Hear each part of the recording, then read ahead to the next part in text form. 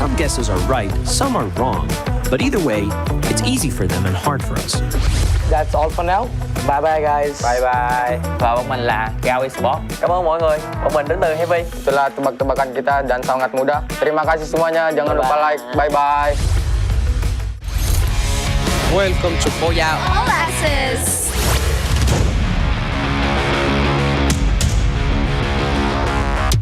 Welcome to the Free Fire World Series Global Finals 2025. 18 of the best teams from around the globe are here for one goal: to be crowned the next world champion and to take their share of $1.22 million in prize pool. That's $1 million for Battle Royale and $150,000 for Clash Squad. Amazing, right? It all begins with a knockout stage running from October 31st to November 9th. 18 teams will be divided into 3 groups of 6. Group A, B, and C will go on a cross match amongst them. The top 18 will then qualify to the Clash Squad. It all be decided on the first week. And on the second week, that is the last final sprint to the grand finals. Every point counts. At the end of the knockout stage, the last 12 teams standing will then advance to the grand finals, and the 6 bottom teams will be eliminated. The Grand Finals, also known as Champion Rush, takes place in November 15th, and the rules are pretty simple. The first team to reach 80 points and secure a Booyah will then be crowned the next world champion. If there's no team who succeeds to secure a Booyah while having 80 points, then the champion will be decided by the highest total points. Every rotation, every fight, and every Booyah will decide who's going to be the next world champion. Before we head into the Battle Royale Champion Rush, let's take a detour to the Clash Squad tournament. So the teams competing are the best 8 teams from the first week final rankings. The format follows a best of 3 series, and they will be played as Swiss format. So the winners fight winners and the losers fight losers. Lose twice and you're out. Win all the way through and you will be crowned the Clash Squad champion. Alright survivors, my name is Conchita and that is the format of Free Fire World Series Global Finals 2025.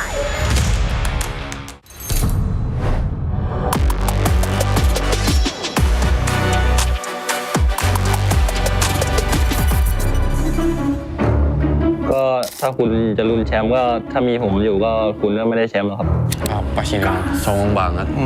Gimana, Mal? Falcon on fire. Apa itu on fire? Emang sesuai sama nama dia? ก็รู้เรื่องครับ เดี๋ยวมาจับก็ไม่อะไรมากหรอกก็รอดูในเกมดีกว่า Apa lah wahana nih?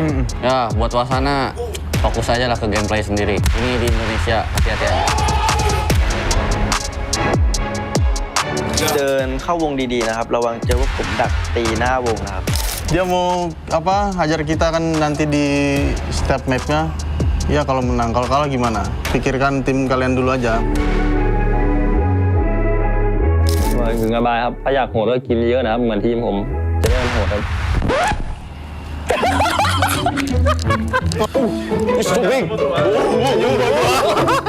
ขอปลดล็อกแล้วแบบบูย่าเลยได้ไหมผมไม่อยากเห็นทุกคนต้องร้องไห้เลย Yeah, shut up.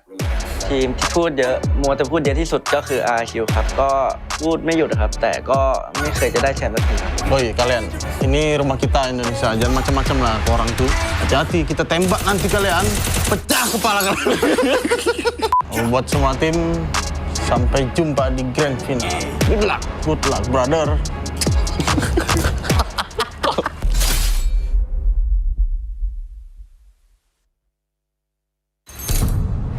Que onda, soy Lopez de Nova Legion e bem-vindos al Hit to Hit. Xin chào các bạn, mình là Nero đến từ Esports. Chào mừng các bạn đến với Hit to Hit. Pues creo que no hay mucho que decir quién es mejor. Yo creo que obvio que América, porque estamos por arriba de la... พวกลาแทมไม่ได้ตึงหรอกเดี๋ยวผมเล่นให้ดู Em thấy khi mà ra thế giới thì em nghĩ là không có đội tuyển nào yếu hết. Lux es el equipo actual campeón del mundo, pero ya creo que pasaron su tiempo y estamos acá para quitarle la corona. Sempre falam a mesma coisa, mas 2 anos seguidos deu a lógica. Vamos fazer acontecer de novo nesse processo. Eu acho que a região que mais tem que melhorar é a Ásia.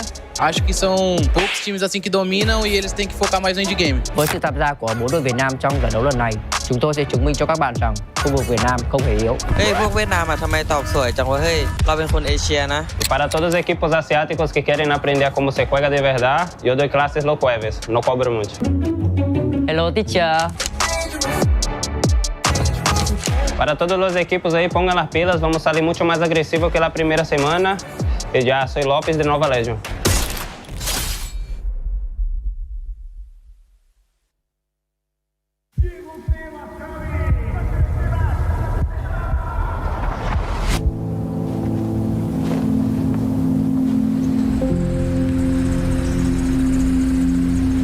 Mi nombre es Sebastián Zambrano, soy jugador profesional de Free Fire y pues yo vivo con mi mamá y mi hermano. Anteriormente vivía con mi papá y un hermano mayor, pero ellos fallecieron. Pues tanto para Sebastián como para todos nosotros fue un golpe muy fuerte, muy fuerte. Sebastián falleció su papá. De verdad que yo lo admiro porque, o sea, él, a pesar de todo, él no, o sea, fue muy responsable con el equipo. Literal, sí íbamos Tocuno, creo que yo iba a Tocuno Killer también y pues cuando pasó eso pues se me bajó todo literal y cuando pues que el equipo se enteró pues me dieron como 2 semanas de descanso y pues ya cuando volví a la liga pues ya no volví siendo igual.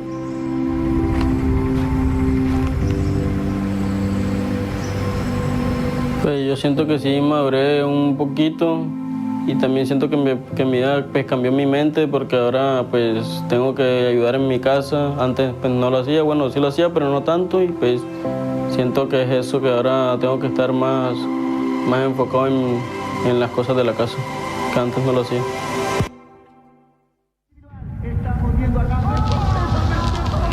Mi nombre es Benjamín Andrés Honores Pérez. Bueno, creo que pese a que jugar Free Fire sea como, bueno, es mi sueño. Siempre hay que tener otra alternativa y bueno, en este caso es tener una carrera. Este balance en mi vida lo logro hacer gracias a la disciplina de mis padres, también a un gran esfuerzo mío, la verdad. Actualmente estoy con un tema psiquiátrico, tengo trastorno de ansiedad generalizada, entonces creo que la disciplina y la constancia es lo que más me ha llevado a estar donde estoy hoy. Antes lo regañábamos demasiado, o sea, porque pensábamos que era como perdiendo el tiempo ahí y pues él estudiaba, entonces le apagábamos el internet a las 2 de la mañana y lo regañábamos, pero él me decía, no más, yo estoy jugando bien, entonces yo le decía, pero tienes que empezar primero en el estudio. Bueno, en el juego hay mucha comunicación, ¿cierto? Sí. Hay mucha comunicación, se tienen que hablar con los compañeros para jugar. Y él por lo mismo, como sabía que nosotros lo estábamos escuchando o lo podíamos escuchar, él prácticamente en el juego no hablaba. Entonces le pusieron ahí un nombre que era el mudo, le pusieron el mudo. Pero no porque él no quisiera interactuar con los compañeros, sino porque en realidad tenía miedo de que nosotros lo escucháramos y que le quitáramos el teléfono, lo castigáramos o que lo mandáramos a dormir más temprano. Es que en un principio nosotros siempre pensábamos que era un hobby para él. O sea, siempre lo vimos así como padre, siempre lo vimos desde ese punto de vista, hasta que ahora vemos que ya es un poco más profesional, se podría decir. Al comienzo de proponerle esto de ser profesional costó un poco, costó lograr hacerle entender que es otro mundo aparte y que era mi sueño. Y de hecho el primer contrato que llegó de R7, cuando él cumplió 17 años, había una fecha límite para firmarlo.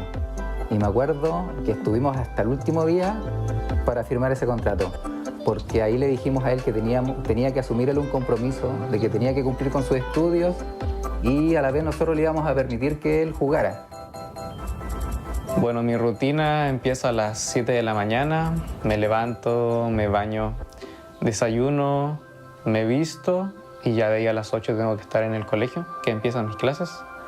Normalmente tengo un horario de 8 a 3:15 y algunos días salgo a las 5 de la tarde.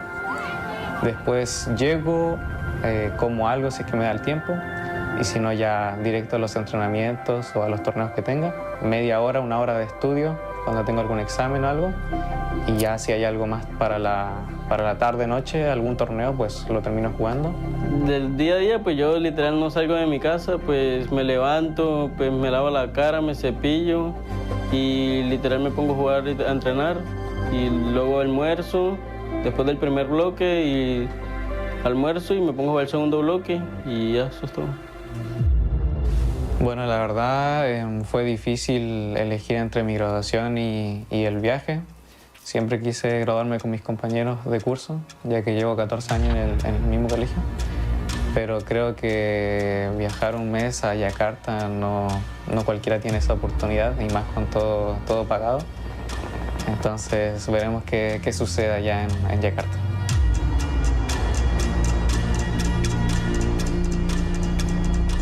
Pues de cara al mundial, pues me veo la verdad muy bien, ya que el mundial pasado pues me quedé con una espinita de pasar a la final, que no pasé literal por un punto, que fue el desempate. Mi principal motivación es mi mamá y mi papá y mi hermano que están en el cielo. Y pues sí, me siento muy motivado para este mundial que viene.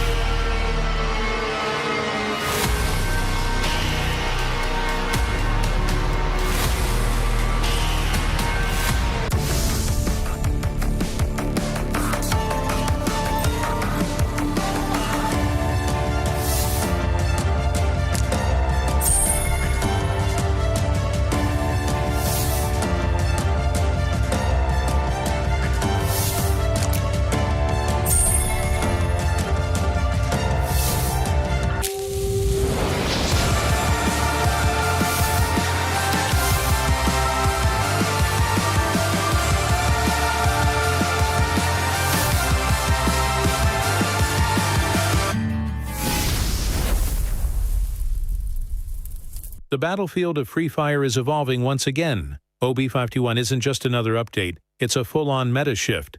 Loadouts redefined, arsenals upgraded, and the rules of revival rewritten. This is the new landscape every FFWS finalist must adapt to, or be left behind.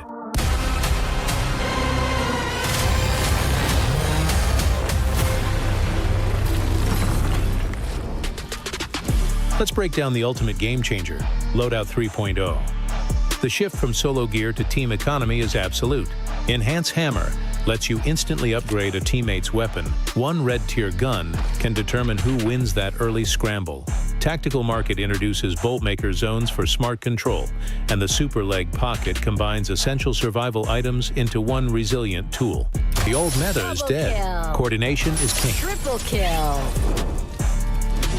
This meta was practically built for the aggressive roaming giants. Teams like RRQ and Buriram United thrive on early momentum, and now they have zero excuses. The weapon rack guarantees a gun off the drop, and the Enhance Hammer ensures their first rush hits lethally hard.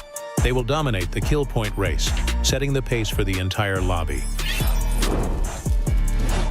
But the mid-game masters, the teams that are start safe but always ready for combat like Fluxo and R7, get their own safety nets. The Super Revival Point allows for riskier mid-game fights because a revived ally returns with a much better chance to stabilize. They can leverage the gold accumulated from safe rotations into the upgradable arsenal, ensuring their late-game inventory is overwhelmingly superior. Now, let's talk defense. Survival-focused squads like Heavy gain endurance from the Super Leg Pocket and new glue mushrooms that add healing to their fortifications. But there is a massive counter. The new character Nero is the ultimate anti-fortification tool. His skill generates a field that prevents all glue wall placement and drains health inside. This is the new key to breaking up stubborn late-game holds. Survival teams must adapt or they'll be defenseless. In Loadout 3.0, the Team Booster stands out as the most strategic upgrade. It will be a must-have item for all teams. Each Team Booster user can choose up to 3 of 6 buffs, with the first slot being free and the next 2 being unlocked with coins. These buffs can increase healing, movement, or team coordination, making the team economy a key part of mid-game planning and opening up a myriad of new gameplay combinations. Commanding concluding. So who benefits most? While every playstyle gains a new tool, the pure early game consistency provided by the weapon rack and the Enhance Hammer turbocharges the aggressive approach. Our final take? RRQ and Buriram United are best poised to ride this acceleration to the top. They'll dominate early kills, and the new resilience tools will secure their late game push. get ready for an FFWS Grand Finals where the early birds definitely catch the win. What's your prediction for the FFWS Grand Finals? Let us know in the comments below, and don't miss the action.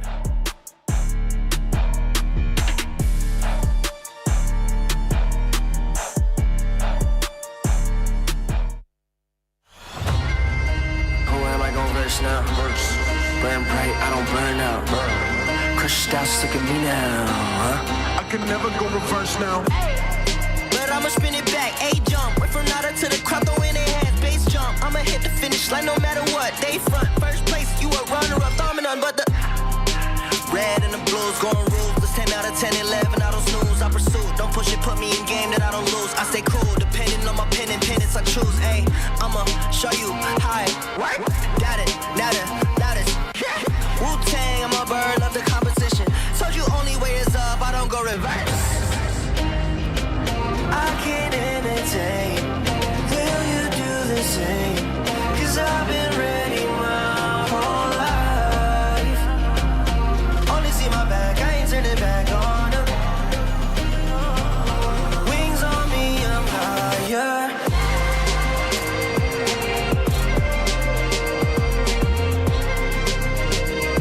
Cause I've been ready my whole life.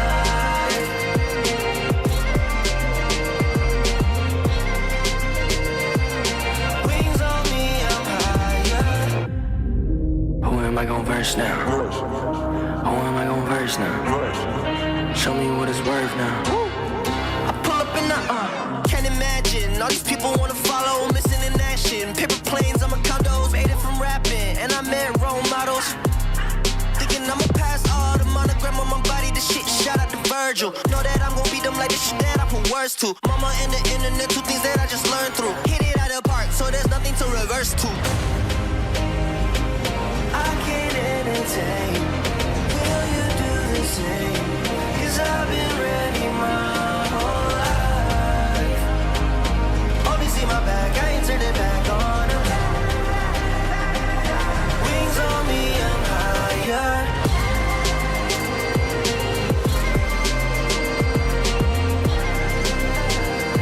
Cause I've been ready my whole life.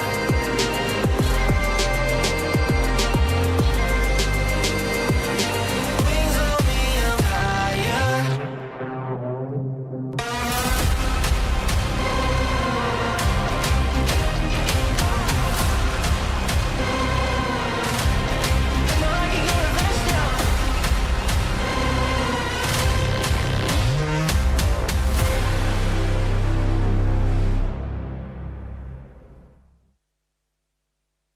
This week, the battlefield was decided in a heartbeat. Champions isn't just about firepower, it's about seizing the moment. Here are your highlights of Week 1. Fluxo stormed through Heavy's defenses with Glue Wall Melter, Freeze Grenade, and eliminated Heavy. Bob's FD7 backing away. Allen has got the grenade launcher, just needs a good pop here. Boom!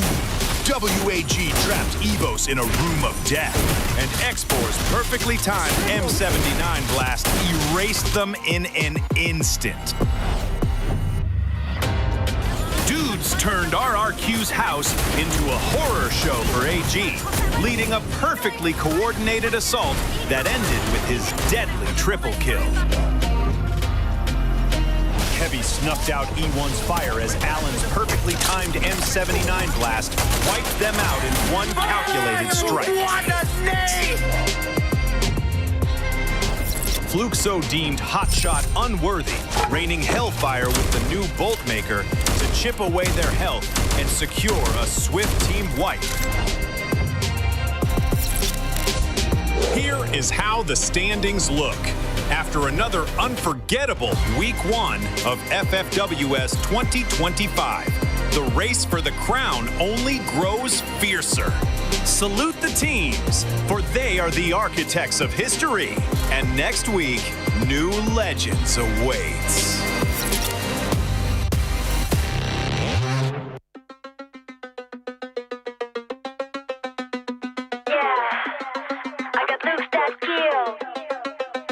Let's and free, got an animal in me.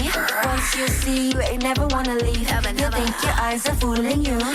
It's just the way my body moves. I bring the sugar and spice, I got naughty and nice. Get the cinnamon once, promise you want it twice. So come get a taste like dang. Got looks that kill, bang bang. I'm razor sharp, really soft hard. Light it up, fireworks in the dark. Watch out, I'm gonna get ya. Don't leave, I will let ya. I'm razor sharp, really soft hard. I light it up, fireworks in the dark. I'm a non-stop thrill, I got looks that kill. I'm a little bit bittersweet, but you can pour some sugar on me. I'ma knock you off of your feet. Non-stop thrill, I got looks that kill. I'm a little bit bittersweet, but you can pour some sugar on me. I'ma knock you off of your feet. Non-stop thrill, I got looks that kill.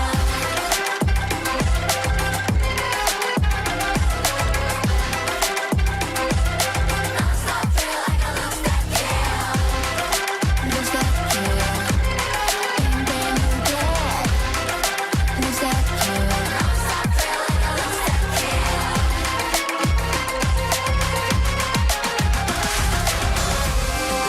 Looks that kill.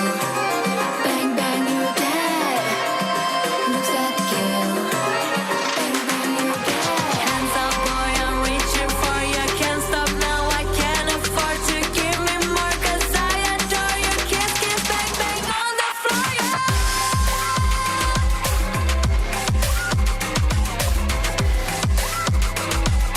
Non-stop thrill, I got looks that kill.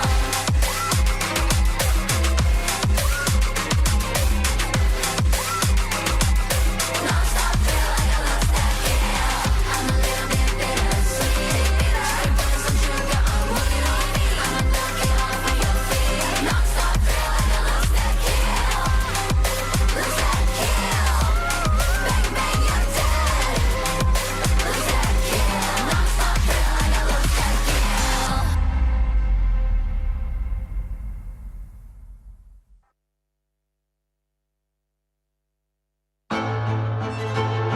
Here at the Free Fire World Series, doubt doesn't stand a chance, only determination. Kalau tim saya mungkin underdog sih. Ya kalau di grand final ya kita konsisten lah. Ini tanah Indonesia dan pastinya tim-tim Indonesia termasuk gua sama RRQ pasti bakal juara.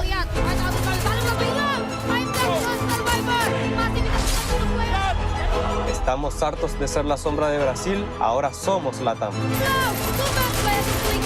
O leste fala sobre legado, mas o oeste escreve história. พวกเราจะพิสูจน์ตัวเองด้วยผลงาน ถึงเวลาเอาแชมป์โลกกลับบ้านแล้วครับ Wasana juga harus tumbang di sana. Masuk ke daerah pertahanan.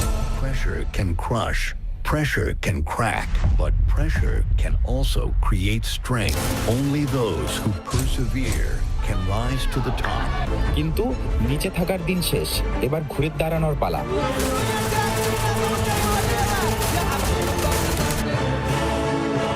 This is our story of courage. This is how we crush doubt in the room of pressure.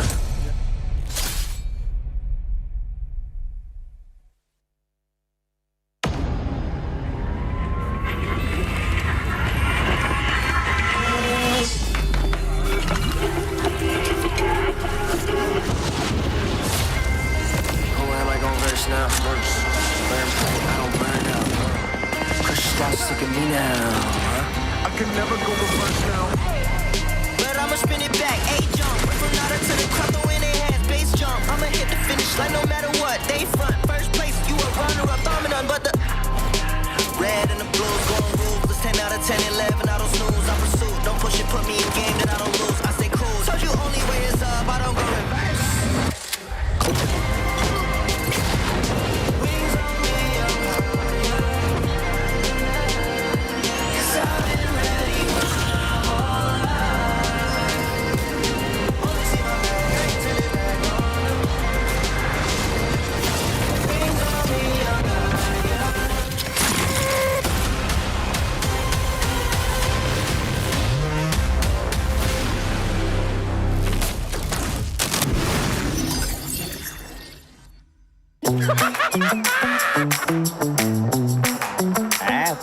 mà đúng không ta? Quá dễ.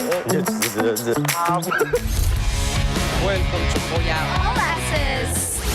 Welcome to Now. Let me guess. 2 players and a whole lot of chaos. Tries to guess what's going on in Free Fire. Alô. Mano, acho que esse primeiro aí é o 6-7. Não, é alô isso aqui. Quá dễ.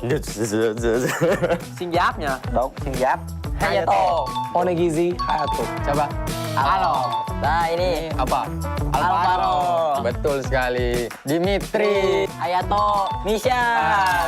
I guess this is Biston. ভাই এটা তো আমার pen ভাই বিস্টন Oh, si Spirit Fox. Next. Cái này là con cáo. Con cáo nha, con bé này nó tên là Phan. What the man? Dok. Ini apa nih? Lu tau nggak? Nggak tahu. Ini namanya Jepur kan dulu kan ada golf course. Okay. Oh, want some more. Golf course. À khu mình đúng không ta? Khu Gateway. Làng Kim Nam. Có cái đảo nhỏ đó. Chắc chắn là làng Kim Nam rồi. Gampang banget. Ini drop zone RRQ, Cidok. Nah, kalau misalnya ini drop zone heavy, Militia. Oke, banyak pokoknya mah. Intellect Center. Some guesses are right, some are wrong. But either way, it's easy for them and hard for us. That's all for now. Bye bye guys. Bye bye. Và bọn mình là Gao Esports. Cảm ơn mọi người. Bọn mình đến từ Heavy. Itulah tebak-tebakan kita dan sangat mudah. Terima kasih semuanya. Jangan lupa like. Bye bye. Welcome to Booyahs. All access.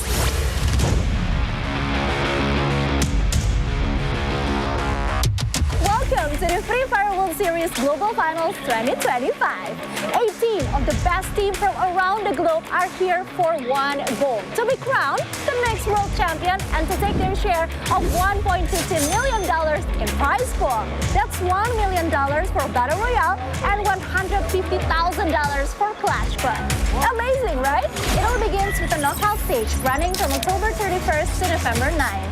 18 teams will be divided into 3 groups of 6. Group A, B, and C will go on a cross match amongst them.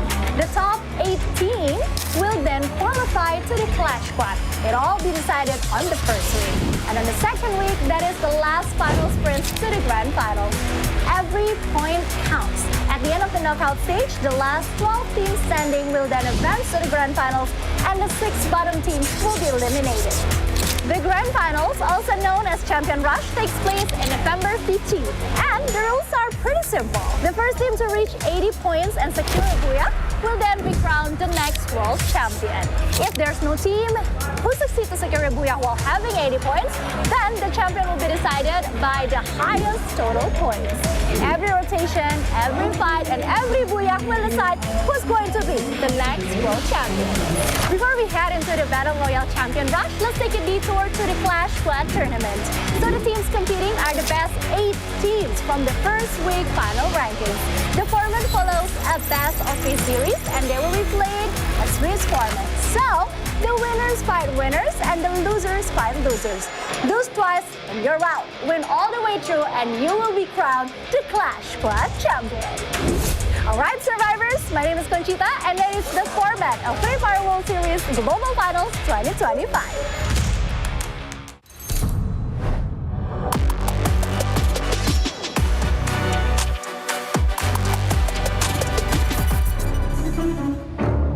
ก็ถ้าคุณจะลุ้นแชมป์ก็ถ้ามีผมอยู่ก็คุณก็ไม่ได้แชมป์หรอกครับ Apa sih nah, songong banget. Gimana Mang? Falcon on fire. Apa itu on fire? Emang sesuai sama nama dia? ก็รู้เรื่องครับ เดี๋ยวมาจับก็ไม่อะไรมากหรอกก็รอดูในเกมดีกว่า Apa lah Wasana nih? Ya, buat Wasana fokus aja lah ke gameplay sendiri. Ini di Indonesia, hati-hati aja. เดินเข้าวงดีๆนะครับ ระวังเจอว่าผมดักตีหน้าวงนะครับ Dia mau apa? Hajar kita kan nanti di step map-nya. Ya kalau menang, kalau kalah gimana? Pikirkan tim kalian dulu aja. ถึงสบายครับถ้าอยากโหดก็กินเยอะนะครับเหมือนทีมผมจะได้โหดครับ It's too big. ขอปลดล็อกแล้วแบบบูย่าเลยได้ไหมผมไม่อยากเห็นทุกคนต้องร้องไห้แล้ว Yeah, shut up ทีมที่พูดเยอะ Who am I gon' verse now? Burn bright, I don't burn out. Crushed out, look at me now, huh? I can never go reverse now. But I'ma spin it back, A-jump. Went from nada to the crowd, throwing their hands, bass jump. I'ma hit the finish line no matter what. They front, first place, you a runner-up, dominant, but the red and the blues going ruthless. 10 out of 10, 11, I don't snooze. I pursue, don't push it, put me in game that I don't lose. I stay cool, depending on my pen and pennants I choose. Ayy, I'ma show you.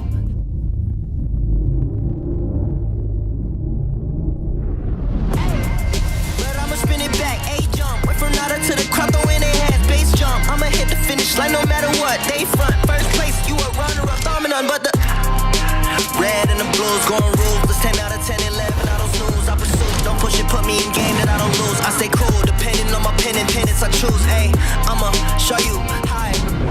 Got it, now this.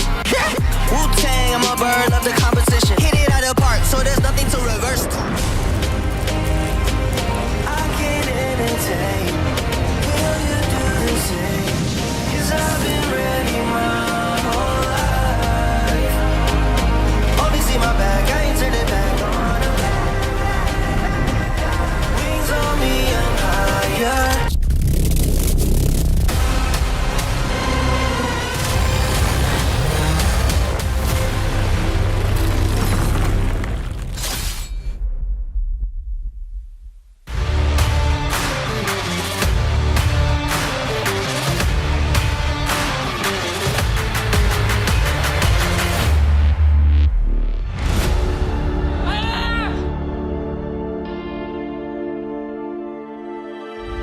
So, where do we start?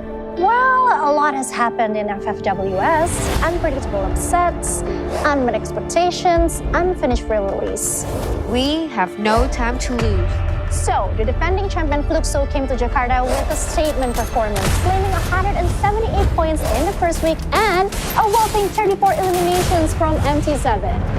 Ooh, many teams will try to threaten Fluxo title defense. The question stands, who has the audacity to do that? I think Movistar R7 Games King is the prime suspect here. Our intel found a very shocking comment from the LATAM Wonder King himself.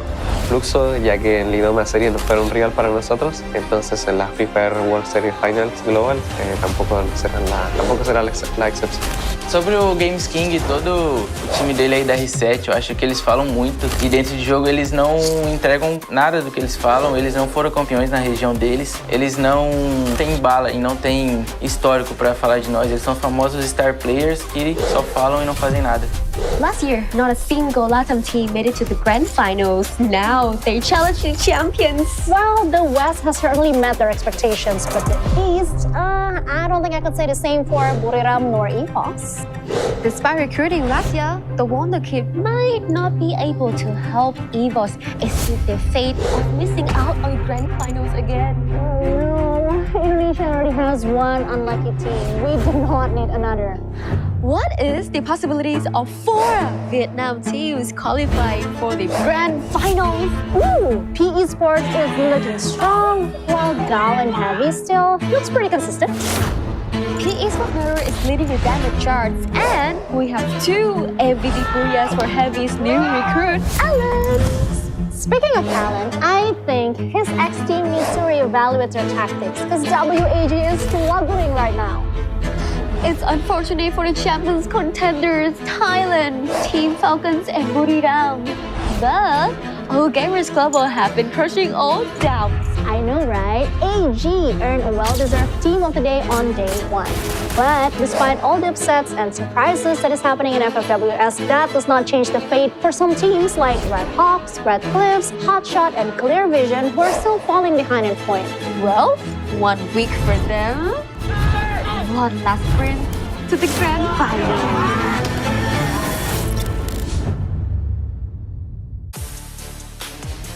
Welcome back, survivors! Selamat datang kembali di Free Fire World Series yang pastinya sudah hadir di sini di Global Finals 2025 live from Jakarta, Indonesia. We are officially back into the Battle Royale mode into week 2 of the knockout stage. Yes, and the tension is definitely higher than ever.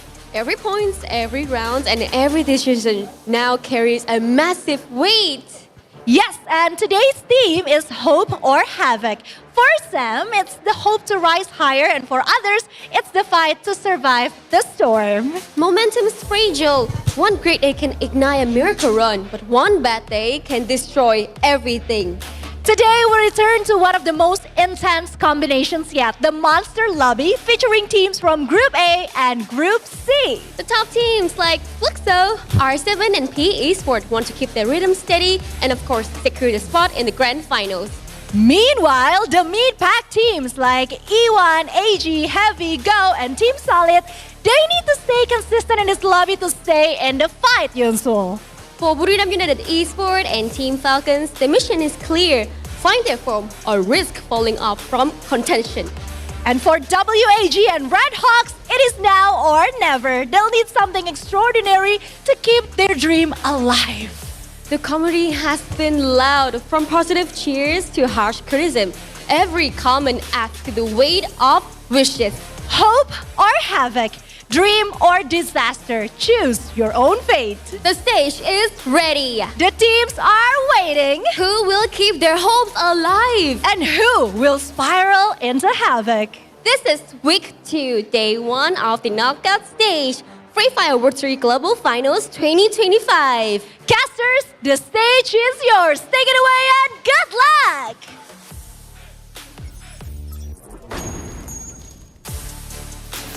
Thank you so much, Yunsul, as well as Cochita. Guys, once again, back in Battle Royale for the very third day, the second rotation, the final week where these teams are looking for a qualifying spot into the grand finals itself. Of course, my name is Gideon Q. We've got Denali here at the desk one more time. It's been a long 3 days after Clash Squad, and hopefully this gives you a little bit of a taste of what the top 8 is all about, because some of these teams have been doing very well in their individual Clash Squads. Look, I think it's been a pretty interesting experience focusing on Clash Squad so much for these past 2 days, because now it's given me a new perspective of how these teams could be approaching Battle Royale for these final 2 days. Because yes, we say final 2 days because these are your last 2 play days to secure that top 12 placement. 6 teams are going to be eliminated at the end of this weekend, and to secure top 12, you need to make sure you hit that precious threshold of top 12. And we have done some math behind the scene, but the magic number hasn't really shown itself as of yet. So as we play these next 2 play days, we'll see what is going to be happening for our teams and what they're really going to be aiming for.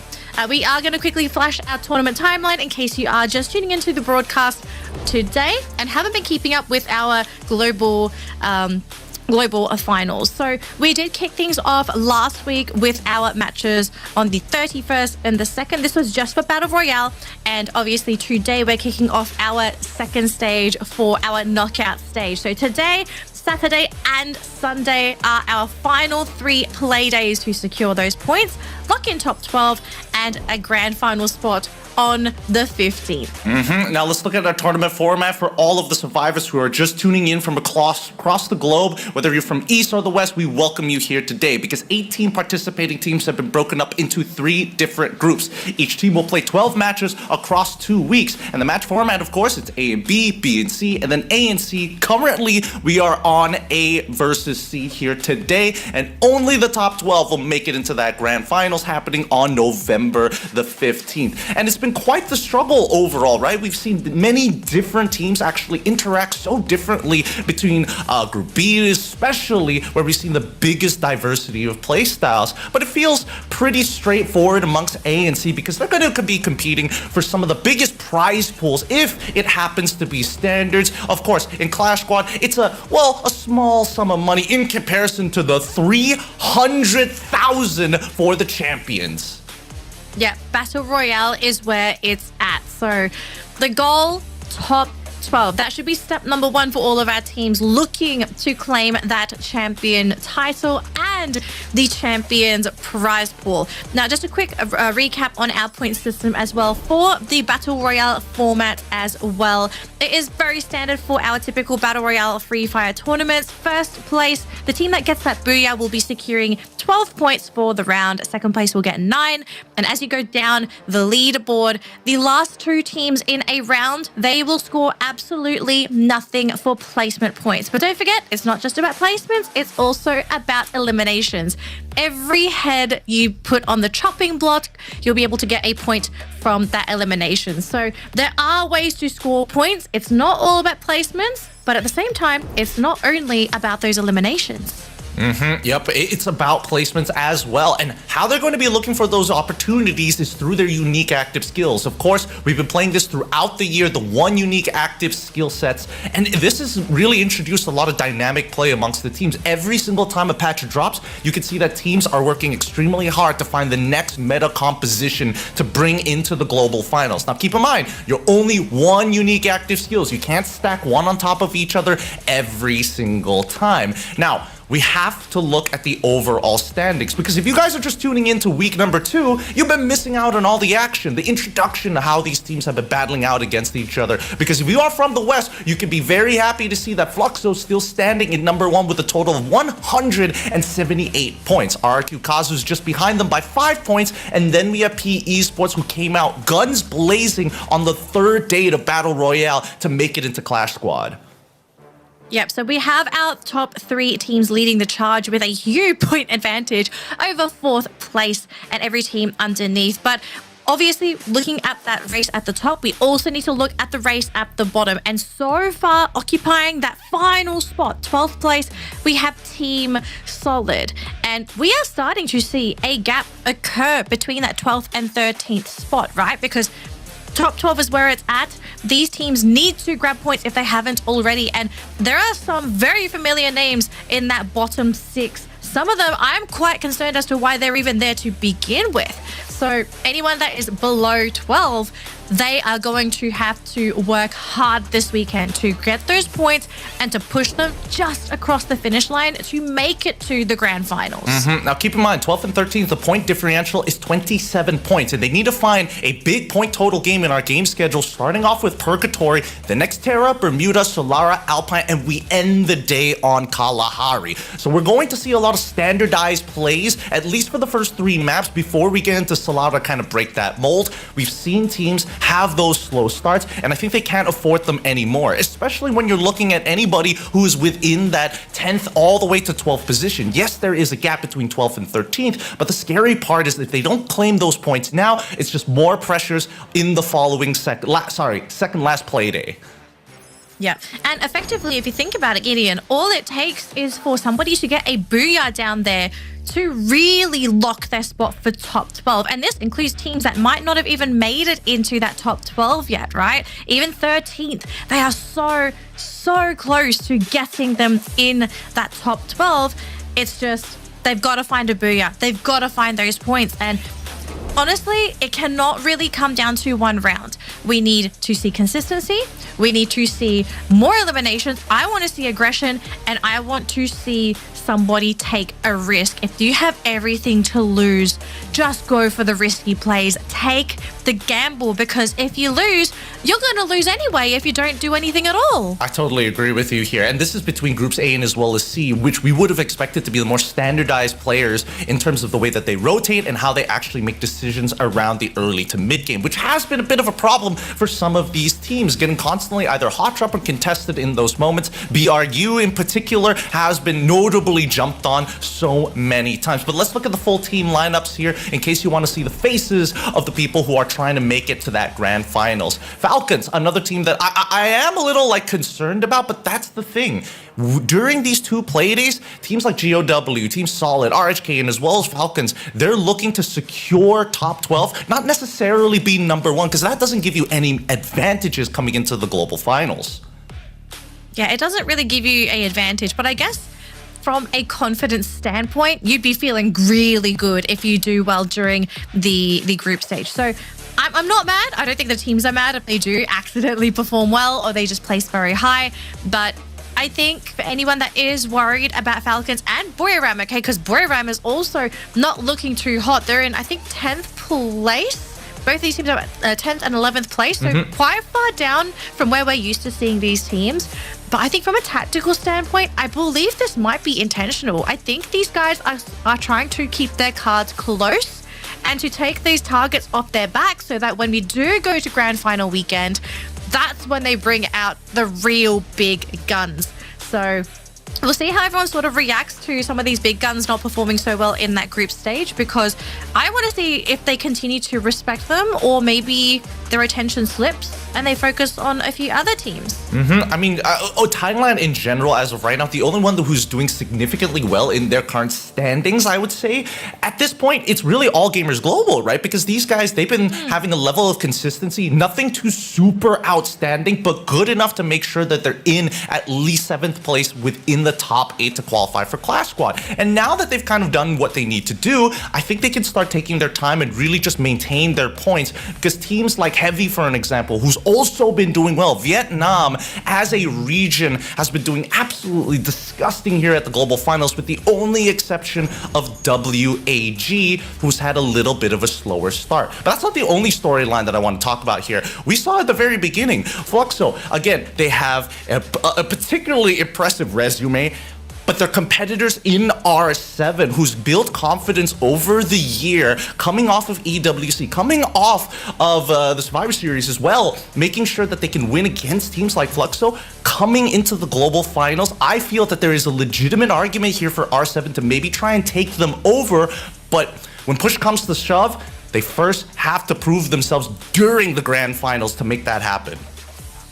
I wonder if this is the best weekend to experiment and actually play hyper aggressive against Fluxo for movie stars, right? Like maybe intentionally go for hot drops and just get a feel of how you do if you do manage to pull up these hot drops against such a team such as Fluxo. Like, I don't think Fluxo, I think a realistic point of view is Fluxo is expecting nobody to hot drop them. They are probably feeling at the top of the world. They're probably thinking that a lot of the competition is staring down at them.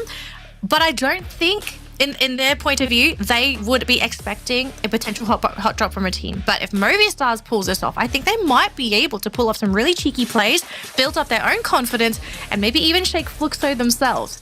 And we do have our own ranking prediction, ladies and gentlemen. Now, do not take us as complete experts because we do get things wrong. But Gideon, we kind of share the same opinion with our top 2 picks. Yeah, I think so. I think a lot of it just comes through the ways that they played during Clash Squad, right? Because if you are going to hot drop someone, you're basically playing Clash Squad for the time being, unless somebody starts to throw out their scouts out of the way.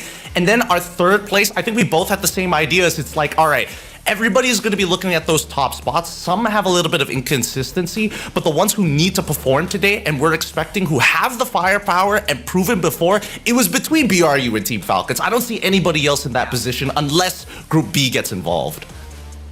Okay, so we actually have a Room of Pressure interview lined up for you folks. So it looks like the teams, they are getting ready. But before we jump into the game, let's head on over to the Room of Pressure and see how our players are feeling before we kick things off with game number 1.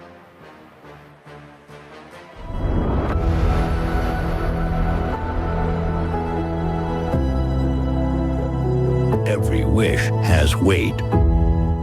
Some lift you. Some crush you. Me perdí mi graduación para estar aquí. Ahora mis amigos me firmaron esta camiseta y lo llevo em cada partida. Voltamos pro stage, agora não estou sozinho, estou com todo mundo que confia na gente. Họ nói rằng khu vực Việt Nam chỉ là lót đường, rằng SEA đã hết thời, nhưng chúng tôi vẫn ở đây và bước tiếp. The louder the world believes, the heavier the silence feels before the fight. Every wish they carry, it pushes, it lifts. Pressure isn't what they fear, it's what keeps them fighting. They carry the weight of wishes, not as burden, but as fire.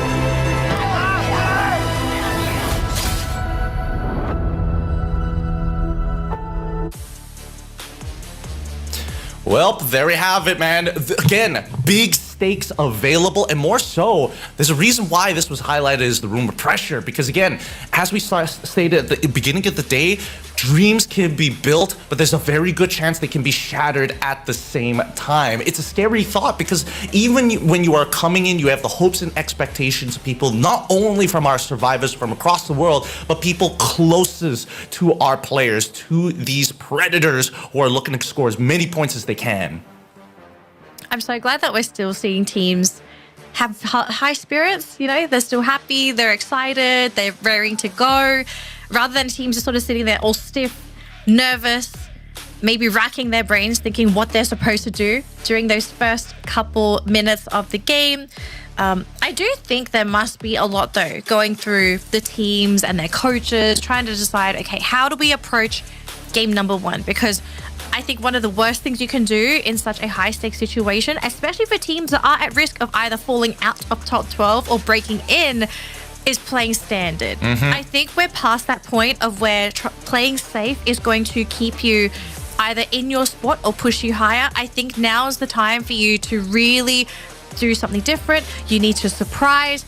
You have to step out of that box, because if you don't, you fall into that very stock standard play, and someone's going to come around the corner, clean up your team, and you're probably going to end up in 12th, 11th place during a round, which you do not want to do, especially if you are at a high-risk position.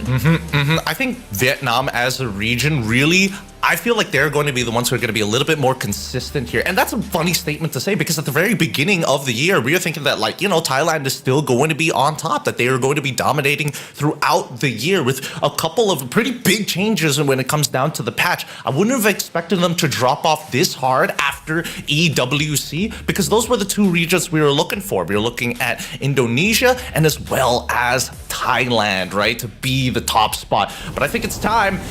It's a time to live, a time to die, the place right in between. We're going to be going and checking out our drop zones here, the flight path for Purgatory as a very first map of the day to kick things off for day 3 here at Battle Royale, the Free Fire World Series Global Finals. Good luck to all of our teams. Hats off and salutes. Now, it's about the pressure, and more importantly, it's about winning.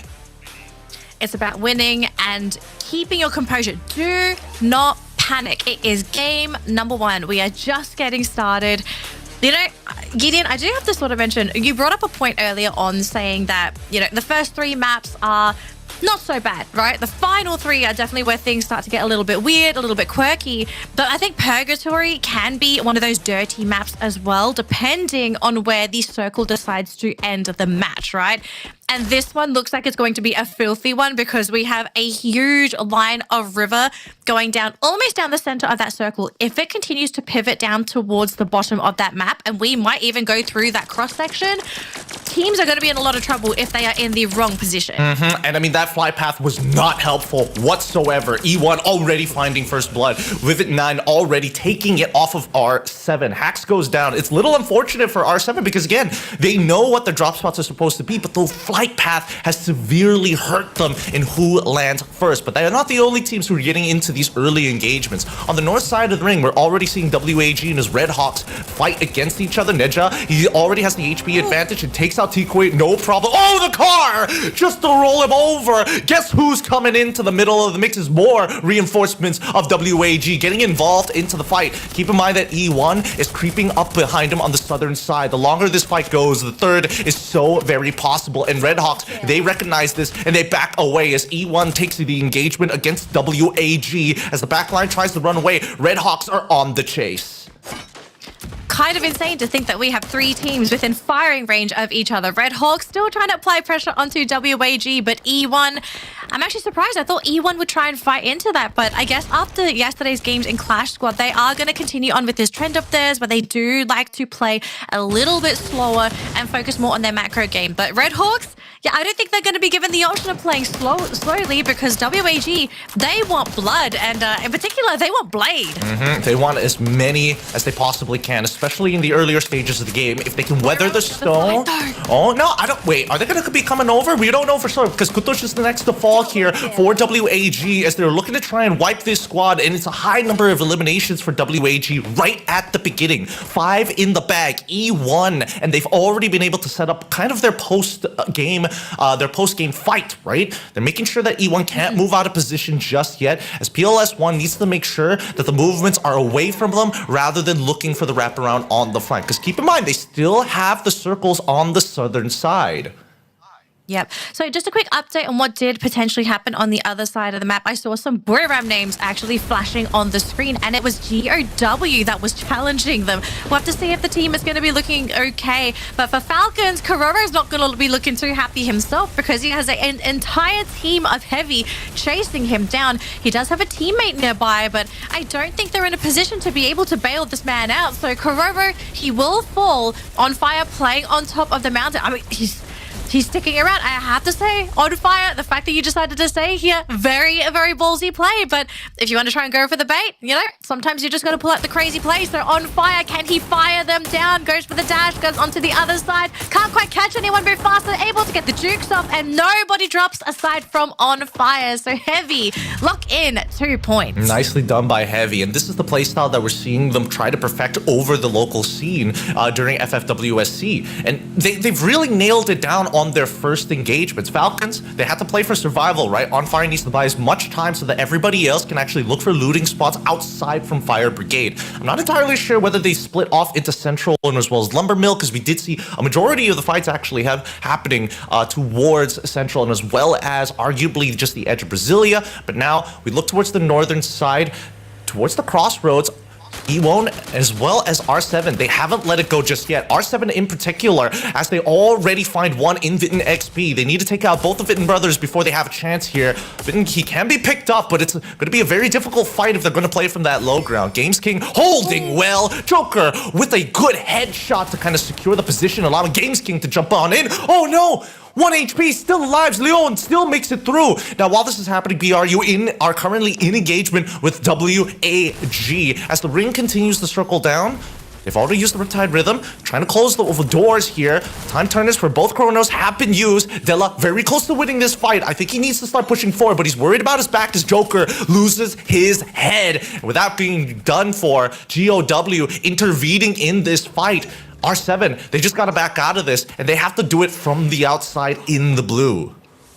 I don't think they're going to be able to go away though, because for GOW, they look like they want to be hunting down there. AG though, this team is going to be hunted on the other side of the map. And Paul Burrows, a 2v1 versus Hacker Nix, not a chance to leave this fight. And AG, they need Dew to get on out of there. Is he the final player for the team? Because we did see multiple players being eliminated. I mean, they're tracking him, so poor Dew, if he's able to get out of here, it would be a miracle in itself. And it looks like Booyah, we are finally able to catch out to the team. They are still 4-man strong, but this time it's going to be Tikui going up against Wasana. So Booyah, they're still kicking. They've actually picked up 4 points this round. So even though things did look a little bit scary for the team earlier on, it looks like they have stabilized and they have points on the board. Now, speaking of points, Gideon, we do have updates on the right-hand side of the screen. These are live updates as well and live placements for the round. And, you know, Booyah, they were quiet last week, but they're coming and kicking strong in game number 1 today. They avoided the early engagements. They wanted to see. They saw everything that was happening on the north side of the crossroads, and WAG seemed to be the clear victors of it with 7 eliminations. Unfortunately, getting intercepted midway, especially when we're thinking about the arsenals as well, which is what WAG probably was going to be looking for here. Same goes for movie star R7, but look above them. GOW seems to be flying above and landing right behind them as well. They are on the hunt. On Fire as well. Oh no, hold on. GOW Hans getting into the mix, making sure that they can at least intercept some of the members here from movie star R7. Everybody on the north side is taking significant damage as they walk out of the blue with their full squad or having to revive multiple members already. Yeah, but aside from that one pickoff, look at the respect given by all of our teams so far. Everyone has kept their rosters alive or they've brought their teammates back. 4 players alive for every team remaining in the competition. I mean, it just goes to show how desperate everybody needs these points. And also the fact that we are having so many plays being picked up. These are more points for the round. This is going to be a very bloated round when it comes to elimination points. And Demon almost catching Moshi out there. Would have been nice if he got the drop, because at least he would have been able to create an opening for the rest of his teammates to follow through. But now they're just waiting to see, does Booyahs do anything? Because if they don't move, it's going to have to be GOW to push on in if they want to get inside the safe zone. Now, on the other end, we do have Heavy fighting up against Falcons. And so far, Falcons coming from the outside. And Heavy, they're still holding down the fort. But so far, we're going to be seeing somebody go in for that backstab. Kororo going to be going in that building. Don't cry. Trying to fight the team inside the compound, but all on his own. Everyone's abandoned. Mufasa comes in after he gets down. It's 1 versus 3. Mufasa, the numbers are not in your favor. Round 2 goes over to Falcons after getting an early drop against Heavy. They got the revenge here. Heavy still losing one member, not the biggest of deal. They're like, okay, fair enough. You know, karma sucks, but what are we going to do about it? Here by Golf Course, we see that Fluxo moving towards that northern side, expecting a lot of the members, at least a lot of the population who are fighting up there, would eventually start making their way around. Here in the second ring, it's encapsulating Marble Work, Golf Course, and as well as Brasilia, with the river cutting them in half. So, clearing the northern side and making sure that their backs are clear, which Fluxo has already checked those 2 boxes. Now, if they take out R7, they've got the perfect recipe and a 50-50 that could give them a Booyah win. But now we look over to BRU versus the Red Hawks. Yeah, we do have Wasana scouting the way for the team, trying to clear out all these buildings just to make sure that they've managed to pin them. Oh, the one shot onto Blade! Wasn't even given a chance to be able to be picked up. And now Wasana pushing through for the team. They as well. We still have Blade and Ninja. To get out. In one corner. They do manage to get both of the cat and in the air. Ninja, he gets shot out of the sky, but the team is not out as of yet. We still have Flicker trying to get away, but he gets sniped. And that's going to be it. The Red Hawks end the round in 11th place. Oh, Booyahs United are hungry today. They are intercepting any team to ensure, and they are double checking the crossroads just in case, knowing that the population who dropped there, they didn't see enough action down by the northern side of the fields to guarantee that their backs were going to be clear. So good job on BRU to do their due diligence. But now we see the teams who are currently in the ring. And this is where it gets a little awkward, right? For GOW, they're holding the northernmost, and they're right at the tip of the river, which is a scary position to be in, right? Because you're expecting teams to be watching this bridge specifically because it's one of the few easy crossroads without having to swim across if the 50-50 doesn't go into your favor. And it looks like the 50-50 leans more towards Brasilia. GOW have an easy rotation in if they can win their next engagement. Fluxo, on the other hand, I'm interested to see how they're going to start moving on. They can play towards the sand base of their current island on the west side of the map, but they did engage and encounter Movistar R7. It looks like Movistar R7 still, let me just quickly double check, at full fighting capacity. I'm not sure if their weapon area is going to be as good as Fluxo, and not to mention that BRU, if I look at that at the top corner there, has already made their way from the north side of Marble Works too. Hang on, we might even get Booyahs running into Fluxo, which might be an even bigger fight than we originally anticipated. We thought it was going to be Movistar's get high, though, get shut down by GU. Wasn't even able to close the gap, and Fluxo, they're ready to shut Booyahs out. They will be able to send out Jonah, and it looks like he is able to successfully cross the river into GOW. The Wolves are being fed. Oh no, Asana left all by himself as well. The Wolves in prime position. I don't think they were expecting Booyahs United to be in that spot or Fluxo to move this far up towards the north. But now, with Booyahs already neutered and cut down, there's nothing much to worry about. E1 currently in the middle of a fight, as well as P Esports as well. And as they fight, we see the P Esports as 5 want to make sure that they can control just the west side of Brasilia, right? On the eastern side of the ring. They've already taken out E1, and at the very least, while we look over AG Global as well as Heavy, we look cut back to at least Fluxo versus R7, because this is the most important position for R7. They've got the low ground, unfortunately, but it's not necessarily that bad with the ring already turning into the third zone, which is going to start to hurt the members of Fluxo. It's going to cost them to stay out in the blue for this long. Yeah, and unfortunately, if they do try to rush down the hill, there's no cover. So they would be sitting ducks as Movistar's R7 just gunned them down. So the team, they are going to group up. They will have to find a way through somehow. And I mean, if they can find a way in without being taken out by Movistars, that would be a miracle in itself. They're still trying to snipe them from a distance. You can see Fluxo, they are pinned in a really tough spot, and they're going to start sending teammates in. They fly the team in, and Movistars, they're not ready for this. I don't think they were expecting Fluxo to play so aggressively, but all of a sudden, in the compound that was supposed to be their safe place, ends up being maybe the worst place they see in this game, but the team is still standing strong. It's Fluxo to be losing players. GU goes down as well, and all of a sudden their aggressors fell into a terrible trap. Fluxo's not out of it yet, though. They still have one player remaining, but what a ballsy play coming in from the 2024 champions. Very ballsy. In MT7, he's going to have to try and power his way on towards the southern side. He's got plenty of mid kits to do so, and it's going to take a little bit of time for R7 to actually recuperate. The hard part is that both of these teams are on the losing end of the ring. They have to cross that river. You can see that Falcons and Team Solid have noticed what was going on the opposite end, and they were looking for opportunities. That's why you saw that Movistar R7 wasn't necessarily ready to actually engage with Fluxo, because their scouts were getting shot in the back by both of these teams. Now Falcons, again, super dangerous position. It's a 50-50 between R7 and where they're going to go, and it looks like they've decided to give themselves over to Team Solid. No bueno there. And we see that at least Team Solid, they understand, hey, wait a minute, Fluxo, they're not done just yet, and more importantly, they have to clear out the Falcons if they want to control this southern side by the rock to rotate into the next ring.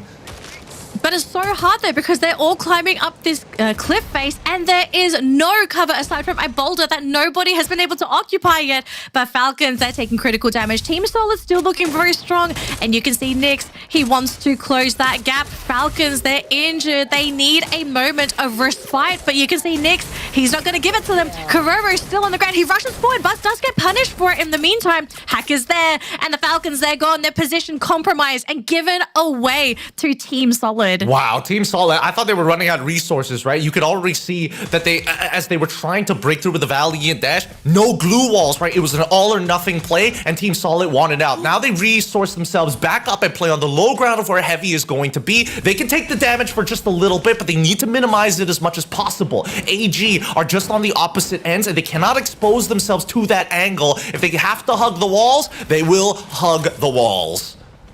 I will have to say, genius position there by Team Solid. As long as players did not get sniped as they flew in, they have a really great spot here on the cliff side, because there's no real great angle for anyone to take them out unless there are more throwables coming in from Heavy. But I don't think Heavy's in a position where they want to really waste those grenades. And Dew, he's been caught by Kabi on the other end. As you can see, Heavy, they're in a sniping battle with AG Global, and with Dew down, that's a huge loss for the team. They do manage to pick him back up though, so the sniper is still back in play, but AG, they need to stabilize somehow. But how can they, as PE is on the low ground looking to breach that second floor? It's a beautiful decision. PE understand that the ring is going to be moving in that direction. They have to take out AG. Dew is the first to go down, and that's going to compromise the whole composition. No sniper for them, as Cypher is currently on the run. Backs exposed to Heavy alongside with Team Solid, both trying to control the top and bottom, as AG is the first to collapse. The Esports have influenced the map. First person who moves out of that building between Heavy and as well as Team Solid, who are currently the elimination leaders of that round, is going to face elimination in third place. And PE Esports, they're just waiting for that blood to be seeping into the water, and they can smell it, right? The blue, it's slowly starting to cut themselves out, and Heavy is the first to move as they notice that PE Sports have ran. Now Heavy are trying to block out the ways of Team Solid, and they're going to be dropping down a UAV of their own to protect their glue walls. And unfortunately for Kabi, he wasn't looking. He gets panned in the back. He didn't see the concussive hit. He was blinded. Oh my gosh, the maze, the damage, it's all coming into play. So Team Solid, they're the one that's going to be at a really awkward angle here. Heavy, they do have one player there, Mufasa. Mufasa, get out of there, Mufasa. We're not going to be seeing another accident, are we? Alan, though, getting into position. Oh, but he's running right into a full team, and he regrets his decision. Heavy, they've lost Alan. They're down to 2 players.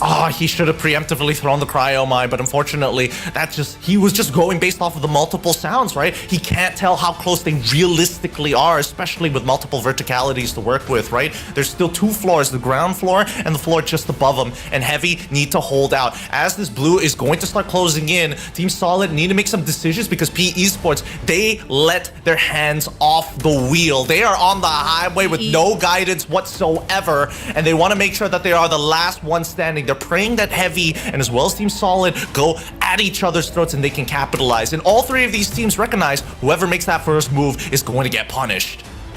There are several scenarios that could happen right now. Either all the teams wait for the circle to close in, and then Team Solid are in an awkward spot, having to jump down from the rooftop, leaving them very exposed. Or PE Esports storm the compound, eliminate Heavy, and it ends up being a PE versus Team Solid endgame. But the question is, what does PE want to do? Because I think this team is the X factor right now. They are the ones that decide who's going to be their final opponent. And as you can see, this circle, it is starting to slowly close in.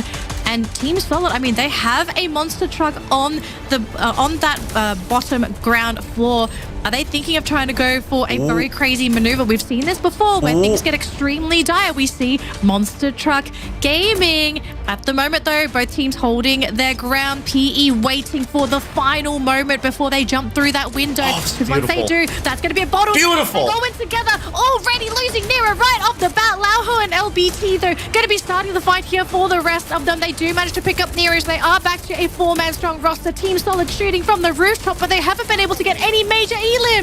Amazing play coming out from Team Solid. Incredible, in a matter of fact, as they control both levels of verticality, and PE Esports decide, you know what? We can't beat you yet. You've already taken one of our teammates. We're taking out Heavy, guaranteeing ourselves in at least second place. Now it's a 3v4 scenario, and PE Esports, they've locked themselves in here into this fight club, and I think they're just going to play healing gaming. Unfortunately for them, they can't do that. They're not right smack in the center. They move the monster truck just a little bit, but unfortunately Guaxa is able to find one. Hawk takes the second, and that's Team Solid coming up with a big booyah. Incredible decision making, the A124 to find a pick, everything working perfectly for Team Solid.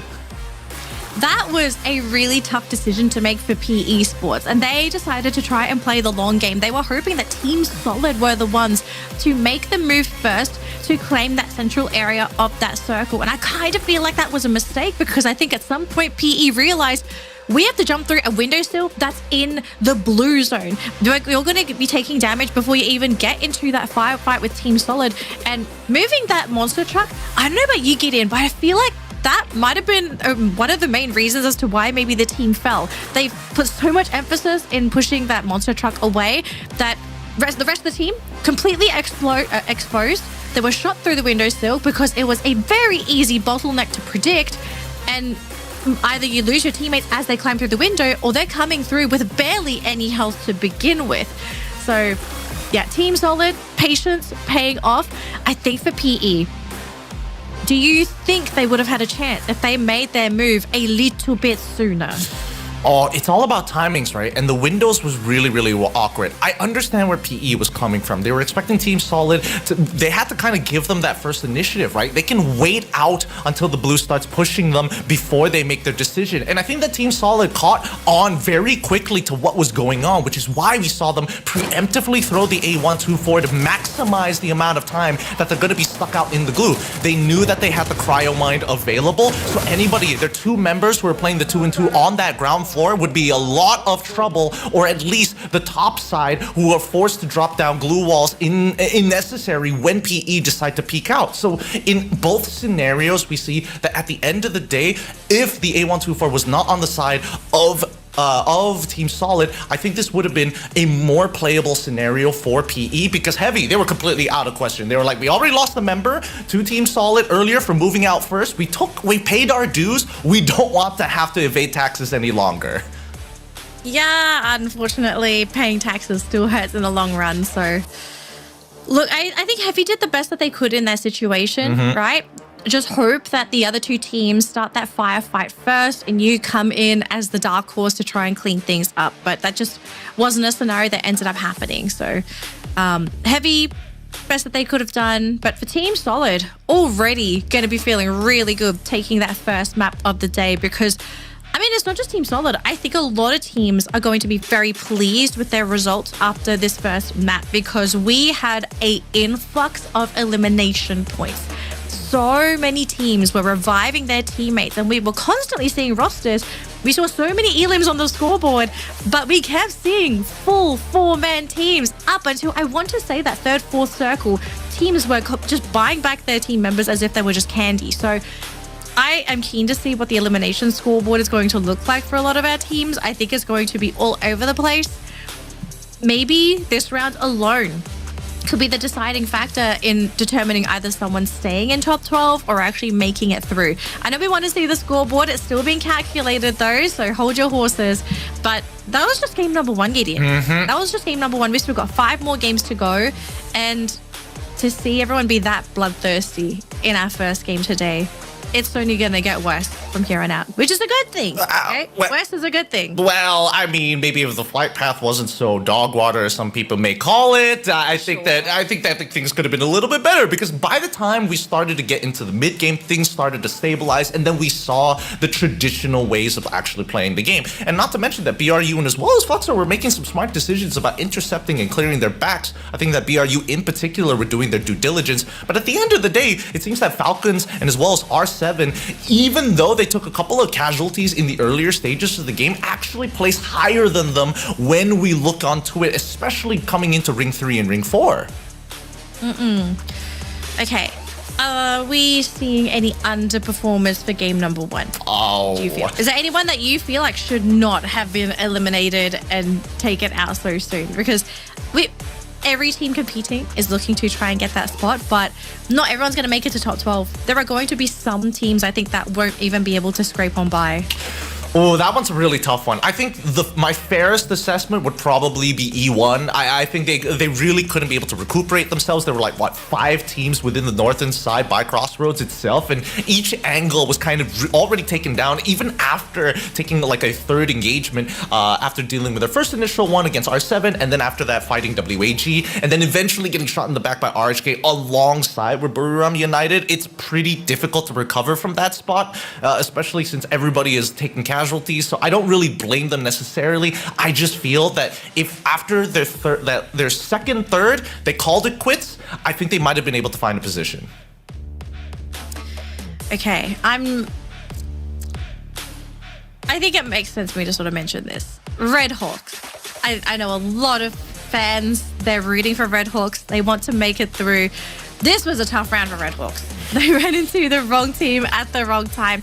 And if I recall correctly, they weren't able to pick up any eliminations during the round as well. So it was a very tough pill to swallow for this team, because as we said, okay, I told you all we are going to have an influx of elimination points. Look how many points were allocated to everybody in the game. Aside from Red Hawks, the minimum score given to teams was 7. Minimum score of 7. 7. And look at Team Solid, right? Usually when you see 30 points on the board, you're expecting maybe the top 3 or top 4 to have somewhere similar. You know, some might have like a single 21, and therefore the bottom will have like 12 and 13. But the distribution was crazy, and this is all due to just one awkward flight pathing. It's really sad to see for the Red Hawks to not be able to find any eliminations, because everybody else like E1, WAG were able to at least get pretty close to double digits in raw eliminations. Yeah, and with all these points as well, this is going to skyrocket some players up that leaderboard. So if all of our games today end up being like this, where we see a complete bloodbath, but at the same time, the team medic is working full time essentially to keep the team alive, we are going to be seeing a very wacky leaderboard. You might even get to see some really outrageous point changes amongst that leaderboard overall. So this is game number 1. I really do not know what to expect for game 2 onwards, because we're only getting a taste, an appetizer of what's to come. So if there are any teams that you feel haven't performed, ladies and gentlemen, do not panic. We still have 5 more games to go. Okay, we only played our first game today. We still have 5 more games to go. I assure you, any teams that are disappointed with their performance in game number 1, they will turn things up 2, maybe even 3 notches for game 2 onwards. But we do have to celebrate Team Solid for their Booyah for this first game because, as the name suggests, they played really solid in that late game when it came to positioning and decision making and ultimately deciding when to apply that killing blow. I thought it was Heavy that was running the Steffi. It was actually Team Solid, which makes it even more impressive, right? Debilitate and more importantly, amputate limbs as they are walking out. Deny them abilities, deny them glue walls, deny them throwables. Nothing was safe when you were facing up against Team Solid. One of my favorite additions coming into Free Fire World Series Global Finals, and more importantly, the full portraits, right? You look at their stats, you can also check out their kicks. I know we very rarely get to see the entire player, right? Normally they sit in the booth, you just get to see the shoulders up generally, but I like seeing the jerseys on the teams as well. In particular, I have to say Movie Stars. I think they have my favorite uniform this year thus far. Really? Movie Stars? Like their jerseys. Okay. Yeah, Movie Stars. I really like their uniforms.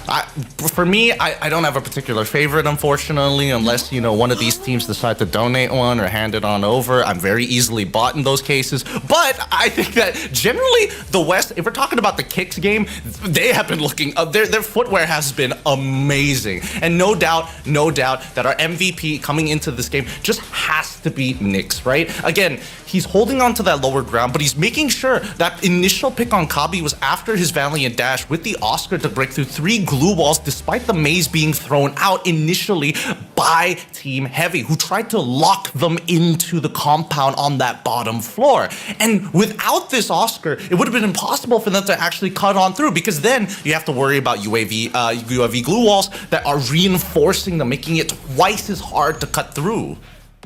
Yeah. Well, you have to also think at the same time, that's probably why the team was comfortable to sit in their current position, right? They knew that there was going to be that slew of glue walls. And so they said, it doesn't matter. We have a solution for this. We have the Valiant dash on our Oscar. Let's fight them and make them think that we're actually not ready to deal with this. This is where the mastery of teams and understanding the actives that they have on their roster, allowing them to play certain situations that you normally wouldn't be able to, and basically tricking you. Yeah. How to walk down, how, like, if I can I block them out? And the thing is, like, it's not always going to work, because at the same time, you don't know when some of these actives are available. And in most cases, I think it's safe to assume, like, yes, the Valiant dash, the Time Turner, the Riptide Rhythm, it's always going to be available. But if you do keep track of your opponent's active uses, that's the moment of weakness, where they don't have a way to retaliate. They don't have a way to save themselves. And that's why I think that particularly like characters like Cryo, Steffi, and as well as the A124 definitely have their use cases, right? And with the new addition of Narrow, it feels like bringing them all together gives you that certainty that you can like win fights, almost guaranteed sometimes, because even supports are unable to keep on holding on into these longer and longer fights. But now we're looking at our game schedule. The next map up is going to be Nextera, the city of the future, and for good reason. And I would love to see how these teams are going to adapt, because the last time we saw Nextera, if I remember correctly, it was happening on day 1 between A and C. Things were a little interesting, right? I mean, obviously the fight path was very, very standard, but generally the way that we saw these rotations were very much based on clearing our backs and making some hard reads on the ring. And I think that's what I'm waiting to see, right? These hard reads, and so far, Heavy, PE have done some phenomenal groundwork to figure out where that last ring is going to be. They did win out on the 50-50 initially on Purgatory, but I think it can get a little bit better as we get into Nextera, where there's a little bit more unpredictability on how it pulls. I want to see another crazy flight path, Gideon. I know that's a terrible thing to say. I want to see it though, because not only does it make the games interesting for us viewers, but all of a sudden we now have to see these teams realize, okay, a flight path, maybe it works for you, maybe it doesn't. But for teams that don't have it work for them, we see in real time how, like, what kind of contingency plan they have. What's the backup plan where you're not able to make it to your normal headquarters? We are going to highlight Brazil very quickly on the stream, because it's not silly to say that Brazil have been doing absolutely insane here at the global finals. Fluxo obviously is sitting in first place on that leaderboard, E1 in 5th place, and then Team Solid. Yeah, this team is in 12th place now, but after that round, they're not in 12th anymore. They're definitely not in 12th anymore. Oh, yeah. Especially with 30 points added to their name. Yep. I mean, this is from last week's stats, and we already got a good idea of how these teams generally want to kind of feel the rest of the lobby out. I think that Fluxo as well as E1 have very distinct playstyles, but despite the name Team Solid, I think they're the more flexible team between both of them, right? E1, there are moments of definite hesitation because at the end of the day, it's about the macro more than the micro. I think that Team Solid has a good balance between the two, with Fluxo on top, perfecting their own game style, which is why they always come out on top in Brazil. Even so, I think the West bring a really good argument as to why they're going to pull back the trophy again to the West. But so far, we haven't seen teams really step up just yet. I mean, other than map number 1, I'm hoping that Nextera is going to give us a little bit of a better litmus test. I don't think it's the map that's really going to be the litmus test. I feel like it's going to be the teams themselves if they were not happy with their performance originally. But very quickly, though, we do have a quote here by Bops himself. He says, "We've learned from EWC 2025, and just like in 2024, when we struggled at EWC, we went on to win the Free Fire Global Finals 2024. So in his eyes, EWC is not really a great testing ground to determine who's going to do the best at the global finals.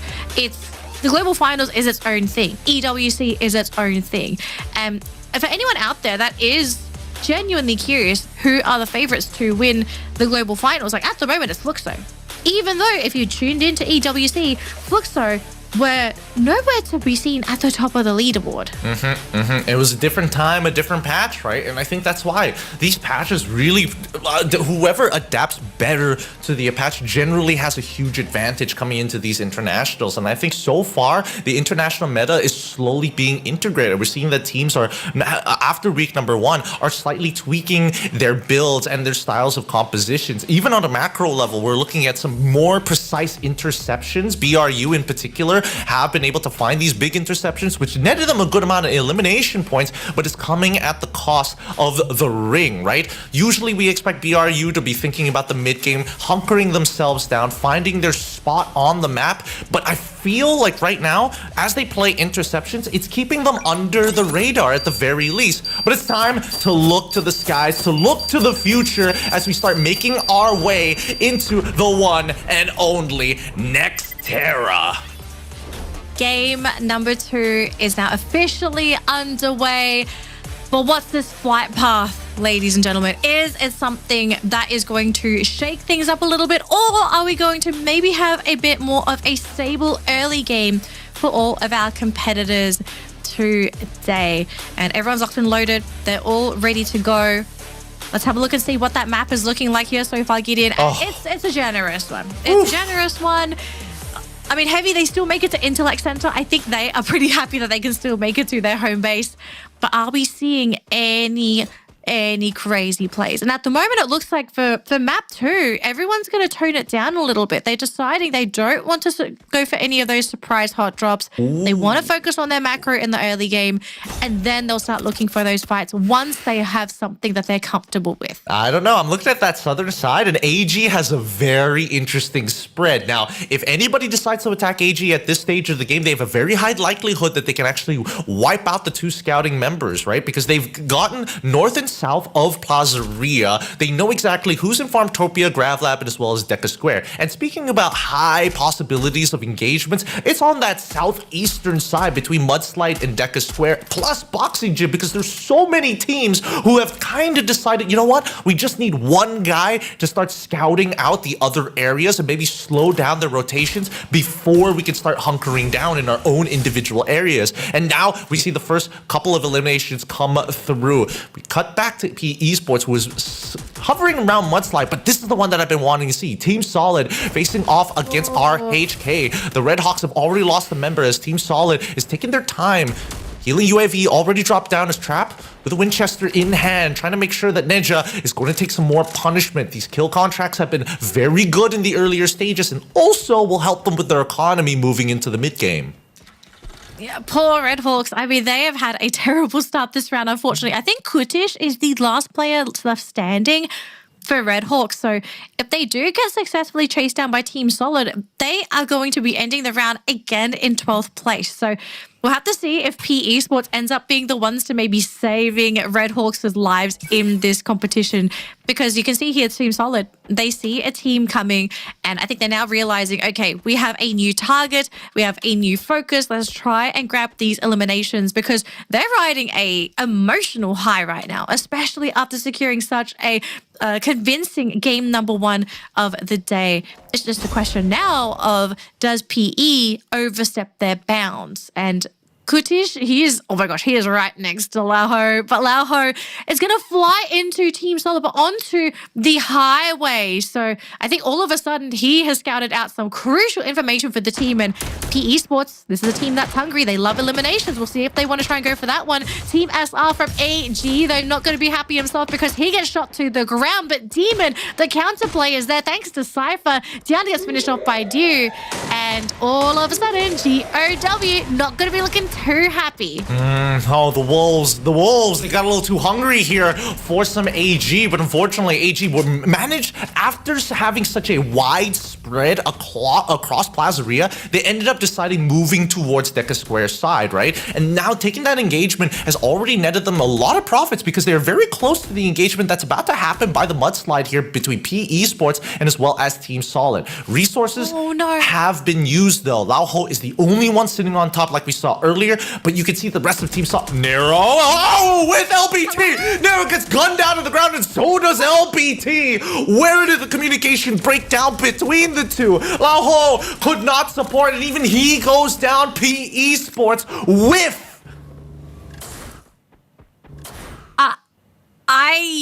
I had to pick my mouth off the floor because that was a crazy play coming up from PE. Unfortunate that they weren't able to successfully make it to that highway in time. They got shot down before they could even reach it. So yeah, PE, they do have a pretty hard reset. They did get the buybacks in. So PE will be coming back into the game, but they just fed Team Solid 3-4 solid eliminations. Nyx though, Nyx going to be sniped there by Baros. He does get picked up though, but all of a sudden, AG Global now threatening Team Solid. And this is what I was worried about as they conquered Deca Square from GOW. Oh wait, hold on. All right. Unfortunate for Cypher, he gets picked back up at the very least, and they need to take out Nyx now because Traps, he can only do so much. Team Solid need to back away from this fight. They weren't able to recuperate a majority of the loot. 2 on the ground, 1 as well in the middle on top of a POI. And as soon as they were going for it, that's when AG Global got involved. Now Trap needs to turn the corner and beats down Cypher with a Bison. Good night, go to sleep, and now they turn around the corner. As you can see, GOW and as well as AG looking to recuperate from their fallen forces, but Team Solid have not been able to do so. As they take their time back, turns the corner, Trap will buy as much time as possible. Guaxa needs to make a decision on where he's going to go. It's either they completely give up on this fight, or Traps has to bait out AG Global into the open, exposed to the Eastern Highway. And he's not going to let that happen. He's trying to make sure that Trap takes as much damage as possible as he looks for the interception and guesses correctly on the window and takes him out with a headshot. And they know where Guaxa is on the opposite side. Couldn't make it to the mark. Riptide Rhythm comes out. Cypher is there behind him, and that's Team Solid going out as the first team on Nextera. Going out with a bang as well. It looked like the team was going to snowball in this round, but they get shut down in 12th place. Oh my gosh, what a shocking turn of events. So we're not going to be seeing any back-to-back Booyahs in this game. We will be having a new team secure a Booyah. And over on the other side, we do have Movistar's R7. They've just picked up Games King as they're actually running and being chased by Red Hawks. Red Hawks running in as a 4-man roster. But look at this though, the entire R7 lineup just launching themselves to the other side of the map. And Red Hawks, I think it is wise for them not to pursue. We have seen what's happened in the past, teams being launched and all of a sudden finding themselves feeding their bodies to other teams. But R7, they're not safe. They are basically neighbors to E1 and to Booyahs as well, and Heavy. So we could be in for a shooting range any moment now. But E1, they also have another target in their sights. It's Fluxo, who is across the bridge.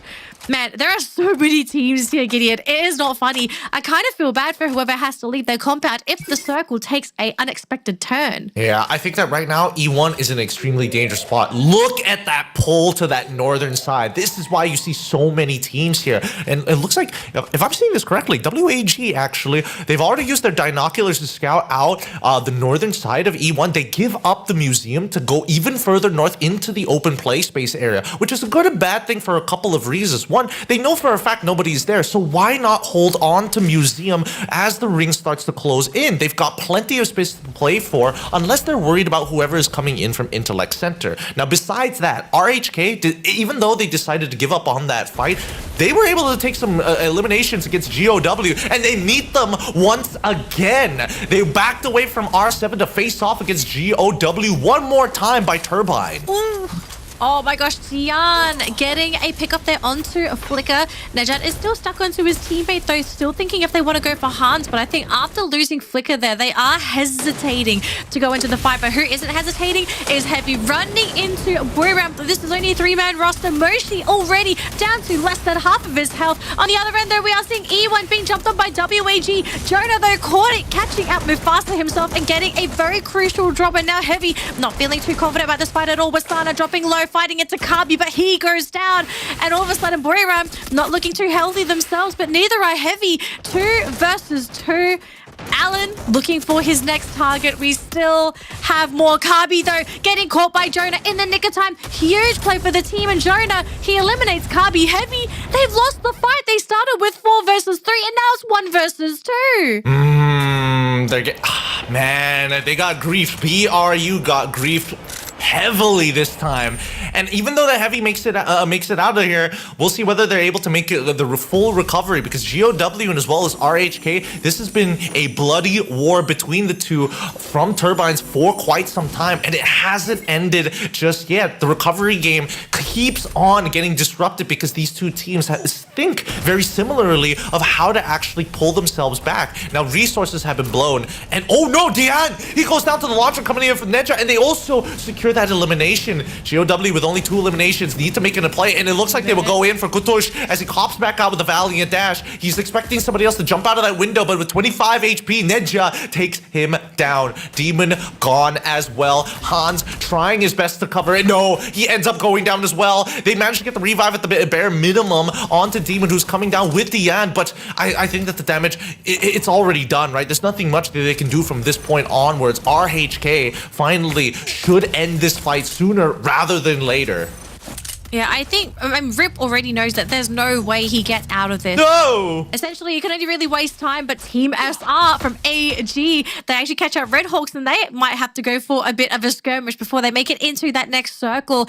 But who else is skirmishing? It is Fluxo and WAG. Now, WAG, they are on this 2nd level, so Fluxo is going to have to try and fight their way up there if they do want to aim for these eliminations. But it seems like they are that hungry. But GOW, they have run into a completely different issue, losing players left, right, and center on the other side of the map.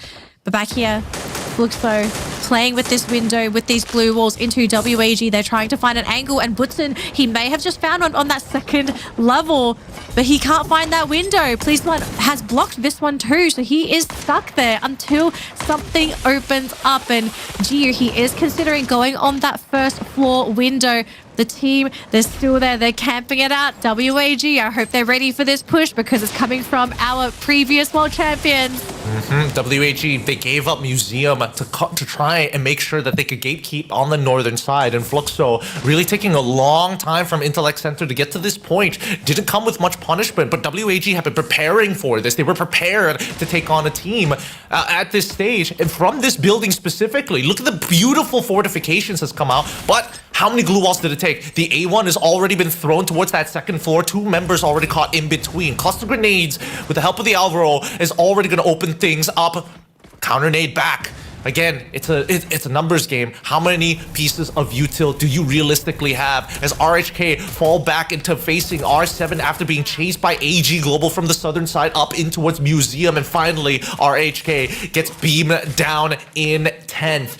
At this point, even Team Solid has also... Oh, wait, no! RHK got beamed down in 11. Team Solid ends up falling immediately after them. And Fluxo still holding on to as much as they possibly can. R7 need to make sure that they can get into the compound, but I think playing on the outside might be a little smarter here. Kind of depends on what AG want to do. Yeah, I don't think Movistar really want to force a fight inside that compound. They might try and wait for them to exit through that front door and get high. And Jonah, they're getting ready to make their way through, but it looks like Movistar, they're going to be the ones to find a better position first. But at the same time, they are getting very, very close to what could be a potential firefight. They see AG on that rooftop there, 4 players hiding in one corner. And Joker's just waiting for that moment. He just wants anybody to stick their head out so he can get that one tap. Anybody at all. But AG, they have some grenades cooked up. They're trying to flush them away, so they have that moment so that they can jump down. I have to say, AG, they put themselves in a really weird spot. And it looks like the fight has finally broken up between Fluxo and WAG. And Fluxo seems like they're the ones on the losing end of this, with only bops remaining for the team. WAG still have the entire roster. Fluxo unsuccessful in this attack of theirs. Yeah, but WAG were super prepared, right? Oh man, these reinforced glue walls with the glue wall UAV, with the glue wall UAV, disgusting. PE get bummed out in 8th, unfortunately, but Fluxo, we'll see how this pans out for them, right? They still have one member still left, but no eliminations whatsoever. A complete shutdown here by WAG against the Western favorites. Now, R7, they're at full fighting force. They see Jonah. They quickly take him out, and that's going to be BRU falling out in 7th as well. They've had a tough time, especially in the latter half of the game. The mid game was going all right until it didn't from Heavy, and they recognize that. Now we see that Falcons trying to control the center here of the current ring. Eventually, once it starts pulling through, that's when Falcons will become gatekeepers. R7, southern side gatekeepers. They see E1 crossing around on the eastern side into the Falcons. This could be an opportunity, as you see R7 now solely moving towards the eastern side from the south. The nades are coming up towards Falcons, and they're hoping that they can get a little bit more, but Della is already finding one. Kiroro nades Leon as Joker takes off his head, stealing away an elimination. E1 eliminated, and now it's R7 facing up. Oh, a good shot from Games King onto On Fire. This might initiate a push. No, Hax is already down. Riptide Rhythm has already come through. Time Turner to pull him back up. WAG on the opposite side with AG Global on that roof, looking down towards R7's side. It's a battle of attrition now. Yeah, lots of throwables being thrown at Falcons, but the Falcons are still holding firm, but the circle is also moving. And you can see WAG and AG, they have a peace treaty signed for now as both teams. They're going to occupy their side of the map, but it looks like the monster truck finally moving here with AG's roster. They do find a little hidey hole to hide behind for now. WAG, they're still hiding within the building. They will need to move at some point, and they will be one of the last teams to move if they don't leave anytime soon. AG positioning themselves very far forward in this new pathing of that circle, and now running into Movistar's R7 and Della and Joker. Regret the decision. Cypher and you just get rid of 2 players off the bat. Fluxo in the meantime get taken out in the back lines, and now we have our top 4 teams, Gideon. Luckily for R7, they are now guarantees them at least 4th place at this point. Frustrating for Fluxo, but at the very least, the timing coming in from AG Global was great to punish R7, but this opens up an opportunity. Oh, I thought it did for WAG to mirror them, but Falcons take advantage of the entire situation, finally mirroring WAG. So this trail that they have made is going to cost them a lot, as R7 is looking to hold on. He gets hit by the A1, but he never had his Tatsuya dash to begin with. As he is locked out of it, he is hoping that he can do his best behind this monster truck, as AG Global has thrown out Riptide Rhythms to try and secure this elimination. With one member still left, they start turning their attention towards the Falcons, who have been mirroring WAG this entire time, and they're looking to secure points as Do finds it into Pina. WAG already with time turn, and Kiroro says hello as Exports in the back tries it. Falcons get eliminated. WAG hold them off. They hold them off, but now their final opponent, their final raid boss is going to be none other than AG. And with X4 already hitting the ground, followed by his teammate Please One, AG Global lock in game number 2, a very decisive Booyah and an enormous surge of points after that round as well. AG, you know, this team, they have been crushing it in Clash Squad, and for the second week here in Battle Royale, they've already woken up in game number 2. Wow, that was a really disgusting game. I mean, every decision that they made, it feels planned out from the get-go. They're spread between Farmtopia of Plazaria and the southern side of Plazaria to moving over into Deca Square. They could have gone into Grab Labs if they wanted to, but they wanted the high-intensity situations. They heard the fights from Mudslide to Deca Square, and they took advantage of every single one of them, forcing the south side to be compromised, to move to the northeast, and even then there was no way in.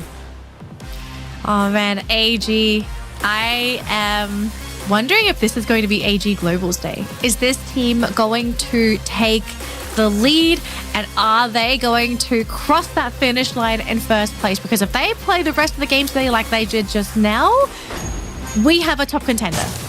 We have a battle. We have a team that can also compete for both Clash Squad and Battle Royale's titles. It would be absolutely insane if that does end up being the case, because we know, Gideon, the main story, I think we did bring this up. Oh, I think it was Husky actually that brought this up yesterday. Dude, this is a player that a lot of us have known for a very long time, especially if you have been keeping up with the Free Fire series, esports ecosystem. And this man, he has been so close to claiming a major title for years, and he unfortunately hasn't been able to claim one. But this might be the year for Dew to finally stake his claim at a title worthy of being a major champion, and at this rate, a world champion. Just with how AG Global, they look like they're at a next level. But at the same time, I feel like I am also gassing the team up a little bit, because one of the issues we have seen in the past with AG Global is that they have a bit of a consistency issue. They have days where games like this, where they play at 200%. This is an AG that you don't always get to see, because there are other days where AG just kind of fall flat on their face, and you kind of wonder, is this the same team that I was cheering for? So I have high hopes, but it's going to be up to AG to continue to prove to us that they are playing at their absolute best at the global finals this year. Yeah, and I think they're playing good so far, but let's look at the game standing to see how truly well they actually did in this game. Let's have a look-see. They are currently coming off a 34 total point. Oh my goodness. And this is what we're more used to, right? If somebody has 34 points, then we're expecting the rest of the lobby to be significantly less. Only the top 5 are able to break into the double digits, with Team Solid and Buriram United, unfortunately 2 points away. And even the Red Hawks, honestly, finding eliminations of themselves from some of the other members. Even Fluxo struggling to find any eliminations, but they snuck into the ring to at least get them 6 placement points. Yeah, quite surprised that Fluxo did not pick up any eliminations. I thought the team would play a little bit faster today, but I kind of wonder if they're feeling maybe a little bit of the heat, a little bit of the pressure, so they decide to take a bit of a back seat in the games today. But for Red Hawks, I think the team, after game number 1 and just seeing the score line and how all the other teams played, I think they're also starting to realize that today is elimination day. Today is the day to pick up those elimination points and to inflate and bloat your score line. Because if you don't do it today, Red Hawks only have 1 more play day left, and it is too late to leave your point scoring day to the very last day. But now the standings for today's game. This is not the overall standings. AG, top of the scoreline, 44 points, feeling fantastic. We know Team Solid, they got eliminated really early in that round just now, but thankfully, because they scored a few points and they had that 30 points from round number 1, still able to sit in second place with 38 points. And in third place, Movistar's R7. You know, this team is still kicking. They're still fighting, sitting in third place. I do expect them to continue this very consistent play, because I think Clash Squad, again, a really great example of what this team is capable of. And finally, I do have to highlight Falcons. Falcons, they were a little bit slow during our first week of play, but they are looking a lot better today. We're getting to see a little bit of the shadow of their wings, right? I feel like they're definitely taking a step back on purpose because they are not trying to crush. There's a lot of moments in this game where they could have mirrored a lot earlier to try and close things out. And I think they thought for a moment, hey, we could actually do this. But once again, WAG, that was the one engagement. They weren't expecting WAG to be so good at just planting their feet in the ground, getting into position and just eating damage from both sides. They thought it was going to be a free win for sure with AG at the AG gutting them down from the front. And looking at their lineup, there's even more reason to do so. Skylers and as well as A124s being brought into the lineups to make sure that they can third perfectly, which was the key plays that AG love, right? This is a composition that wants to play for thirds consistently, and if you notice, every one of their engagements are basically thirds. It's always thirds. I also, again, want to go back to Dew's Skylar pick. I think this is probably one of the best actives for you to have today, especially if you're searching for those eliminations, because you are essentially not only setting up for your teammates, but you also set yourself up, right? Getting rid of those glue walls for yourself so that you're able to shoot down the targets. Hiding behind those glue walls is such a valuable ability to have, especially if you are put in the driver's seat of dishing out the damage for the team. So, you know, I think all eyes are coming back onto this player. For the longest time, I think people have sort of forgotten about Dew. I've heard some very interesting comments of people saying Dew is washed. I do not think this is true. I actually think Dew is finding his game this year, and I think we are finally reaching that point where Dew, this might be his year to shine. If not, this is the tournament where Dew is about to shine his brightest. I don't know. I've heard a lot of arguments from both parties. I think it's very fair to say that he is a one-of-a-kind player for sure, for certain. He is, yes. And I don't think AG Global is ever going to let this kid go just yet. But the biggest issue is that usually when we talk about like regular seasons, when we talk about play-ins and the first 2 weeks of play, I think that AG Global has been one of the few consistent teams that like to kind of sit in the middle of the pack. If they have some hot days, yes, they push it into the top 4, but they're never looking for top 1 just yet. And the biggest problem that we see from this team is when it comes down to grand finals day, can they make that 150% performance? Because teams who have and are capable of pushing themselves to even 200, Falcons, Buriram, EVOS, Divine, RRQ, Kazu as well, give or take sometimes even locally Onyx, those are the moments where it gets super scary. And that's why they come up as champions of individual regions or internationals. But when you look in Game 2 in Nextera with their style of play, I need to see them actually check off that final box of, hey, if we need to push these people off of a certain point of the map, can we do a full 4-man engage? Can we do the full 4-man engage? I think for AG as well, I do want to point out, can this team stay alive? Because that has also been one of the issues I've kind of seen with AG. Like, they're great at fights, they love to fight, but sometimes they'll pay taxes that they don't need to pay.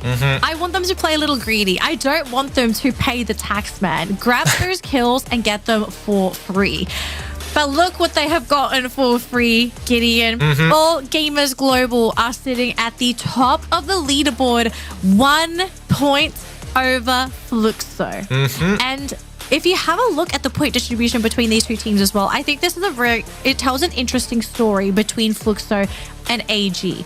AG are getting the majority of their points from eliminations, whereas for Fluxo, they have a higher placement point scoreline compared to AG. So you can already tell AG, if they are allowed to play these high kill rounds, yes, it's not all going to come down to placements for them, but eliminations might be where AG are able to not only thrive, but also destroy the competition. I think that's the scary part, right? Because again, the Western side, I think they have a really good sense of where that final ring is going to be. Whether they play standard or not really depends on how they feel based on the mood of the day and the lobby that they're involved in. But I think that this lineup standard play is starting to hurt teams like GOW, for an example. Again, we've seen, and arguably even Heavy, but that's mainly dependent on their mechanics more than anything else. Because the early engagements for both of these two enemy squads have been good, right? And they've been winning it out pretty consistently. But when they go in for so many coin flips on all in,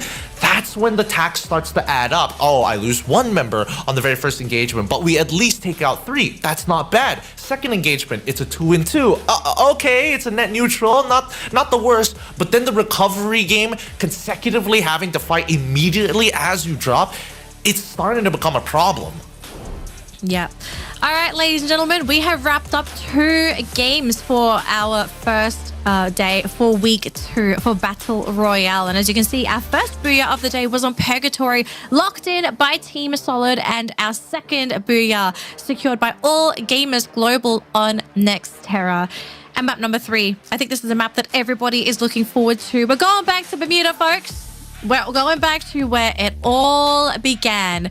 And are we going to be seeing a repeat Booyah from either Team Solid or AG, or will a new team take the crown and surge on up the leaderboard with those very precious placement points? And they need it. They need these points. They need as many as they can. And honestly, within the first half, I'm expecting, teams who are consistently at least not getting as many points. It's going to be a bit of a slow burn, but once we get into the second half, and especially after map number 4, Solara, I'm expecting a lot more from these teams. That's when the motors are really running, that they've been running for a while, that the afterburners are on, and that's when they're really going to scrounge out for some of these points. But at least Bermuda is a neutral map for everybody. Everybody loves it. Nobody hates it. And more importantly, will the ring actually skew heavily like we saw in Nextera towards that northern side? Usually we don't see, it's more centralized, right? A little bit more net neutral, not so drastic.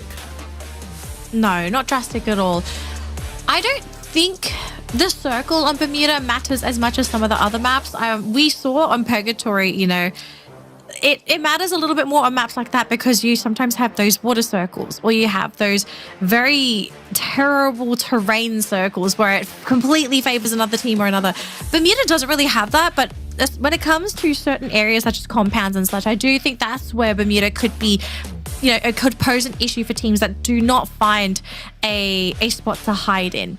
Now, speaking of hiding, Thailand, aside from AG, have been doing a little bit of hiding themselves. So keep in mind the stats we are looking at right now. This is from last week. AG Global, Team Falcons, and Booyahs United Esports.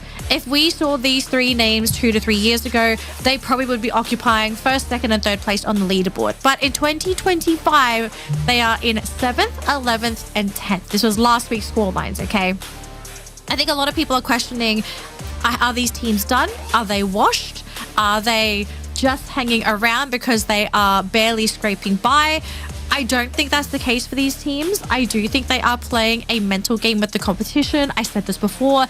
It makes sense to not show your cards during the group stage and to keep the cards close and to only reveal them on that grand final weekend. You only have to make top 12. Aside from that, you don't really gain any other major benefits if you come in 1st, 2nd, or 3rd place on the leaderboard. If anything, you get handicapped because everyone all of a sudden thinks like, okay, these are the teams to look at, and they start to target you down. Maybe that's what some of these teams are trying to do. Take those targets off their backs. Now, AG, they're not doing a good job of that because they are currently in 1st place and played a little bit too good in round number 2. But if they want to continue to play great, that is up to them. But there are definitely questions circulating as to what is happening with Falcons and Booyahs. Is this the strat? Are they doing this on purpose? Are they testing things out before the real deal for grand final weekend? We won't know because we cannot ask the players this. They'll have to tell us. They'll have to tell us this themselves. Yep, they got to set their own roads and make their own stories. Like Sypha being the top 3 and Mr. Number 1 of the most eliminations, 40 eliminations with the M5 in hand. Funny enough, MT7 coming out at 35 with only just the VSK. You would have imagined that the AWM or even maybe some of the other sniper rifles like an AC80 is going to show up a little bit more often. Sorry, the AC80 being the DMR, but even Games King, no exceptions here, right? It's the score line is so very close for the top 3 in terms of eliminations. One map, and this could easily change. It can. These points are so important for everybody, not just the teams at the top, but also the teams at the bottom, because it does impact your mental game too. Some people might just think like, oh, but why are you scoring points if you're already in the middle of the pack? You're already in the middle of the pack. You're already guaranteed to qualify. Why are you trying so hard? Sometimes there are teams out there that only do well if they try hard every single time. And the moment they stop trying hard, they stop taking the game seriously and things just go terribly during the grand final. Your mental game, keeping that in tip-top shape is so important. And for everybody involved now, Bermuda being our next map, if anyone is not doing well up until this point, this is the map to come back on. You have no excuses to say that this is not your map.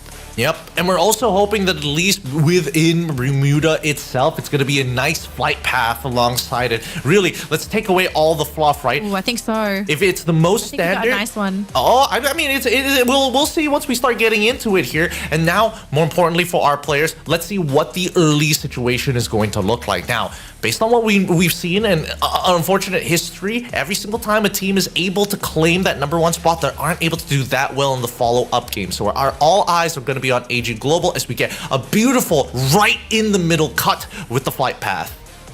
Yep, this is what everybody wants. So we do have a equal start for all of our teams. Nobody can complain that they didn't make it to their home base. And already that circle, it is teetering a little bit more towards that southern side. So teams that are playing towards that top side, they will need to start making those rotations around that 2 to 3 circle point. But we are going to start things off pretty safe. Okay, we're not seeing anything crazy aside from AG going for a very drastic split as a team. Yeah, that was really weird to see them split so far apart, but at the very least, they've got Dew heading over towards Sentosa's side. I feel like they could have waited a little bit longer, but I think they wanted to try and sell the bluff onto Pekin as well as Kotatua, because again, BRU currently sitting at the peak, probably noticed them as they came down, but Heavy was coming down at the same time from Kotatua. So AG, they take the first engagement here towards Heavy at the very least, looking for Alan in particular, who's going to hold the ground for as long as possible. Team SR is going to force him in, pincer, maneuver, and they sandwich him, securing themselves 1 elimination. Nice little start there for AG. I wonder if this is the plan for the team, just to go for these little assassination missions. Not only are you scouting for the team, but if you do get a pick off, that is what the team wants. You want to grab the elims, you want to grab the points, because for AG, that's where they're getting the majority of their points. If it's not placements, they want to score, if they're given the chance, 20 eliminations per round, because it's a Clash Squad team. They love to fight. But there needs to be precision on their drop sites, right? Because again, this is between BRU and as well as Heavy. If anybody from Pochinok noticed what was going on and actually made, like, sent in a scout, for an example, a 3-in-1 type of drop, or maybe even if BRU decided to spread a little bit wider coming in from the peak, they could have absolutely ruined the odds of AG, which is why it's important that your insurance policy is running all the way into Sentosa rather than participating in the fight. Now we look over RHK, who's got the backs right now of E1 as they take away Leon. Unfortunately for him, he gets gunned down pretty quickly as Team Solid on the opposite end, on the north side, starting to push RHK out of position, forcing them into the clock tower. Red Hawks, is this where we see the team come to life? Because at the moment, I have to say, Red Hawks, they have struggled in this lobby.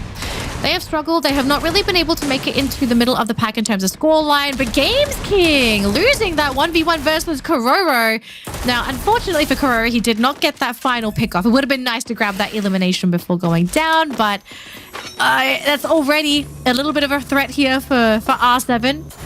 And the team, wow, they are completely bailing. They say, we don't want to fight into the rest of the team. It doesn't matter if we have the numbers advantage. We actually want to focus on our macro. Oh! But you're flying into WAG. There is no way they did not see that.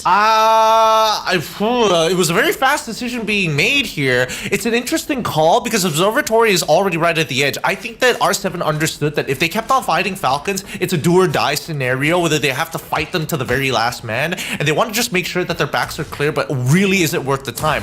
The launch pad afterwards, I don't think they had much information of who was shooting them in the first place, right? So now R7 has to take this fight against WAG, whether they like it or not. They wanted this arsenal, and that was the whole point of it. WAG, how hard are they going to fight for this, right? They need the weaponry, and it looks like they're willing to die for it. It's a little half-hearted though, because they have Police One trying to snipe from a distance. They're going to have 2 other players trying to play within the compound. It's a 1-for-1 trade export for Games King. Hax is going to be the next one to follow. Cyrus and Tikoi still fighting strong. Della, he has to be the one to try and keep things up for the team. Joker is still far away trying to snipe, but the angles are looking too weird here. Della still going. Tikoi on the ground. And R7, they are not too pleased with where they are. And oh my gosh, who is that? The Falcon Falcons. The Falcons have flown in. They saw the action and they want a piece as well. Yep, I think that R7 has to completely give up this arsenal. There's just no time for it. And Karora is going to go for the wide flank just to ensure the position. Joker and as well as Della, they see what's going on. We're out of here. WAG, we already lost our 2 frontliners, so it's all totally fine. We know that our backs are clear from Plantation side. We're just going to hit our own POI. And Falcons, somehow, despite losing that first initial member, gets to just shoot members out of the sky and has an arsenal for themselves whenever they need it.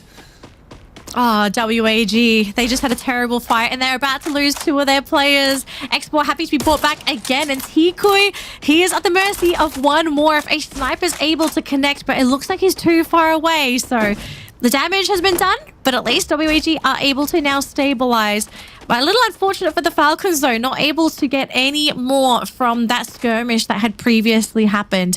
But let's change perspectives here, folks. We've got E1 playing on top of Factory at the moment with their entire team. And we do get a little bit of vision on the remaining teams within the competition and where they currently are. But E1, are they hoping that they are going to be in the best spot for this circle? Because, you know, to make this kind of play, if you're camping this hard, it means you're happy with your loadout. You don't want to focus anymore on your macro. But Fluxo, though, not having the best game of their life because they've just lost 2 players to AG. And this is the last team you want to run into as Fluxo. They want to stabilize and grab points, but you're up against a team that's bloodthirsty and love to shoot their guns.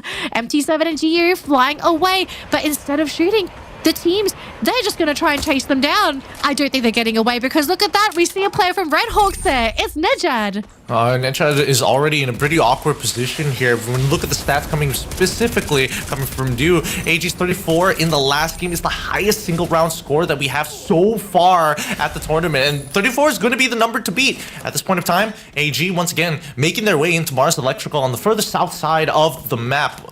Fluxo looks to have completely disengaged, and Dew is just making sure he's checking the sky, seeing if is anybody gonna get revived there. Did they hit up the marketplace before they left? And it doesn't seem to be like it. Team Solid and PE Esports having a little war of their own. Seems like both of these teams still remember map number 1. They haven't let go of the vendettas just yet, as the Cryomine has already come out towards Hackside. He's forced to move position. We cut back over to as the RHK members are getting chased down by Heavy by Pochinok.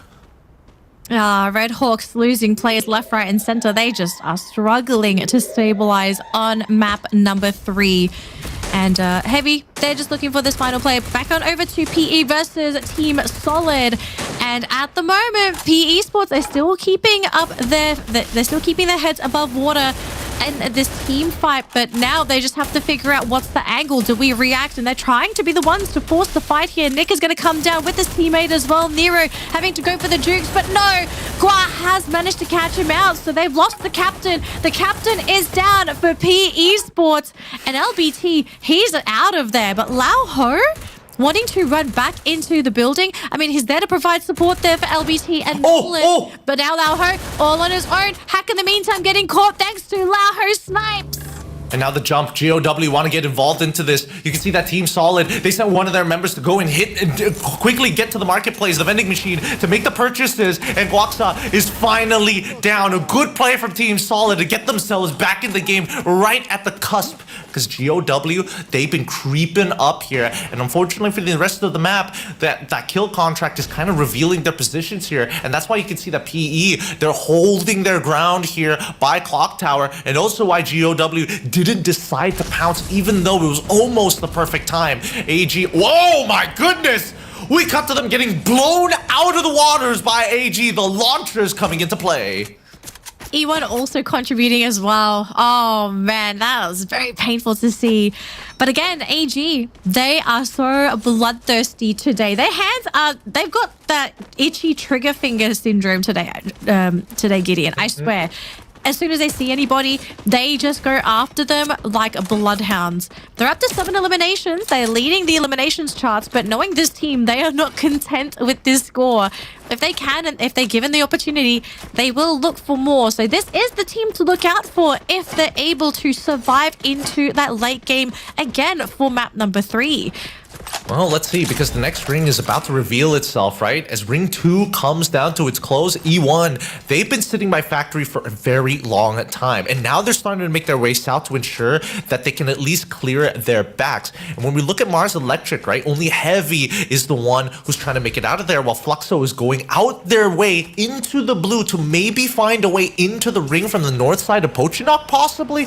But let's see this next ring, because if it starts moving up towards that clock tower, AG have a lot of gatekeepers to get through. I don't think that's an issue for AG. Oh. They want so. Oh no! They do not have to fight their way through, but they will be able to cut these teams down as they are trying to come into that circle. GOW though, hiding from P Esports. It's just LBT and Nira at the moment though, so not really a team to be worried about at the moment, but they're cowering. They are really afraid to run and fight into a team right now. And LBT, he's threatening. Nolan is coming from the other side as well. I think Hans may have caught sight of him as well. GOW bracing themselves, but Rip and Dion, both players caught and down right off the get-go. And I think this might just be it for Gal. You can see P Esports wanting to run in as well. PE having the same issue as AG.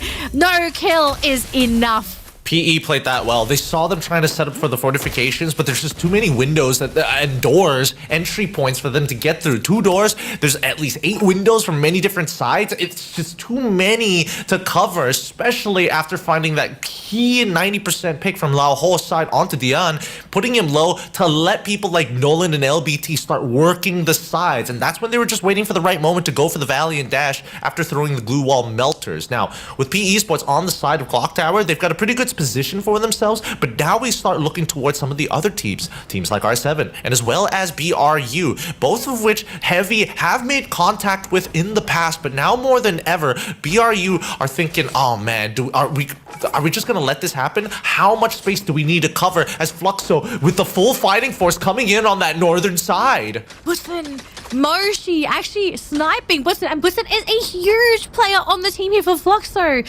And going into that blue zone, there is no way he survives this. So the team, they're going to have to somehow figure out a way to fight through this. I mean, Bussen's still on the ground. The team's still trying to pick him back up, but Moshi says no. You are not going to be able to keep your teammate. And now we even have another team to gatekeep. It wasn't just Booyahs. Now we have R7. But Moshi, this man is sniping out of his mind today. The pickup is there. So at least the damage is not going to be too bad there for R7. But holy moly, Moshi is at the top of his game for game number 3. Yeah, they're looking very, very good. A marketplace is accessible for Fluxo if they want to bring Bootsin back in. It's kind of dangerous with Moshi still on the roof with the rest of his squad. But I think that Fluxo wants to get a good idea of the situation, right? They're seeing a bunch of kill contracts actually out, and right now, currently, for Fluxo, it's Bops is the one who's holding it, and it's onto the target of Heavy. So now that they know that R7, who was shooting at them earlier, BRU is on top, Heavy on their side, there are 3 other teams to deal with this. We look at AG facing off against the Falcons, a position to fight for and worth fighting for. Time Turner already down. Team SR holding with the M5, tries to go in at least with the help of Cypher, finds 1. As this is happening, E1 are getting shots on in, and 1 more are getting blasted out of the sky for the time being as we cut back towards the Eastern War as Fluxo getting fully engaged upon by a BRU. AG currently leading in the elimination board so far, but Moshi, this is an important rotation for BRU. They can't be sitting on the roof the entire time. They need to start pushing back out, but they know that R7 as well as Heavy have been holding their ground. They're going to go into the blue to try and pick up Joanna for now, but now with that single knockdown, Heavy smell blood in the water, and R7 will hold their ground to make sure that BRU can't breathe. Oh, they can't breathe at all. There's this two-pronged attack coming from both teams. It is hindering Booyahs. The Riptide Rhythm's being thrown down as well, but the team, they're somehow making it through. But Jonah and Moshi, both teams hitting the ground, another as well. And this might just be it for Booyahs. Booyahs is out in 6th place, and now we have a different battle on our hands. It's Heavy and R7. And actually, Heavy, they just had to back out instead. They know that this can get very dicey. They see the circle as well, so Instead, Heavy, they're going to respect that next circle. And keep in mind that R7 is the one coming in with one member down. E1, AG, and as well as Heavy all have 4 of their members. And while this was happening, E1 was actually showing presence on the map. So Heavy are well aware of what's going on the western side. Now R7, they can try and hold on for as long as possible. They know that E1 have to make the very first move. And unfortunately, Do is getting involved with Poe. And as AG hold the southern side, Heavy slowly creep up, and they noticed it, and finally they have to respond. E1 getting behind them. This is a pincer maneuver that actually works out in favor of Heavy. Hopefully Heavy noticed this, because they just have to hold on. They need to hold the line of scrimmage for as long as possible, as E1 is about to turn the corner on walk up to the high ground. Sypha, he's breaking through with a valiant dash. He's looking for anything right now, because Do is already gone with a single nade, and Finn XP takes him out of the question. R7 could look for the northern side push to try and look for a flank of their own, but as we see Sypha taking out member after member with Baras as well, Heavy finally starting to collapse. Riptide Rhythm has been thrown by Joker's side as they stop the continuous oppression from E1. Mufasa is the only one left, as AG have already lost down a member, pulling it to a 3v2 v3. Oh my gosh, AG fighting it through to survive, but gains him wanting to come in from the backside. He's going to go for the punish, catches out Baras right in the back. Wasn't even given a chance, and that is going to be it. We thought AG was going to survive, but Movistar's R7 had other plans. Now their next opponent, E1. It's a rematch, but in a battle royale this time. E1, can they break through and crush the dreams of R7 and prevent them from getting that Booyah? That is going to be the story here. E1 get their revenge, albeit in a different game mode. The Movistars so close to grabbing that Booyah. Yep, and E1, the consistent harassing, the consistent amount of times that we see them just hold their ground and wait for that opportunity. These guys have precision like a surgeon's scalpel. They noticed that AG weren't looking at their backs. They took full advantage because they were harassing R7 from that northern side for so long. It was crazy. I cannot believe that ended up being the final circle that we got. I thought AG was going to be crushed by that sandwich, right? We originally thought it was going to be a two-way sandwich that basically deletes AG from the game. We were going to have a completely different late game scenario, but the rotation and decision from AG to push up the hill and to crush through that upper hill. Yes, okay, they got one team down. Yes, they got eliminated next, but at the same time, they at least got a bunch of eliminations into under their name.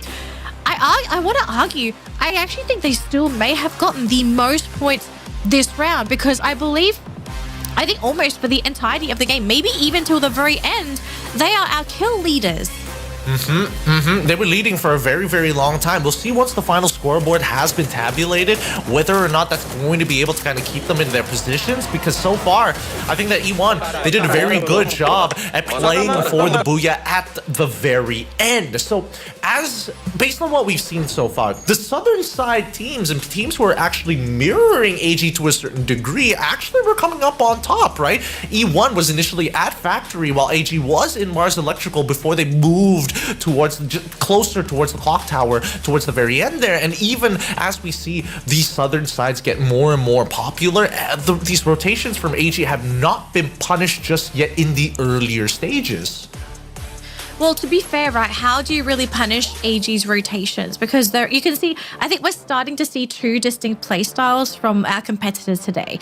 You're either seeing teams play like AG, right? They're bloodthirsty, they're hungry, they understand that eliminations are where the points are at in the matches today, so they are hunting for those kills. Whereas you have other teams that are surprisingly playing incredibly passively. They've decided they want to focus more on placement points, not so much on eliminations, and we can see the teams that are playing this way when we go to that leaderboard, because they're placing very low on the leaderboard and not taking advantage of the inflated elimination points. And as you can see here, All Gamers Global, they did not grab the Booyah, but they topped the charts with 16 eliminations to their name. Their hunting is paying off. We do have E1 in second place, who got 21 points total, but they're also sitting on 9 eliminations to their name, and Movistars, second place team, 12 eliminations.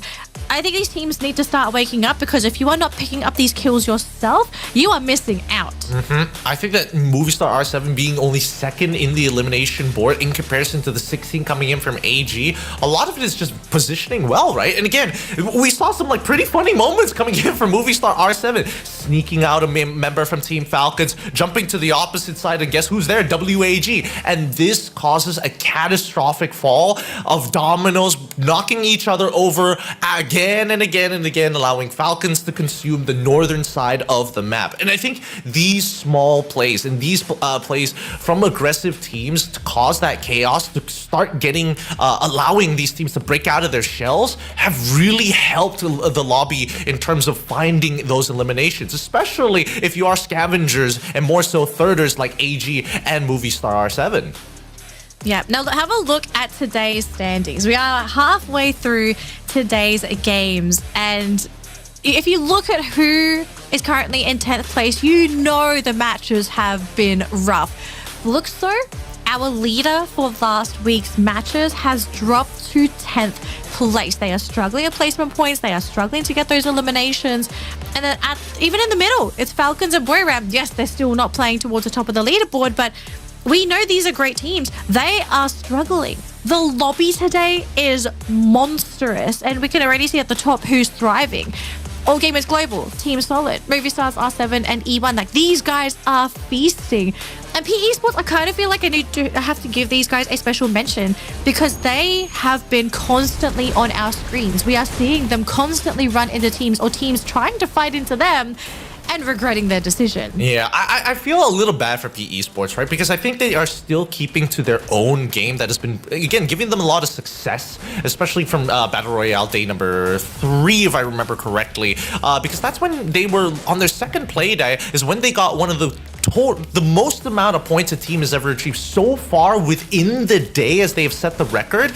And teams like Heavy, teams like GOW in particular, they haven't been able to prey on some of the weaker teams, because now they're facing a lot more resistance than they're usually comfortable with, and it comes at a cost. So on that recovery game, they end up having to deal with PE, who again, very comfortable playing as 4, and if you are down just a single member, they take full advantage of it. And this is causing a lot more fights than what we were expecting, which is why E1 was like, I'm happy to sit in factory. We can, our loadouts are like, okay, we're running 2 team boosters. The longer we live, and the more picks that we actually find, the better it is for us.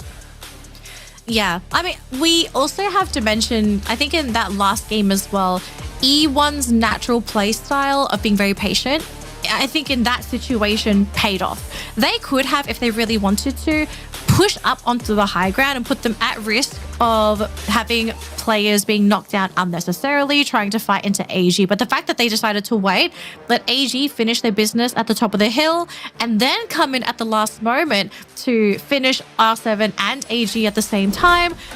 I mean, E1, they read the situation perfectly. This is where strategy also kicks in for the teams. It's not only about getting eliminations and kills, but it's also deciding when to go for that finishing blow. And speaking of finishing blow, he's going to be our highlight player, game MVP for game number 3, rocking the skylight here for E1 as well. So not only creating opportunities for himself, but also setting up for his teammates with the Riptide rhythm. He's the tactical market guy with VSK in hand, making sure that he can actually relay the information to his team, right? Especially for early to mid, I think everybody is like trying to make sure that they can fortify their own spots, because the E1 getting into these early engagements, sometimes really they do get into a moment of the game where it's like, oh, they get a little too bloodthirsty and they kind of forget what their initial objective was, which is what we saw in the previous 2 maps. Now let's look at the circle analysis here, right? Because E1 from that northern side decided to actually come back down into factory, where it was just a long and hard battle against RHK, Team Solid, and even PE Esports. And at a certain point,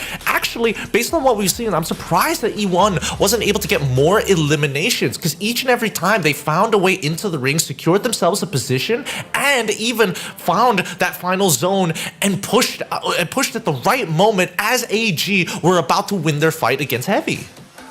Yeah, so I'm glad you brought that up, because I was just looking at that circle analysis for E1, and I don't know if we're going to be able to run it back again, but it was quite fascinating to see that, yes, they were occupying the central area of the zones, but they were basically camping. They weren't focusing on grabbing eliminations. They wanted to make sure that they were safe. They had vision on the competition around them. And they didn't really put themselves in any kind of danger because this is their natural play style as a team. I think Clash Squad, again, if you watch those games, it was a great example of how this team likes to approach those fights. They're not like AG where they will confidently run into their enemies head on and fight them toe to toe. They will always only go for fights where they know that they have the tactical advantage. And that includes giving away eliminations to other teams, but at the cost of fighting a vastly weakened team. So E1, sure, maybe they're not the most bloodthirsty team coming into our games today, but from a tactical standpoint, they are playing very, very smart. I think they are playing smart too. I just wish that they were just heavier on that tax, you know? I really feel like they should really tax some of these teams because especially within that mid game, you could see how much action was happening all around them. And I think that a couple of angles were pretty good for them to actually play from. His team Solid was trying to like hold down on that clock tower and they saw that RHK was kind of like leaving around the area into Pochinok. So again, in both scenarios, I would have imagined that at least in the War of Attrition, they should have been able to get a couple more eliminations, if not to steal it away from that northern side, because each and every time we saw those rotations, it was always leading through Clock Tower or at least Bimasakti Strip. Peak, I mean, it's a little too high to actually follow the action there, so I totally understand. But as we get into that final ring, it's great to see that at least they can see they have the eye for opportunity to actually jump into that fight, even harassing R7 to kind of tenderize the moment. Yeah. Look, I think E1, if they're feeling a little bit confident, I could see them absolutely stepping it up a little bit. But I think the team at the same time is just maybe a little indecisive themselves. You know, maybe they're trying to get that confidence first before they try to pull off something that is very, very dangerous, right? Like as much as we constantly ask teams to be aggressive, it is very high risk to do so because we have seen if you go a little bit too far, you know, you might give your entire team away instead. So, you know, you have to also leave it to the teams to be able to make that decision. But as we get ready for our next game, folks, we are going to go for a quick break. So do whatever you need to do now, but make sure you're back because we are getting ready for game number 4. 18 teams arrive with high hopes and expectations for the Free Fire World Series Global Finals 2025. They carrying the weight of expectations from fans, teammates, regions, and most of all, themselves. Some will rise and crush all doubts against them. Some others, they shake, crumbling under pressure. We'll witness how they face the burden of meeting those expectations through their own eyes. अलग बात create हो रहा था तो मनु का एक अलग बात क्रिएट हो रहा था कॉमन शाउट दे बोला जाना है लास्ट वर्ड तो ओनली जुड़े we believe in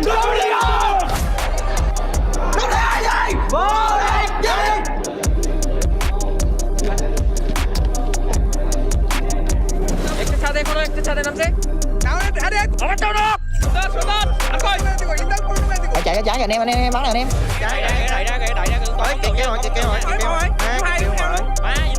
nó tắt nice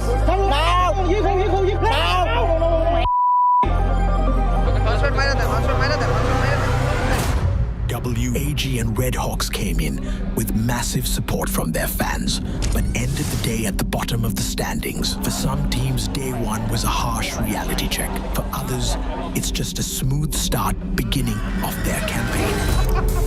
Tá aparecendo vocês? É hora de gravação. Não deixe tentação. Vai, irmão. Amém. Bora. 0, 1, 2, 3, sai do fluxo. Rapaziada, começando um vlog aqui no canto. Bora. Tira. 70. Tá dentro da bandeira. 70 no outro. Claro comigo, tem 100 na esquerda, tem um irmão, 100 no outro, tira comigo, cara. Tô marcando o outro. Eu joguei no outro. Bota pra direita, vou voltar.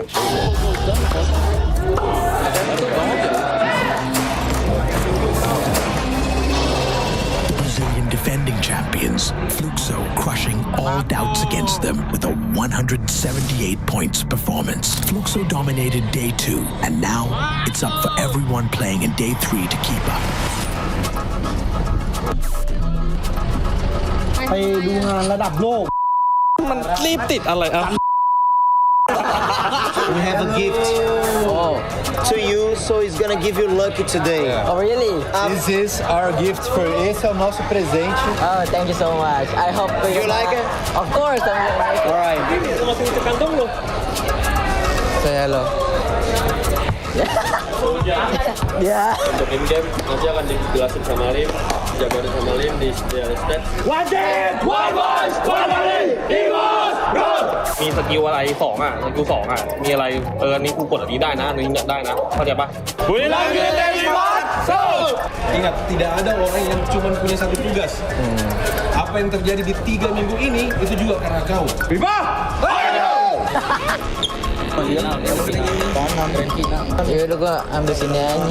Kita potong-potong gitu. Lu jagain aja. Dimas, bro. Tarik kanan, Cok.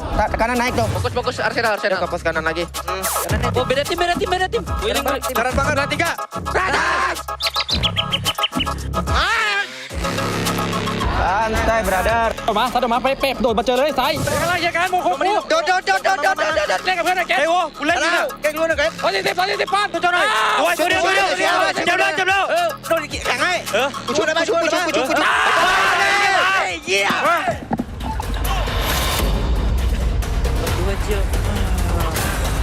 tiga lagi dit oh benar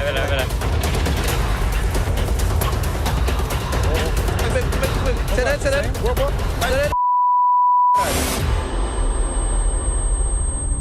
To their own eyes, we'll see the journey continue. Who will crush doubts and burn bright to the grand finals?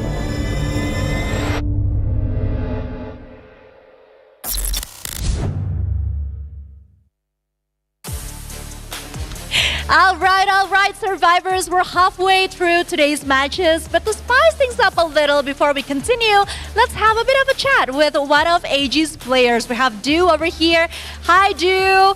So I kind of want to ask you, in the second game, AG's 34 points is the current highest point per round in FFWS 2025. Can you tell me what exactly went right and how did it go for you guys? ในเกมที่2อ่ะทีมเราทำได้34แต้มซึ่งถือว่าเยอะที่สุดในการแข่งขันครั้งนี้ต่อเกมว่าเกิดอะไรกับเราเกิดอะไรขึ้นกับเราในเกมนั้นทำไมเราถึงทำได้ขนาดนั้นคะดวงดีด้วยครับแล้วก็อีกอย่างนึงครับมือสไนโหดครับก็เลยได้34คะแนนครับมือสไน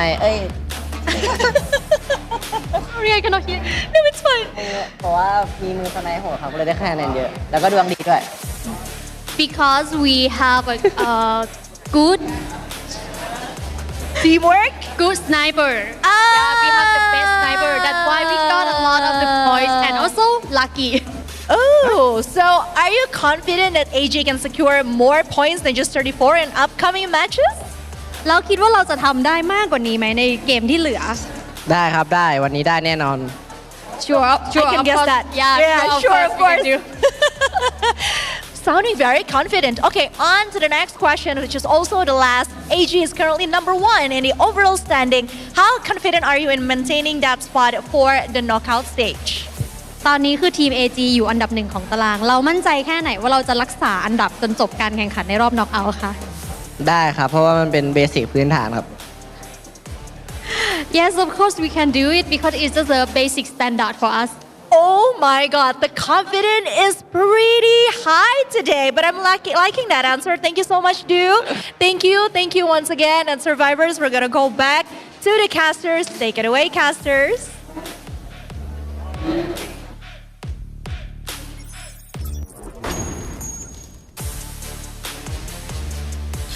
Du is the best sniper. You heard it here first, folks. Oh, I'm feeling it. I'm feeling the energy from AG. I mean, we can't really argue against it either because Du has been so on point with both of his games in Battle Royale and Clash Squad. So for him, at this point, the only way up is up. I don't see this man going down anytime soon. Me neither. I think that he's been doing a great job, and I think, a lot of confidence was built up throughout Clash Squad to give him just, I don't know, some kind of extra energy for his third play-in day. And I think, funny enough, I love the fact that at least for production side, they got the body cam footage for week 1 just to kind of see how these teams are communicating with each other, because a lot of it comes down to like focusing and making sure that all 4 of your members are working together to pressure the same side. And I think that the big difference that we're seeing from AG Global is that, again, I think that yes, there is that same communication level of saying, hey, we need to focus on this side of the map, or we need to focus on the left or right. But I think there is some level of independency, knowing that Do has got your back, that they can actually, like Sypha in particular, can make individual plays. Look, the entire team can make individual plays. I think as much as we like to gas up Do as a player, you know, he can dish out the damage. I think the team overall has just really come into its own. They really understand one another. They really know how to angle these fights so that everyone is able to contribute. This is not a team that is built up on individual skill. Like, yes, the players themselves are mechanically skilled individually, but they function so well as a team, and we are seeing them reap the benefits here at the global finals. And, you know, what we're seeing right now, it's making a lot of people feel very confident about the team. But again, this is just one day. We need this team to continue to play like this during their second play day, and most importantly, carry it through once they get to the grand final, and it is grand final weekend. Because at the end of the day, it doesn't matter unless you have won the grand finals. Everything you've done leading up to it, it doesn't matter. When that is the title everybody is vying for this year. And as expected, game number 4 is going to be happening on Solara. For any of those slower teams who needed a little bit of warm-up time to get really into it, Solara is going to break that mold. We've seen teams close out the game by ring 4, ring 5 sometimes before we start getting into the transitions. And I think that Solara is just one of the few maps, even though it has only been recently let through into the competitive scene in the middle of the year, I think that teams are starting to figure out the necessary movements to make in the game. Because again, there's not a lot of structures to actually play around once you start getting into that 3rd and 4th ring, depending on where it starts to pull to. So learning how to mirror your opponents and utilizing those slide rails really helps you into putting yourself in a very successful position.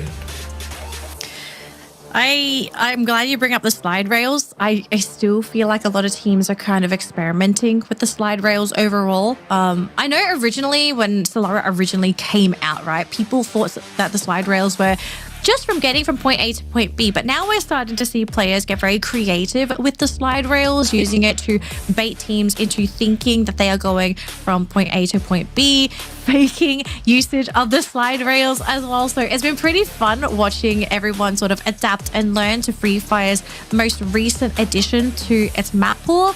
The games there have been a little funky as well. We haven't seen anybody really just take control of Solara. It's been a bit of a split so far. I think it's just mainly the fact that everyone, because they're not comfy on it, you either have good or bad games. But we've got to talk a little bit about Baum here, because he left us a player quote. So it's on the teams that's all talk but no show. So according to Baum, I think it should be PE Sports. We practice against them a lot in scrims, and they love to talk even when they lose. Though, honestly, they're not even that good. I've been hearing a little chit-chat down the grapevine that in scrimmages, PE Sports and as well as E1 have really bumped heads, whether it's a winning or losing scenario, which is why we're getting a quote of this sort, which is interesting, right? Because again, E1 as well as PE Sports don't really meet each other in the past couple of maps, maybe some small engagements, but that's when we see that E1 completely back away, like we saw back in Bermuda. But in Solara, it might be a different scenario, right? We might see an early engagement between the two. Well, I expect a lot of teams to try and play aggressive now, especially if they've had a not so great start today, because we are on our second half of maps. You don't really have any more chances left to try and play safe or to try, and do any funny business if you haven't been able to get the points that you're needing. We do have a point check here for Red Hawks. So at the moment, the status for the team is that they currently have 79 points. Red Hawks needs roughly 18.5 points per game in their last 9 games to stay in the race and advance to the grand finals. This is 9 games, an average of 18.5 points. in their remaining matches. And at the moment, if we look at the average that the team has currently accumulated today, I think the average the scoreline for this team has been 4 points per game. I think the only way that they can redeem themselves is to find 2 big 30-point games and then try to keep it consistently 8 to roughly 9 Middle points. pack. Yeah, just to qualify, right? But again, we need to see those 2 big games within the next 9 that they still have remaining to try to give the rest of the region some hope. Now, we still have 36 seconds left before we start flying on into the map. Are there any teams that are, under your radar specifically for Solara? For me, okay, I am not going to base my prediction purely on map. I'm going to base my prediction purely on performance today. Now, as much as I'm going to gas up AG here, I have a feeling this is the map where we are going to see Falcons glow up. We're going to see this team really come alive and actually get their Booyah today, because I think just based off of their performance across these games, they've been slowly climbing up that leaderboard. Just for today, okay, not the previous leaderboard, but just today's scoreboard. They're getting higher and higher. And I think the team is starting to realize, I think at one point we do need to super try hard one map. And if there's a map to try hard, it's Solara. If you can learn to dominate this map for grand final weekends, you are solid. There is a huge advantage for teams who have mastered this map, a map that is sun and fun. As we jump right into it, let's have a look at that flight path to see what the early combinations of teams that are going to be battling out against each other soon, or maybe a little bit later, as it cuts right from west to east. Very, very nice cut here into Delta Owls. Club, are we about to have a party, Gideon? We are having a party. It's Falcons and Heavy at Riders Club. Open the betting booth, folks. Let's see who survives this one. Oh, this is going to be a scary one, because GOW actually having a bit of a similar spread to what AG was trying to do in map number 2. Let's see whether or not their scouts get enough information to give them that green light, because from P Esports perspective, they want to make sure that this GOW squad stops interrupting them in the middle of their rotations. It's happened too many times already, and LBT will make first contact against Demon, and as well as Haas, as Nero is far back in the corner, far back on top of the hill to maybe get an angle on Demon. Oh, we see a little bit of a shot there onto Demon, taking some damage. Rip as well, so everyone is ready to fight. And actually, on the other end, we do see Alan on the side of Heavy being taken out by GOW. Nero was on the receiving end of some pellets as well. So yeah, both teams, all of our teams this evening, they are ready to go.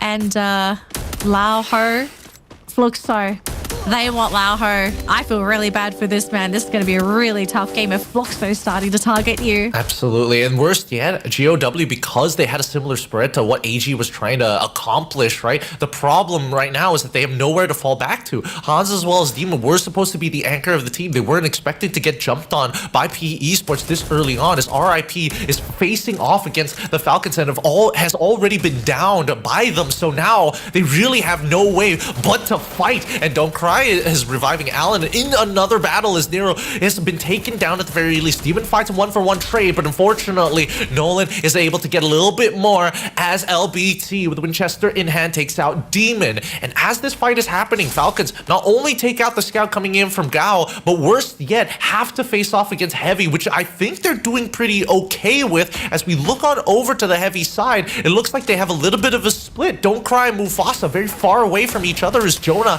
is about to go right into this 1v1.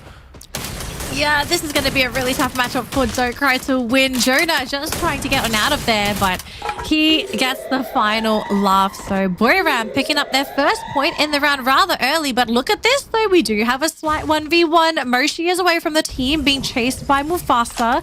And you can tell already Moshi, he really doesn't want to run into this fight if he doesn't have to. He's actually running towards his team, hoping that they will be able to save him if he does go down.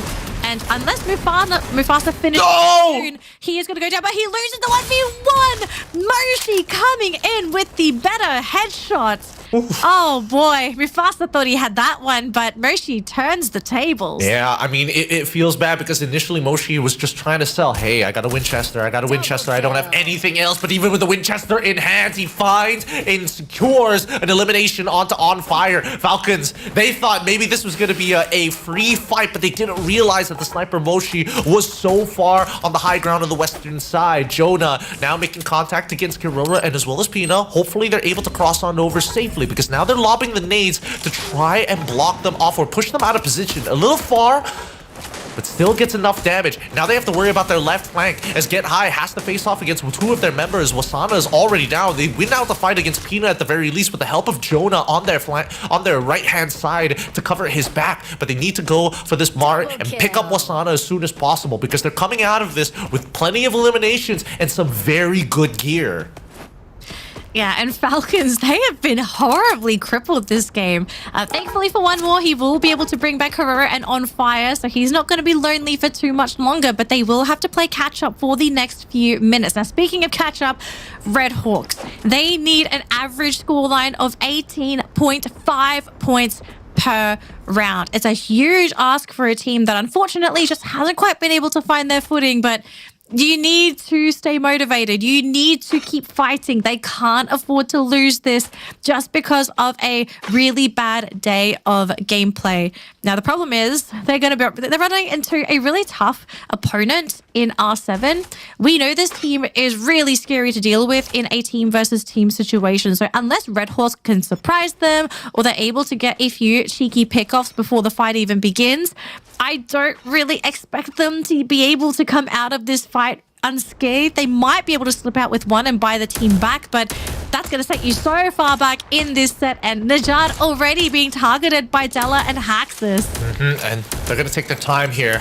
Honestly, for me, R7 was my personal favorite to try because with the way they play, it makes a lot of sense that Solara would actually fit that play style. But now for the early engagements, even Movistar R7 realized that they do need eliminations if they want to kind of maintain their current position. And I think it's a good idea to have, especially when you are targeting some of the bottom tier teams like RHK. It is cruel, but that's just the nature of competition. Unfortunately for Gamescom, Flicker says, no, we will not let it be that easy. As we cut on over to another fight, Team Solid was looking upon an engagement happening between WAG and P Esports, but we cut back over to R7. Let's see how they're going to play this out, right? Because that top side is compromised. They know that their sniper is in a completely different angle. As the nades are starting to come on through, it's looking good as they chunk out a majority of their members with the FGL as well, making sure that they can't get back on top. But luckily with the medic gun, they just, well, both of them with medic guns, healing each other to stay alive and not have to waste more resources than necessary.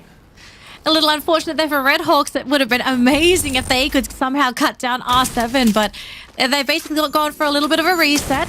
Speaking of reset, though, a small skirmish here with a Demon going up against On Fire. There is Carrera nearby, but I don't think Falcons are really in a position to group up and try to play the offensive game together.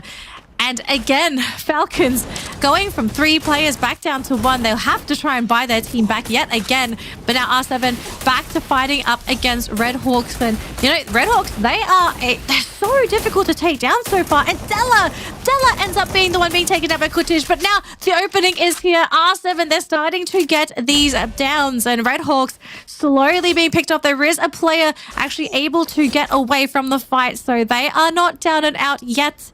But they have been severely crippled by Movistars. If there's one thing we know about RHK is that after years upon years of being at the bottom, they've learned how to be extremely resilient under the toughest of pressures, right?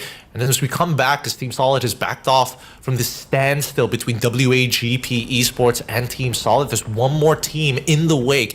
GOW on that northern side. They can take the slide rails down to get in the mix, and I can see that BRU not too far away. One stop over as E1 is also finding a position of their own from a TV tower just to make sure that they find a place into this next ring. RHK finally getting taken out.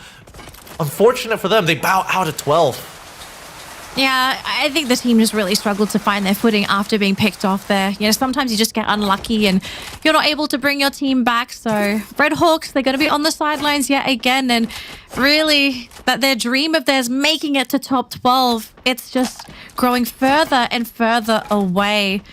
So they'll have to get ready for this next matchup. But let's focus now on E1, right? E1, they were pretty big talkers, you know, kind of giving PE Esports a little bit of a slap on the face, you know, saying that this team, they talk a lot, but they're not really that good.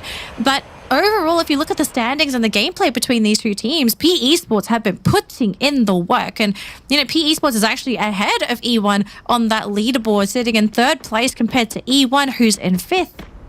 Yeah, and I mean, it's a very small margin, though. It's literally just 9 points difference, right? That could be easily to be taken over by either eliminations at the end of the game or the almost guaranteed way, which is through placement points. BRU taking a very slow approach to this, making sure that they use their tac mark and throwing out a UAV to make sure that their west side is going to be clear. And speaking of the tactical market, is one of the most used pieces of loadouts in week 1, right? 419 picks ahead of the team booster at 401. I'm not surprised at all because that was basically all that we saw in the team previews every time we saw an MVP. But the teams are finding a lot more utility in these loadouts rather than the hammer, for example, because it just makes sense. Survivability is key in a lot of these fights, and also just being able to flex around for your team. It's as much as I love to say like a big damage, boom, you win, that's not the case in Free Fire. A lot of it comes down to having some kind of tactical advantage, being able to bring your teammates back, because having extra hands and eyes and guns is also going to help you in those team fights rather than just saying big damage, gun, go boom. I mean, I would love the game to just be big damage, go boom, but we've seen like these, even in the patch notes, right? Upgraded Winchesters and upgraded like MP5s still can create quite a significant advantage for you, especially if you don't have the meta weaponry. Oh, this is interesting. So AEG were in the blue for a decently long time. They're aware of R7 on the north side of them, and I'm pretty sure they spotted out Fluxo earlier as they were rotating from that same side, which is why they ended up here. I think they're going to take a bit of a slow roll, but unfortunately the contract onto Team SR may have revealed their entire positions to the rest of the lobby. So R7 now aware of the situation that they're walking in, but they're more worried about GOW, as it looks like they're launching towards the northern side, if I saw that correctly, and Heavy on the south side looking to go more west. Looking to, are they sure they want to go west? We'll have to see what happens there. But a big fight breaking out here between our two Titans. It's Booyahs versus Falcons, and Kororo, first player to go down thanks to Get High, and already with the numbers advantage. Falcons having to reel and get back into position. Oh, but Pina, he thought he was going to be in a better spot, ends up being taken down by Jonah and then by Get High. Booyahs about to snuff out Falcon's dream of being able to take this round. And Booyahs looking strong with 8 eliminations to their name, and they have a full decked out lineup. AG getting into a bit of a scuffle as R7 are able to take out the majority of the members, but unfortunately Fluxo win out their own fight against AG, so AG bow out in 10th. Oh wait, hold on, Team Solid are getting some pretty good shots and finding a secure in eliminations against PE, who once again have to deal with another Vietnamese squad. If it's not Gao, it's Heavy, and so far Heavy's all in engagements, their coin flip engagements, sometimes it works out, and usually it cripples the team to the point where they can't even bring themselves to the final rounds. And Heavy, Kabi already founding Lao Ho, making sure that an important factor is already gone. The cryo mine not going to do too much. PE Esports trying to hold on for as long as possible. E1 making sure that they guarantee cannot get out of there as Falcons lose their last member, the north side, controlled by BRU. And R7 want to get involved with this. As elimination leaders, they saw what happened to Falcons, and now they're going to test their luck. They're going to test their luck into probably one of the scariest teams to skirmish with out in the open. So Get High going to be the one to start things off for the team. Wasana taking some damage, so they're going to retreat behind some glue walls. And Booyahs, they really want to play with this boulder. I'm assuming that this is mainly because they don't want to use their econ or they're running low on those glue walls. But Moshi going to get on top of the boulder. He needs to land a critical shot here because if he doesn't, Movie Stars are going to start running into Booyahs and Games King. He wanted to make first contact, but he just did not have enough help to survive the shot there. And now it looks like Movie Stars, the entire team crumbles, feeding their lives away to Booyahs, who now sit at the top of the kill chart with 12 eliminations to their name. Oh my goodness, you were absolutely right. They were hiding behind natural cover because they didn't have glue walls, and as they attempted to make that first initial push, there was just nothing much. And honestly, I think that R7 could have just chilled out for a little bit to play the war of attrition. But now we look at WAG getting hit in by E1. They need to make a decisive call because as the artillery is starting to fire, it's going to bring in unwanted attention in heavy. The reinforced glue wall is going to make sure that WAG is not going to take too much of attacks, but where are the throwables as the monster truck completely blocks the entrance here? Don't Cry and Kabi creeping up on the back. Pao, he's already been knocked out thanks to Fluxo. And as we see Don't Cry and Kabi, they're just going to bide their time as Vitten9 has been sneaking in the shots. Unfortunately, he's the first one to go down. As they hold strong, that launcher is coming in big time. Leon gets picked up. Luckily, the Time Turner forced to come out as the A1 does connect. And even the Cryo Mine, this is not good. It's going to be an all-out war, and maybe Heavy is going to be the one who comes up on top. Bops is going to find Kabi, unfortunately, and secures the elimination as Don't Cry takes out one of the members of E1. Don't Cry ends up going down anyways as Vitten tries to take one back. The trades are good, but the ones who are winning the most are Fluxo halfway across the map as they find another point of elimination. They take out WAG, and Mufasa is all by himself. Leon left to crumble here for E1, crippled by Fluxo. And all of a sudden, we are down to our top 5 teams. Booyahs, we're thinking of trying to use the monster truck to advance down the hill, but they're changing their minds here, knowing that Fluxo is sniping from a distance. So instead, they're going to play behind their glue wall, summoning their own monster truck. And maybe, just maybe, we're going to see Booyahs pull off some crazy shenanigans. Down the bottom, though, we have Team Solid at the mercy of 2 very aggressive teams taking Riptide Rhythms, Gunshots, and Throwables as well. They are sticking around, though. And now the circle has been decided. It is going to be the advantage here for Fluxo and Booyahs. And you can see Team Solid, they know that they have to move because they were the ones on the very edge. On the ground, they are thinking about picking him up, but they're also hesitating at the same time. They will be able to pick up their teammate. Heavy finally ending the round after losing their final player in 4th place. And now top 3 teams. Fluxo still trying to keep Team Solid at bay, but there's just 2 players versus 4, and Booyahs are going to be their next opponent if they somehow survive this, but they can't. Team Solid, too many warm bodies, too many guns, and we have our final 4 versus 4. It's time to clash squad. Quackson finds a headshot onto Moshi with a VSK. Surprisingly, Moshi is able to get back in time as Wasana's trying to cover him. Nick unfortunately gets gunned down as Wasana finds it. They throw down the Cryo Mine to buy a little bit of time, but they see the backs of traps. Elimination leaders reclaimed as BRU close out the round. Finally, a booyah in the back pocket. That's Booyahs here for Booyahs United Esports, and I can hear the Booyahs fans cheering from our live streams. It's been a long time coming. We have been waiting for Booyahs to come back swinging, and we finally see it for day 1 of week 2 on Solara of all places. Man, it's good to see this team back. I love the fact that they were making some great decisions, but they were also taking a lot of important fights against teams that we would consider titans within the industry, right? They had to beat out Falcons in a full-on engagement, and I think that the way that they were playing just now was really, really great, right? Initially, I thought, hey, they're going to target down Fluxo as soon as they saw the Team Solid actually trying to go for the pincer maneuver, but instead, they actually wanted to neuter Team Solid just a little bit because they knew for a fact, hey, at the end of the day, even if we take out Fluxo, there's still a 4-man that we have to deal on the other side. So let's break some armors. Let's take away some helmets. Let's weaken everybody, because as long as our fighting force is strong, this war of attrition is ours.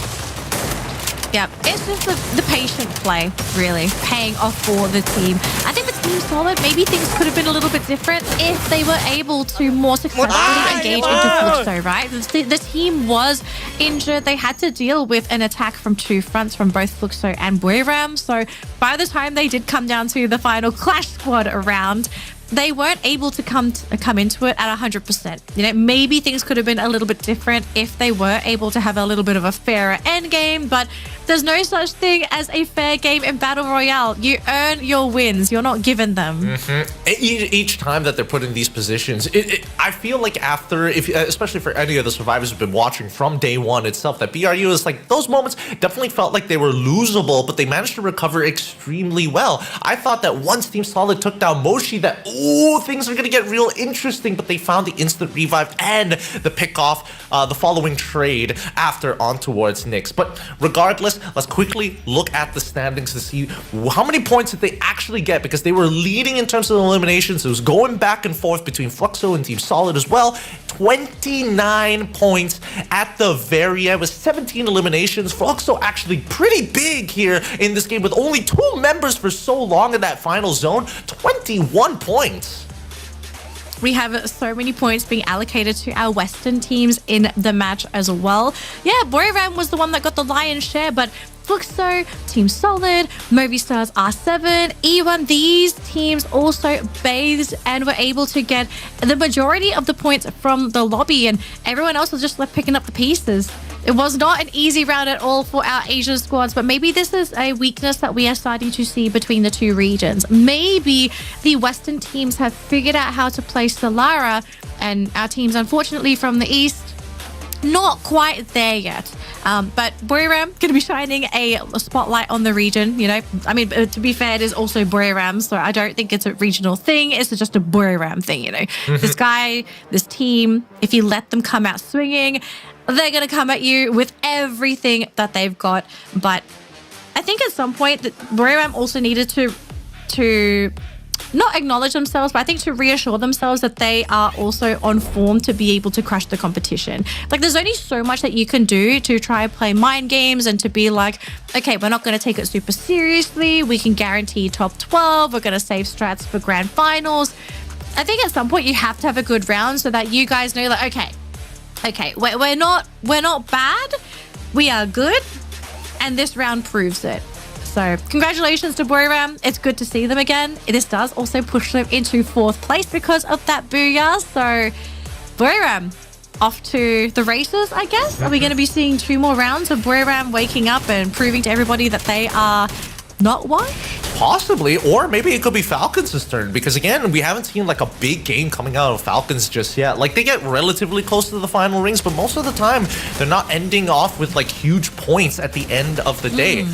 Big shout out to Fluxo though. Like, in these scenarios, actually discussing, like, while this fight is happening in the background, you see that Fluxos are just stealing away eliminations ever so slowly, and the fact that they only had 2 remaining members by this last ring makes it even more impressive that they had 13 eliminations by the end of it all.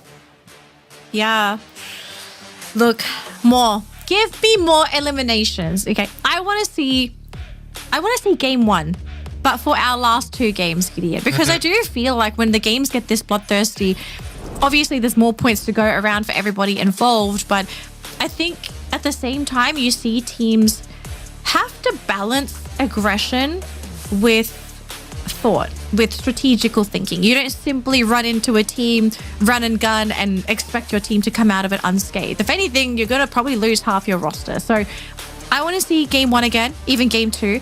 Those games where people were focusing on eliminations, but also focusing on team preservation. I think that respect needs to come back. I think some of the teams are getting a little bit scrappy, and I totally get it. You know, you're understanding that you're running out of time to grab those points, but being scrappy in most cases is going to come and bite you in the back at some point, because you're going to get punished. You're going to probably drop out as one of our first 3 teams, or you will drop out with no eliminations, and then you're in trouble. But give it up for our MVP, right? The person who's looking to make sure that they don't drop out that early and also find enough eliminations to make sure that they maintain, if not gain a couple of positions for themselves.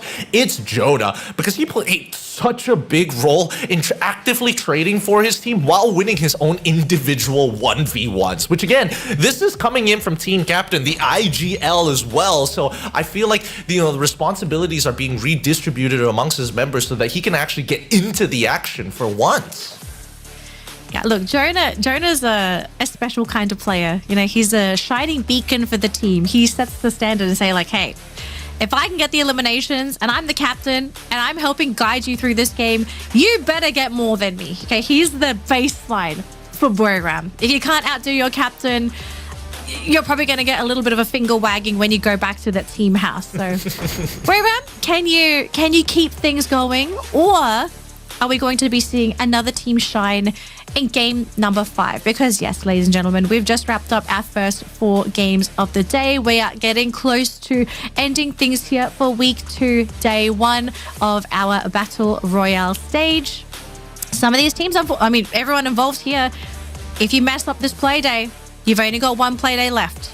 And you can't afford to mess up that play day if this hasn't been your particular day. But the circle analysis, I hope it gave everyone a bit of a view into how some of these teams are rotating. Some teams, as you see, are focusing on staying towards the center of the circle, a very classic strategy that a lot of teams love to play. It's very comfortable, it's very safe in a lot of cases, but at the same time, a lot of the eliminations, they're happening with the teams that are playing towards the outer circle, the teams that are hunting and looking either for teams trying to get into the circle, or they're assassinating gatekeepers, because we're seeing teams try to use gatekeeping as a way to feed themselves eliminations. But I don't know about you, Gideon. I feel like a lot of the gatekeeping teams are being punished today. Yeah, no, I agree. I think that a lot of gatekeeping teams, unless you've got like a prime position and you're able to kind of hose down teams and decentivize them from actually pushing into you, like we saw in map number 2 coming in from E1, I think that generally speaking, it's difficult unless you have a little bit of support from another gatekeeper who's not too far away. And I think based on what we've seen in the circle analysis, a majority of the eliminations are coming either from Circle 1, which is to be expected, but everyone usually is able to make it out of there unless you're RHK. But then the next set, and I would say double the number of eliminations, come through Circle 3 and Circle 4. So let's look at the overall standings, right? Because based on what we've been seeing here today, it should also affect the overall standings in the teams that like to play as aggressively in 3 to 4, like AG for an example, sitting at number 1, like Fluxo as also a pretty good example in number 2. Movistar R7 usually kind of ticks up the tempo, but that really depends on how much gas they have in the tank. Well, Movistars, they're 2 points away from beating out Fluxo, and there's a slight difference between the 2 teams. Movistars, a little bit more bloodthirsty than Fluxo, who do aim a little bit more for those placement points. So from today, based off of how we have seen all the teams that are succeeding, the bloodthirsty teams have been the ones to win in today's games. I actually fear for Fluxo. They might even drop out of 2nd place and maybe even lose it down to 4th place if P Esports is also able to pick up their eliminations, because P is actually doing a little bit better than Fluxo in terms of placements, and I'm pretty sure that is because of today's performance, right? Fluxo has fell off. I mean, today it is definitely off. I can't put my finger on what the issue is for the team. I wonder if it's just a case of them slowing things down. Maybe they're being targeted, targets on their back. They're playing too good in Clash Squad. They're at the top of the leaderboard for Battle Royale. I think it kind of makes sense. Everyone's looking at the bow of the ball. So if they look harmless, maybe they can mind game everybody into not taking them seriously in the grand finals. Well, I suppose, because I feel like it's not like they had to adapt too hard, right? Especially since they're already sitting at the top spot coming off of week number 1. Nobody really was able to challenge them as they kind of dominated in both of those days. I think that now, where it's like, this is to be expected. We wanted to get as many points in the very first week, because coming into the second, there's going to be adjustments that we have to adapt on the fly. And if there's something that we know about Fluxo, they need a couple of days to kind of absorb all that information. Yeah, but the thing is, like, we don't have that many days left, Gideon. This is the second week of groups. And yeah, at this point you can say that Fluxo, they've qualified, but I don't really think you're in a position to just play in catch-up mode for one of the final weeks of competition. But let's focus a little bit more here, okay? So according to MT7 from Fluxo, he thinks Booyahs Moshi is the tournament's best sniper, and he often studies Moshi's gameplay for inspiration. I can see this absolutely happening. I think a lot of players in the tournament look up to Moshi and respect him as a player. And if I had the ability to, if I had a button to press, I would love to direct all of you folks back to game number 3. I think it was game 3 for Bermuda. Moshi sitting on top of Factory, popping heads like nobody's business. This man still knows how to click for kills. He knows how to do it, and he can do it at short range as well, which is why people are like, man, this is the all-rounded sniper that you want on your team every single time you start loading up into the game, because he's self-sufficient most of the time. But I think now it gets a little bit harder, a lot harder for BRU, because we're not seeing them in that super dominating state where Moshi is kind of allowed to let loose, because I think that the rest of the world is starting to catch up, and I think that Moshi definitely feels that pressure. Now that we're going back onto Alpine, as much as I would like to say that BRU should be able to dominate like they usually do on a map like this, we've seen so many teams step up their Alpine game, right? Man, I mean, you go into Forest Red, you start looking towards those mountains, and it's going to be a contest fest. Look, everyone's contesting. It's not even just the teams that are good at Alpine. It's even the teams that look at Alpine and think, oh, not this again. Sorry, gentlemen, you don't have a choice. You will have to play this map. And if you have not gotten the points, if you have not hit your goal today, you have to basically get those points on the 2, I want to say, this may be even third hardest. I'm going to say Solara is either second hardest. For some teams, maybe the hardest. Kalahari, I think, arguably is the hardest map still to play in the game, even though it's such an old map. But Alpine, it's kind of up there, you know? It's not an easy map to navigate at all. There is a lot of cliffs and hills, and you know, things just get very chaotic, especially with a lot of the circles that tend to happen on Alpine. So yeah, you don't really get a choice here, ladies and gentlemen. If you don't like Alpine, time to step it up. You know, you're at the global finals. This is not a place where you can really complain about the map orders and when you play them. All that matters is, can you grab the points? Can you make it to top 12? And as an added bonus, can you humiliate your opponent? I mean, the bragging rights are always going to be great, because again, I'm pretty sure that all of these players are, you know, in the same living quarters within the hotel. They're going to pass by each other. You can throw a couple of little quips, especially if you're doing hot that day. But Alpine, it's scary, right? Because as we saw in the previous maps, those rings 3 and 4 get really, really nasty. We haven't seen us go all the way to the very end as often as I thought it would. Most of these rounds are ending 3-4, 4-5. We're pretty much done with it. Yeah, we're not really going to the very end. And I think it's mostly because everyone has been very trigger happy with these fights. Now, we do have another player quote here. Now, this time, Fluxo was no match for us during the Endless series. This global finals won't be an exception. They're the world champions right now, but we're going for their crown. And this is coming from Games King from Movistar's R7. I believe this guy. I believe him. He has played phenomenally at the global final so far, and I've noticed a lot of fans and viewers in the chats, they're rooting for Games King, not just because of his personal story coming into the global finals, but his performance not only has shocked the teams competing, but it has impressed a lot of our fans and viewers that he's able to pull off probably some of the most complex maneuvers in the game and get away scot-free. This man is getting into the faces of the best Free Fire players in the world. He's grabbing eliminations and kills, and he's slipping away. How does he do it? I mean, he's building a story for himself, and I think because of his own individual skill, it's showing wide and clear. And we even saw how personal it can get in Clash Squad, right? I think with all of these factors, it makes a lot of sense that he's going to be climbing to the highest heights. And it's going to get cold up here as we start loading in to Alpine one more time. Let's look at that flight path. Let's see whether it's going to be even. not looking too bad. It's not too lopsided. So I think they're not going to be... Oh, wait. I think I take it back. I did not see the proper angle. That looks a little dirty. We'll find out in just a second here, folks. But all of our players are locked and loaded. I'm trying to see if anybody is showing a very visual representation of their feelings. But that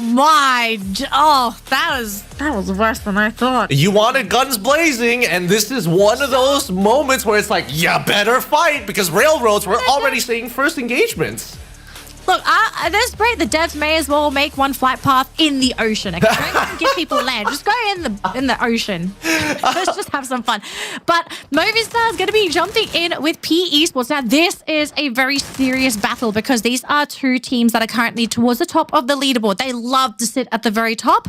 But to get there, they're going to have to either beat the other or maybe sign a peace treaty when both teams are left with one player left. But we have another battle. Fluxo challenging AG Global. I mean, it's going to be war all around for now. We're going to first keep in contact with what's going on here in the Railroads to see if it's going to end fast. Whoa, walks into a double swing. They're going to go for the fast revive, and now they're going to be pushing on through. They stop LBT and even find the trade against him. The worst possible outcome, especially when you've already gotten a pick here for P Esports. Laoho now getting chased down by Hacks. He's going to be an Uzi in hand. He sees Nolan, quickly drops the time turner in place. He's got to watch his back as Laoho gets sniped by Della. What a play coming in from R7 as Nolan tries to go for the trade. Doesn't find the opportunity as the time turner is still active. Nero looking for a side flank of his own. The A1 is already come out. He can't use his own. Nolan goes down with Joker dead and Della looking to cover the rest. P Esports have taken too much damage. Now we look on towards the southwestern side. Team Solid as alongside with Falcons fighting by Fusion. Yeah, Solid is a little split as well. So the team is waiting for reinforcements before they decide if they want to jump in and go for a fight, which might be a bit of a mistake here for Falcons if they try to go for an engage here, but they are considering it. Traps is just trying to keep Falcons at bay. Oh, but he is taking a shot there from Kororo, who is going to try and go for the finish there. Nyx and Traps and Hack all go down. 3 players hit the floor. And already Falcons, they pick up 3 eliminations to their name. If there's one thing Falcons know, if they see one of your members play insurance policy, it's an all-in guaranteed from the Falcons. They are good at playing with a man advantage. Now that they've conquered Fusion side, I'm pretty certain that they're just going to wait here until the next ring has been predetermined. They've got all the POIs they need, right? A revival point, a vehicle. They even have a vending machine ready to go. On the northeastern side, however, as R7 has already taken on PE, they're walking away as elimination leaders. Now, do they know that Hans is here? I do see a random UAV on that northern side. I'm not entirely sure whether or not it's theirs or whether it's Hans, but R7 don't mind. They turn the corner and they do spot out Hans. They quickly take him down, or should be taking him down at this point, even dropping a Steffi just to make sure. Hans still holding on strong. He's taking down Games King, and he's actually buying a good amount of time for the rest of his squadron to actually come back in. The reinforced glue walls really starting to be frustrating here, and Hans, the time finally ends for him. Joker headshots him. Demon brings back Hans. He's done his job. Yeah, he wasted a lot of Movistar's time because they could have moved on to another location, but yeah, Hans being a little bit of a pest, also now providing crucial information for the team. Don't go there, GOW. Stay far away. Go to the other side of the map if you'd like to ensure your survival. And we do have a quick update here for our overall standings. And at the moment, we're not really seeing any major changes, but we do see the status of these points. If Movistars picks up an elimination and if AG doesn't pick one up anytime soon, we will get a tie for first place based on the total points. So yeah, Movistars, there is a lot for them to gain if they're able to somehow score more points than AG in this round. Now, heading on over to the other side of the map, we have E1 potentially going into a bit of a skirmish here with Heavy.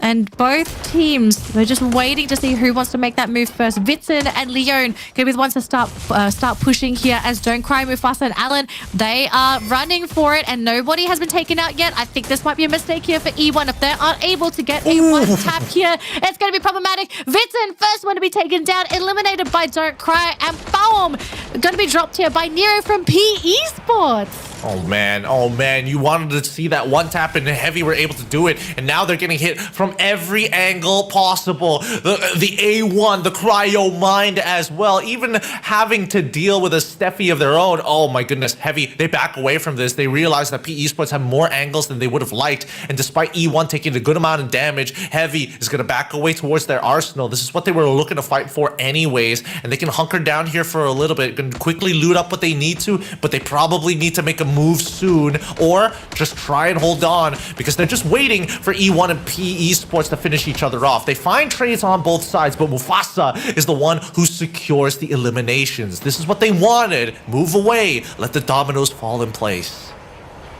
And now if they can, they'd love to jump onto P Esports, but for now, I think it's a safer play here for Heavy to just sort of relax, get a better view of who is around you just to see what's kind of happened.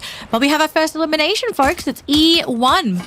So unfortunately, they will be out of the running to score big in this particular map. And now we've got another battle here. WAG being jumped on here by Falcons who are going to try to enter into their compound. And we do have On Fire sticking around, hugging that wall, cooking up a grenade, hoping to catch somebody. But we do have another fight happening somewhere else. GOW at the mercy of Red Hawks. Bob's going to be jumped by Cypher from AG. Oh my gosh, there are fights happening all over the place. And yeah, Fluxo fighting into AG. This could be a big battle if AG drop the ball. But it looks like Fluxo are the ones to be in trouble. Butson's in between so many players from AG. And unfortunately for Fluxo, they lose this time around. It's just mass chaos all across the map. AG with their insurance policy still running around, and more importantly, at least they know where the kill contract is going to be anyways. Falcons now taking on WAG on the second floor on the southeastern side. WAG get eliminated. I thought they would be able to hold down, but unfortunately, no reinforcements. Unable to hold on longer than they probably should have. A nice play coming in from Falcons, and I think with the help of the Coda, they were able to reveal positions quick so they don't have to waste too much time scrambling around in this maze. Now they find a position for themselves. They're going to hold it for as long as possible. I think as things are starting to calm down, the third ring about to reveal itself, already pushed very far to the west. Pushed very far to the west, and it's in favor of Falcons and Booyahs. So these two teams are going to be laughing to the bank, whereas everyone sitting on the eastern side, they have a long path ahead of them and a lot of competition because most of our teams, they're coming in from that right side. So if you are able to capitalize on the gatekeeping potential here, this is the best time to start farming up those points. Now, Heavy going to go for a reposition because P Esports, they have been causing a bit of, they have been a thorn in their side, and to avoid being unnecessarily picked off, I think it just makes sense to reposition to a more open spot if possible. Speaking of open, Fluxo, they do manage to bring back, I believe it was Butson just then. So the team is slowly recovering. They are back to full, but they do need to somehow equip Butson with gear so that he's not going to be, you know, not working at full capacity, because we are reaching that point in the game where if you get revived now, you have very little opportunity in being able to gear back up. Oh, but MT7, he's by himself and he's been caught. He's been caught. And it's going to be difficult now, as you can see that the blue is already starting to close in. AG playing a very patient game. They took some damage, but they also take the time to make sure that they are at full fighting strength. They're going to be walking up here, past the river mouth, towards the western side of the river mouth. Eventually, most likely, they're going to be making their way into the highway to get into Forest Red, but I'm guessing that they already know that it's going to be heavily contested there, right? So they're going to take a full detour towards Fusion side to hopefully find an easier way into the ring. But if I'm not mistaken, on Fusion side, it's actually being guarded by Falcons if they haven't left their compound. So we could be in for a really deadly skirmish if AG or Falcons catch wind of the other team on this side of the map. There is Booyahs as well, but for them to meet AG would have to go for a little bit more of a right-sided maneuver in that circle rather than trying to hug along the left-hand side. But they're going left. So yeah, there's a very good chance that they will be meeting Falcons here. We do have some stats at the bottom though. So for AG Cypher and FXMT7, they're both tied for the most eliminations in week 1 with 34 eliminations, 2.8 eliminations per match. They want to decide on who's getting in the positions. They're like, guys, it's fixed. Don't try and change this, okay? Big boys up front, the rest of you in the back, you know how it is. Dude's the driver. Remember that. Now, be Esports. Oh, wait a minute. Loses. Wow. No, it loses his head. They quickly pick him up at the very least, right? They even threw the cryo mine. As soon as he got revealed, he lost his head, which is kind of crazy to watch. But here, by the ocean view, Falcons making sure that southern side is going to be in their dominance. We'll see whether AG is able to sneak past them, because at this point they're jumping right for their building. They know where Limit is going to be. As On Fire, oh, the A1 is already coming out. On Fire has their backs open. They need to take out Limit, and Limit can buy some time. The rest of the group can actually regroup and hold them down in this building. Oh my gosh, Limit he dodged a bullet. Not even a bullet, he dodged a bullet train. He could have been taken out first. It would have been a 3 versus 4, but coming out in the nick of time. But we still are in for a massive battle here. AG wanting to occupy Falcon's side of the map. Now, keep in mind that might not just be these two teams. We have Team Solid who are nearby. So if they are looking to add some more eliminations to their name, they can very well rotate down there if they'd like to. But Falcons, they're actually looking to avoid a skirmish, but they are moving slow, ever so closer to P Esports. Look at this Bermuda triangle of teams. It's the Bermuda square. There's 4 teams here, but dang, I do not want to be here. No, and I think worse yet, GOW is feeling just part of it, right? Because on the opposite north side, we see that BRU as well as Movie Star R7 have got their sights on this poor Gao squad, but they managed to recover. In the very least, they could look for an angle that's blocked away, because that cabin can't see the backside, and GOW actually sneak past BRU. Now we see the full engagement come between Fluxo as they get right into Heavy's face. They've already found 3 in their back pockets here, looking for that last member left. That UAV is really causing a lot of problems because of how reinforced these glue walls actually are. But Allen finds one back at the very least, locks them out, and hopefully he's able to bring back one of his teammates, finding a trade of his own, as Allen will hold for as long as possible. We see that Kabi is able to get back up. Oh, Allen! He gets gunned down here, and Kabi is the only one left. Unfortunately, he's gonna get taken out by Guaxa halfway across the map. You know what they say? You never try, you never know. And they also knew if they tried to escape that they would have just given their lives away anyway. So props to Allen, you know, to try and go for that very crazy backstab play. If he did manage to get 2 players immediately down in that flank, I think there would have very much been a possibility for WAG to maybe win that fight. Now, Red Hawk's going to be running into Movistar's R7. There's going to be a battle of a lifetime here for the team. Della is going to be leading the charge, but already right off the bat, Flicker is down, but Blade going to be able to punish Della. But at the same time, Movistar slowly cutting through Red Hawks as they are trying to use all of their glue walls to increase their survivability. Blade is still there, healing back up. He's bought himself a little bit more time, but these glue walls will eventually expire, and he will have to face this team head on. And that's against Games King. Oh! But Blade, he wins that battle! And slight misplay from Movistars. Oh, that's so unfortunate. That's going to hurt their odds coming into this next fight. And now we can see that Fluxo, one of their members flying. Oh, actually, they're in a monster truck. It's a whole team over getting involved with Movistar R7. They saw what was going on and decided, you know what? We're going to go even further as they take them out. We're still having RHK are still in this game.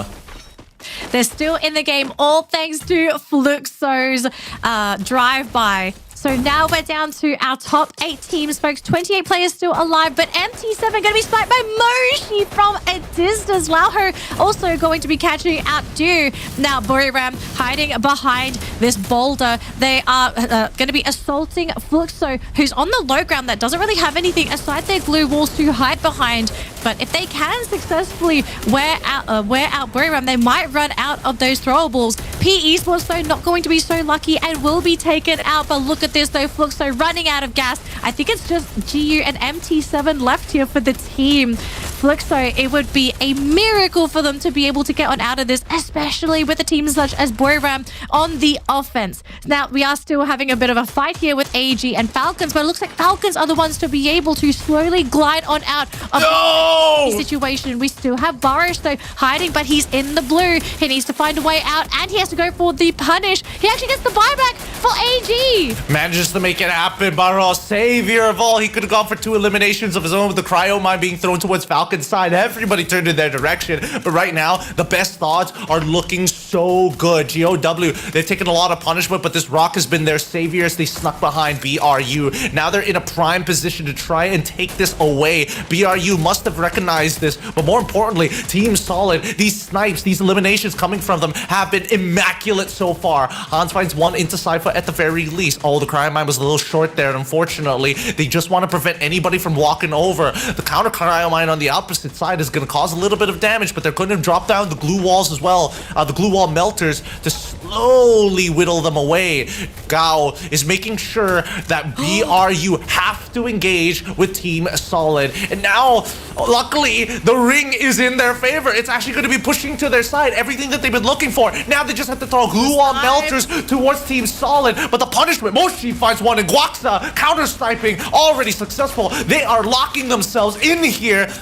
And Get High, he's thinking about it, but he needs somebody to entry frag. Right now, do they have the Valiant Dash? It doesn't seem like it, because Get High gets knocked down by Hawk, and GOW smell blood in the waters. 1-on-1 on each side as Wasana takes out 2 members, Hawk as well as Trap with help of Moshi. Launchers in hand, Wasana secures at least one more as Gal takes out another. Hans finds BRU, Joanna, TS trying to hold out Elim leaders. Gal, this is their game. They are elimination leaders, and with 1 member left from Team Solid, the third imperfect tradition comes to the very end with a Booyah inside, and they get it. Booyah for Gao.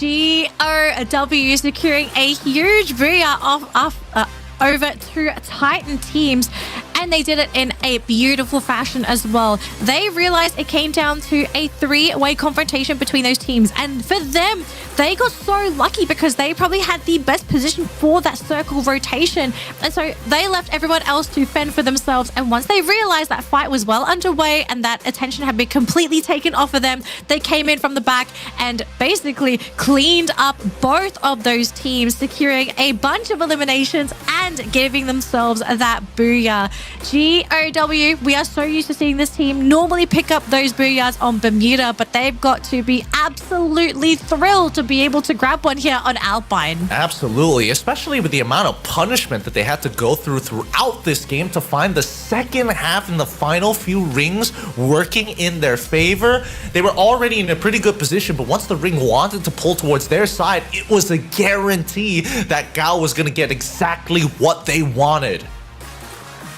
GOW. I'm really happy for this team because they have, in a lot of cases, drawn the short end of the stick when it comes to groups and matchups, and sometimes just teams rotating on top of them. So for them to be able to grab this very heroic Booyah, this is going to make them feel much, much better as they progress through that tournament. But just very quickly, just seeing how GOW came in for that cleanup, they didn't need to come in sooner. You know, they could have waited it. They could have left the teams to completely finish the fight and then come in last. But they also realized that just go in during the middle of the fight. You know, they're not focusing on you. They're not even looking at you. They're busy fighting each other. So pick up those kills, deny those eliminations from your opponents, and I guess cash on out. It's about closing out these games, and I think you know that GOW is just one of those teams that always struggle to find these positions. They always set themselves up perfectly, but sometimes they just didn't have that raw firepower. I love that they've been working on this throughout the entire year, and finally the culmination of it comes into a very perfect scenario. We'll see whether or not this is going to be a problem later down the line, but I think for now, at least they can pat themselves on the back. This is going to secure them a good amount of points. Not a good, a lot of juicy points. I mean, we're starting to see the importance of these Booyah Booyah points now, because combined with your elimination points, that's going to be a huge jump in your leaderboard score, especially for teams that are struggling towards the bottom to sort of stabilize and find their footing. Because I mean, we've played almost a full play day here for teams in Group A and C, but unfortunately, we can't do the math on the number that is the golden number that's going to get you into top 12 yet. It is far too soon to determine what that cutoff is going to be. But just based off of all these games, and I definitely think after today's results, I think we are going to have a better idea as to what the cutoff will be and how many points our teams at the bottom need to earn to get there and to stay there. Our top half of this lobby, actually pretty good distribution of points all across the board, right? It's not the biggest game coming in for GOW, but 24 and 12 elims on top of 12 placements is more than enough for the amount of punishment that they received throughout this game. Team Solid, I really thought that Team Solid might have had a really good opportunity here because we've seen them close out these games very, very well, but unfortunately, it's one of those areas that didn't have a lot of natural cover. That final zone, really tough to kind of maneuver because you just got a little unlucky. Hey, Lady Luck likes to sort of come in and make things a little bit fair or unfair for our teams. You just got to make the most of the situation that you're given. So if Lady Luck does shine on you, do what you can, take advantage of it. But if she doesn't, she's not the one that's going to determine where you end in those rounds. It's how you react to the situation that you're given. But very quickly though, here are our standings for our groups A and C matches for today. We've got one more map to go, and it's Kalahari as well, who's going to be wrapping things up for us. But at the moment, sitting at the top, we still have All Gamers Global sitting pretty at 86 points, followed by Team Solid with 80 points, Movistars R7 in third with 71 points, and Booyahs United Esports on 70 points. And I think we can all tell by now there is a bit of a cutoff here for top 4. Falcons, they might be in 5th, but with 53 points, it's going to be a heck of a climb if they want to actually break out into top 3. They just need one hot game here in Kalahari to hit the Booyah. Yeah, they need the Booyah. A Booyah would be great, or 30 eliminations, either or would be perfectly fine with me because again, it keeps it competitive, but I think it also helps their odds at the end of the day. Considering if I'm looking at the score lines of last week, generally if you're able to get 70 and 70 for both of your play days, like roughly plus or minus those amount of points, you should be in the middle of the pack no problem, and then any single hot game will kind of give you a couple more standings within the top 8 roughly. But even so, I think that Falcons still have a very good opportunity because they should be motivated that BRU are kind of leaving them behind, right? They're not just sitting at 12 anymore. They're looking to start pushing up into the top 10 and now getting close to the top 8 as well. They're getting close. I would still like to see Falcons break out at some point, and I think if there's a map to do that on, it might be Kalahari, because we have seen Kalahari sort of be this X-Factor map here for Falcons. So to end the day on Kalahari, maybe this is where the Falcons sort of perch their nest and say that, okay, we might have not done the best today, but grabbing a Booyah here, being able to push ourselves up on that leaderboard, we will guarantee that position in top 12. But we do have to celebrate a little bit more here for GOW because I think they really needed this Booyah to give them that little motivational boost coming into the grand finals, right? Like grabbing a Booyah at the global stage, it not only feels good, but it's going to be a huge confidence boost because it's telling you that you can compete with the other best of the best from all the other regions, right? You didn't get here for no reason. You are keeping up, and in actual fact, you are overtaking a lot of the competition thus far. So GOW, this is not a team that is simply a one-hit wonder on Bermuda. They are evolving. They are slowly getting there as a team. And maybe for all we know, this is the build-up to GOW's storyline. We could be looking at our 2025 future champions. Oh, I love a good underdog story here. Let's look at our MVP of these potential dark horses. Going over to GOW's very own Hans. Again, the composition that we saw earlier with running the Narrow alongside with the Steffi, I think it's an interesting way to say, yes, we have attack power, but at the same time, you have more influential active skill cards to use against your opponents. Because GOW, even if the ring wasn't pulling towards their side, I definitely think they've tenderized Team Solid really well. They denied them throwables. They inevitably denied them throwing glue walls as well, but it gave them plenty of information. The Steffi was so influential in those final moments for BRU to say, okay, I mean, it makes a lot of sense. They don't have throwables and the ring is going into the opposite direction. I guess we have to fight them. And you have to kind of fight them handicapped. And that's not a fun fight at all. It really comes down to raw skill if you're not able to use any throwables or any way to really break up and disengage the enemy. So I do love seeing teams pick up that Steffi because it really changes how some of the teams have to go into these fights. Like, you don't have to worry so much about that grenade or the glue wall melter or really anything being thrown your way. You can brute force your way into a fight, knowing that you don't have to worry about all of this utility. So yeah, Steffi, especially in CQC, in compounded fights, this is where I love to see Steffi the most because yeah, it really makes it difficult for teams that do rely on all of this utility. But folks, great news. Actually, maybe not so great, depending if you want to see more Free Fire or not. But we have wrapped up 5 games today. We've got one more to go. And the map for this is going to be Kalahari. It's going to be one heck of an ending.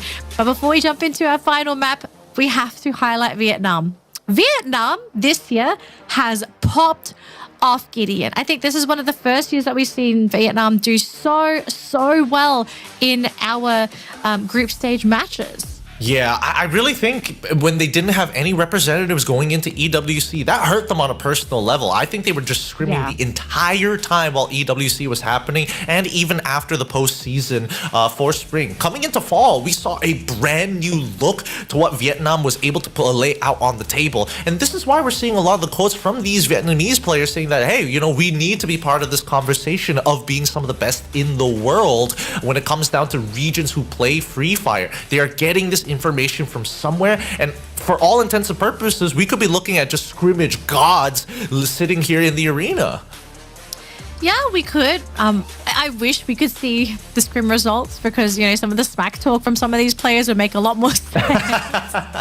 But we can only guess what's really happening in scrims. But I do like hearing some of the perspectives of the players where they do talk about the other teams. Some saying they're trash, some saying they're really good, highlighting particular players.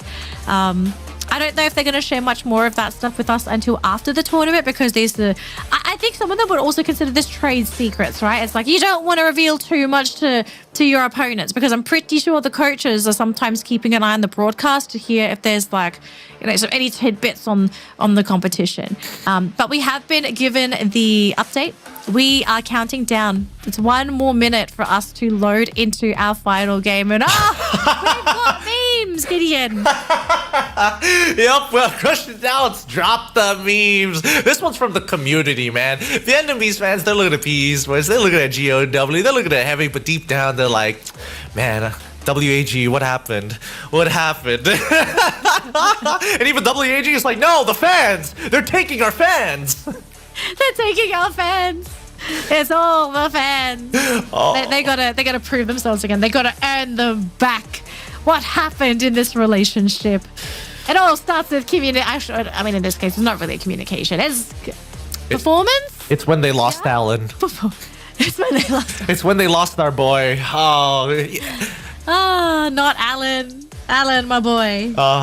He grew out his hair and then he became more powerful with Heavy. Coincidence? I think not. I think there is a correlation to his confidence, but it's time because he's gonna need that hair. He's going to need some umbrellas because it's gonna get real hot and sweaty. And I don't want to even talk about the sand. Everybody hates it because we're here in Kalahari, the big X Factor map. Some teams strive for greatness on this map. Other teams have been crushed even when they are considered to be the best here. Yeah, I think the lobby is also very happy that there are no Indonesian teams in this lobby because generally speaking, the Indonesians love to pop off here. But with no EVOS and RRQ, it does leave it a little bit more open for some of our other teams to be able to take over this map. And let's see what everyone decides to drop here. So far, it's looking pretty clean. And Movistars are the ones who take Refinery in this matchup. So they will have free reign in which direction they want to go. But GOW, after that Booyah, they're going for this little very tricky play. You know, they split off 2-2. Now looking for these eliminations. You know, this is what a Booyah can do to you. You gain the confidence of a god. Yep, and now just members of Fluxo by Santa Clarita, and even one of the scouts from Falcons are kind of checking out the area here. Demon trying to make sure. Oh, Valiant Dash comes through, takes out Bops. He's got the rifle in hand as well, finds the execution. He knows that MT7's behind him, but who's shooting him in the back? It's on fire, and now Demon, he's on the run. But he's praying that MT7 doesn't look his direction right now. He knows that he was getting blasted earlier, but he saw the grapple hook coming through. Now it's just On Fire that he has to worry about. And I think this is where On Fire decides, you know what? I think I may have stayed here a little too long. I need to start getting back. Even drops down the kill contract as well. And it reveals Demon's position. As he's continued to, get shot in the back here. We cut back to P Esports facing off against E1. And Paul already getting put to the ground. Laoho with a good headshot. The focus. This is intentional. Gideon. This is a very, very intentional rotation. So P Esports going to be winning this little battle, but who's going to win this one? Demon on the ground, on fire. Just a little too hot for him to handle. Can't do much. So Falcons able to pick up a little elimination for themselves. Yeah, they can't do much about it. And I think that Falcons, I love the fact that they send out their first initial scout to see, you know, what GOW is all about. They saw that 2-2 split coming down the flight path, but more so, I don't think they're going to be moving. Seems like the first ring has been pretty generous, so we'll have to wait until second until we see major movements, because even R7, right? They've moved away from the refinery to head down into command post. I can only assume that the first ring has already encapsulated from Bayfront all the way to Stone Ridge. I actually think they've moved down to commands because they're trying to catch out teams that might be looking to find a place to revive, right? Because this has been a strategy that's been happening for Kalahari for such a long time. Like, you ideally, if you're looking for eliminations, and this is an RRQ thing as well, they generally go for checkpoints where teams are trying to buy teammates back or they want to use the revival points. So that's normally where you can grab those free, easy eliminations because it's like 1 or 2 people from a roster trying to stabilize.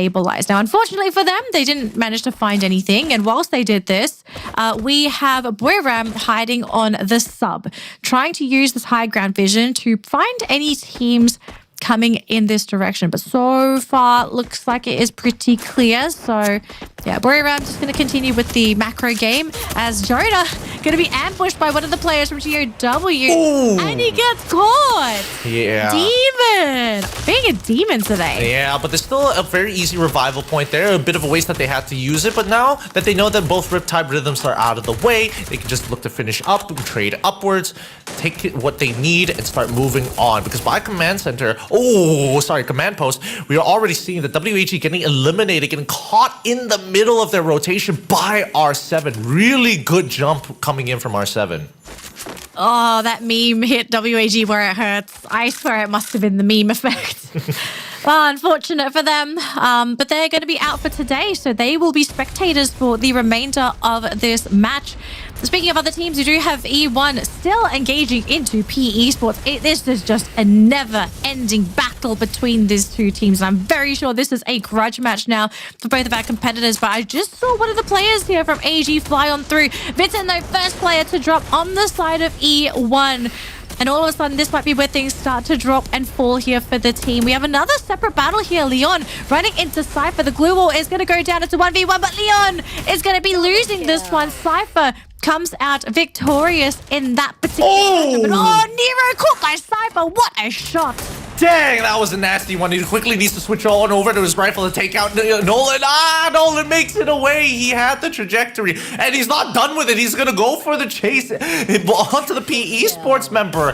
They do. I hope they realize, because RHK, this could be a really huge opportunity for them, but it looks like they've noticed the new team, and Cypher, he's going to back off now. He's going to take a chill pill for just a moment and wait for the rest of AG to make sure that they can guarantee more eliminations here and escalate this even further. Well, do they want to escalate it to begin with? Because the team is hesitating. And oh no, we've lost GOW, our team that just picked up the Booyah. You know, they were off to a great start and it looks like they just took a little bit too big of a bite that they could not handle. On the other end, though, we are seeing a drop there. Movistar's R7 pincered between two teams. We've got Booyah on one end and Fluxo on the other. Makes you wonder what GOW was dealing with in the meantime if there are so many odd teams coming in by command post. Now R7 going to say, nope, we're out of here, but Della gets blasted out of the sky, unfortunately. Not within line of sight of Wasana, but now they're going to do a little bit more here as Moshi is also getting his crosshairs involved. Luke going to be picked up by Jonah at the very least. Now, knowing that there were shots coming in from that northern side, Heavy might take the opportunity to catch Jonah out of position, but they don't notice him just yet. They're looking to spread as Kabi nearly blowing his head off here. And they got to make sure that they spread out just a little bit more. Kabi, he's going to be late on the rotation, but it's fine. Heavy going to take the low ground as they move in towards one of the remaining members of R7. Hawks still needs some econ and he needs a vending machine to bring up the rest. But finally, we see that the Red Hawks are in prime position. They see the entire showdown happening. If Flicker's feeling confident, he might be how Movistars survived this. I mean, actually, so Movistars were able to sort of fly on out of there. So, yeah, Red Hawks, there's not so much pressure on this team to be able to save them, but they've had 2 eliminations to their name. So there is some progress here for the team. They need a deep run. This is their last map. If we can get Red Hawks to have a deep run here on Kalahari, this will be a sign of life, I suppose, for the team. It does not guarantee them top 12, unfortunately, but it does lessen the burden for their second round of matches. And look at this, Gideon. Our circle is going to be ending near Bayfront and even a little bit on Refinery. So our teams towards that bottom left section of the map, they will have to work a little hard because there are so many teams occupying Refinery. Yeah, I'm curious to see what PE Sports' decision is going to be on that western side, whether they're going to move towards the Refinery or maybe go even further south if they wanted to, because so far the less populated zone is actually the northern side. Puts in, he does switch out his active skill card from Dimitri into Clue, and BRU decide, you know what, we got to start moving out of here. We saw Fluxo making their way in towards command post. I'm expecting more action to happen in that area if Heavy decides to come back down. They've repositioned themselves between Heavy and as well as RHK, as we do see the airdrop coming right down in between them.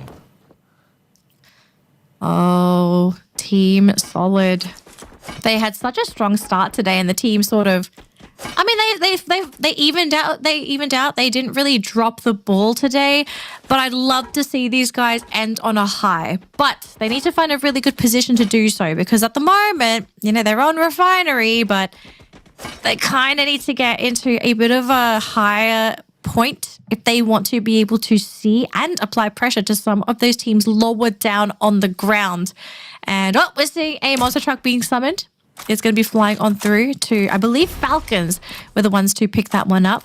And we have Kabi trying to catch out Moshi. If he catches the sniper of the team, that would be huge, but he's just not patient enough.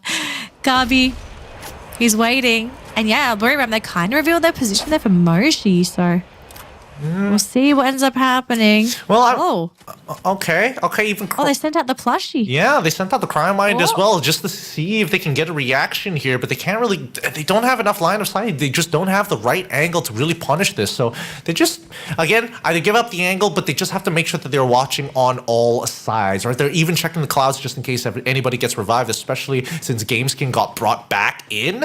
And it looks like GameSkin is going to be flying towards the southwestern side of the map, where where PE Sports have probably spotted him out. Fluxo by Santa Catarina this time, going to be playing on the furthest eastern side of this ring. We'll see where this next ring is going to develop, because if it leads either towards the south side, most teams are not moving. If it leads towards Refinery, then I think we're going to have an interesting scenario breakout. Yeah, I mean, we know Refinery circles can be absolutely chaotic with all of the elevation, teams trying to win on top of Refinery, other teams trying to go for the sneaky medkit battle on the lower ground. I mean, I'd love to see it, but I don't know if the teams have the confidence to be able to pull off such a crazy play. Now, we do have Red Hawks full roster still. I have to say, very impressed that they've been able to basically survive this long in the round.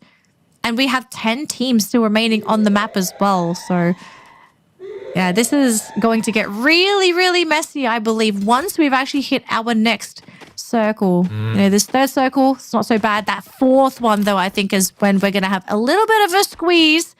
Because, yeah, when it comes to real estate, there's not enough space for everybody once that circle starts to get a little bit too small.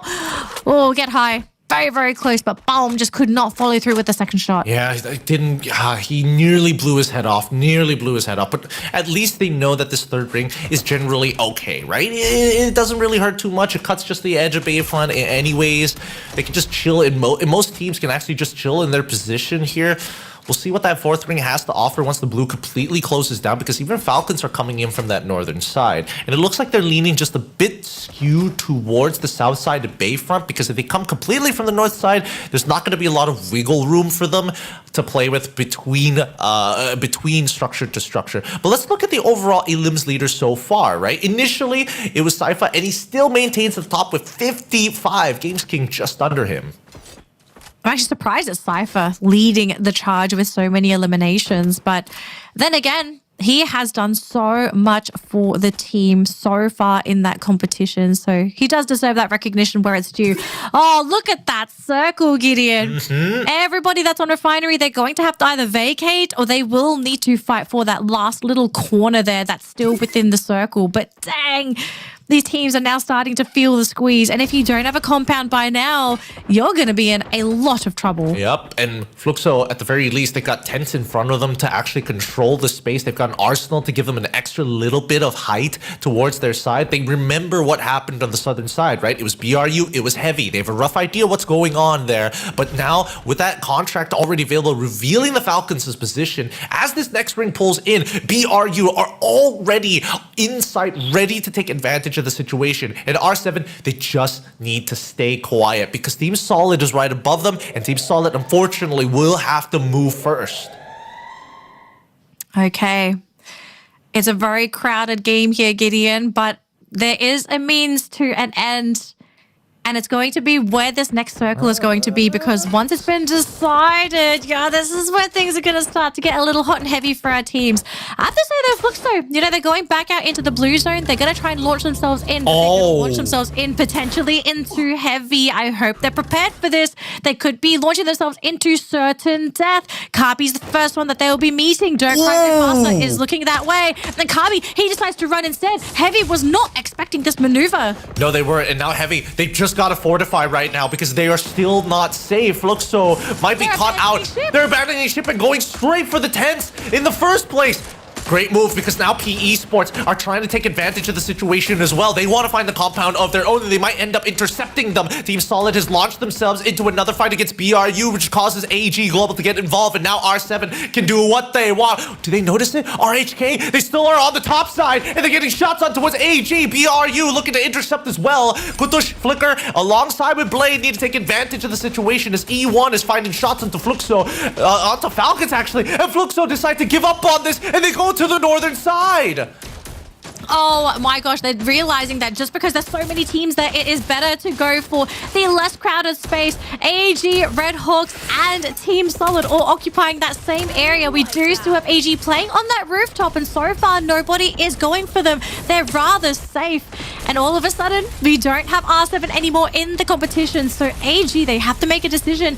Are they going to jump off the rooftop now, or are they going to do it later? They're going to go into Booyahs compound instead, sitting on that roof. Man, they do not want to go down because they know there are too many teams, too many players down here.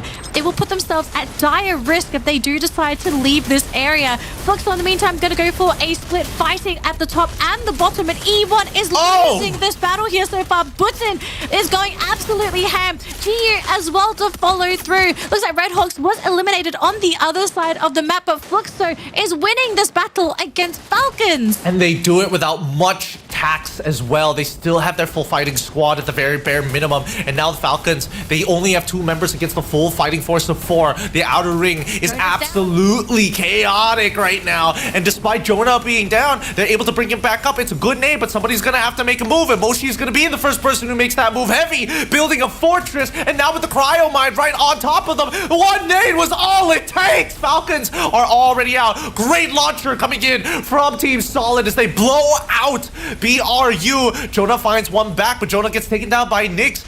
They still manage to have one of their members still alive within the ring. As Sypha is able to find points of their own. PE Sports are making sure that right now Heavy are currently out of this game. Out in the blue is AG. Again, luckily, thanks to Mufasa holding strong, snags 1 more placement points, and BRU finally are eliminated. PE now taking advantage of the scenario as they know that Fluxo are only on 2 members. Team Solid have held on strong, but PE Sports need to take advantage of this right now rather than later. The frag nades are already out, and now with the UAV light, they're trying to make sure that they can protect their current spot. And now they quickly, at the very least, got rid of the cryo mine. This is a perfect position.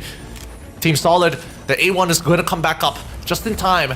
They've held on, and that's exactly what they needed to do. Lao Ho slowly working his way on that lower ground, forcing Bobson as well as Butson. But Bobs, he gets gunned down. Butson gets right in there. Team Solid, they need to make sure that they cover the top side and quickly get on top of the roofs. LBT Lanola, no! It's too late. The A1 comes on through. Nyx takes a shot to the face, and LBT now gets right in the mix as they eliminate Team Solid and allow Fluxo to secure a placement point. In second, he runs around. Nolan takes him out, and there you have it, a booyah from PE Sports right at the end.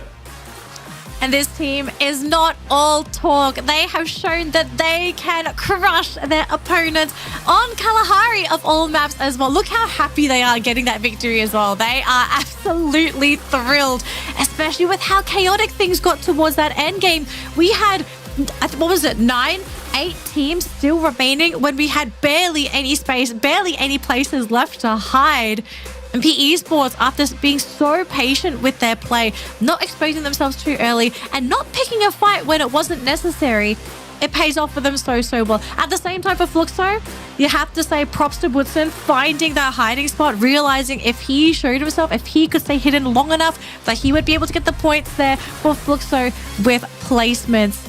The PE, yeah, this might be the team to look out for Vietnam. They might be the team to take Vietnam to the top here at the global finals. Oh my goodness, what a play. I mean, both Team Solid and PE Sports, they had the exact same idea.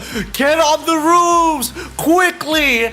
Both of them launching themselves. Let's look at this last shot just one more time. Oh my goodness. The initial push here coming in towards Fluxo's side, forcing them into a pretty awkward spot was already a great positioning coming in from PE Sports. But I think that Team Solid had the correct response. Hunker down, because they made sure that they can have their cooldowns on their A1 for the upcoming battle against PE Sports. Unfortunately, they just weren't able to throw it out fast enough. They got hit by the opposing side first. Look, it's a game of strategy. It's not just who shoots first. It's not who just uses their abilities, but also realizing, are you in a good position to battle if a fight happens? Do you have all of your actives off of cooldown? If you don't, is there a way for you to drag the game on long enough so that you're able to push off those actives and tilt the game in your favor? And in the case of PE, I think the fact that they were the ones to preemptively make the move first, that was where the game shifted in their favor. They put themselves in the most favorable position possible and essentially said to their opponents, we are here, we're ready to fight. If you come after us, there's going to be a moment of weakness where we will be able to cripple you. And they absolutely did that. So PE Sports, congratulations on securing their final booyah of the day. They picked up 9 eliminations, 12 placement points because of the booyah, and they finished the day with 21 points to add to their overall score. Second place, though, will be going to Team Solid with 17 total points. And Fluxo, although this has been a bit of a flat day for our 2024 champions, they still managed to pick up a reasonable amount of points. Oh, I mean, the spread here, the spread in terms of eliminations, I would say that it's not the bloodiest of games. It really follows the standard of what we've been seeing, especially during week one's worth of Battle Royale. But man, everybody was taking it very, very slowly, and they knew that the outer ring was going to be a more powerful position after the mid-game transition. And I feel really bad for teams like Movistar R7, where they had everything they wanted. They got the refinery, they held on to command post, they went back to the refinery, and that's when Team Solid took advantage and noticed, hey, they're going back and forth between two of the most important structures in the game. Let's take advantage of this, and that's why we saw the Games King was getting revived in those moments, as Refinery's high ground was already taken by Team Solid. Yeah, well, this is I guess it's one of the cons of being so active, I suppose, on Kalahari, unless you know that a lot of the teams in your lobby are not going to try to invade Refinery, knowing that you are there.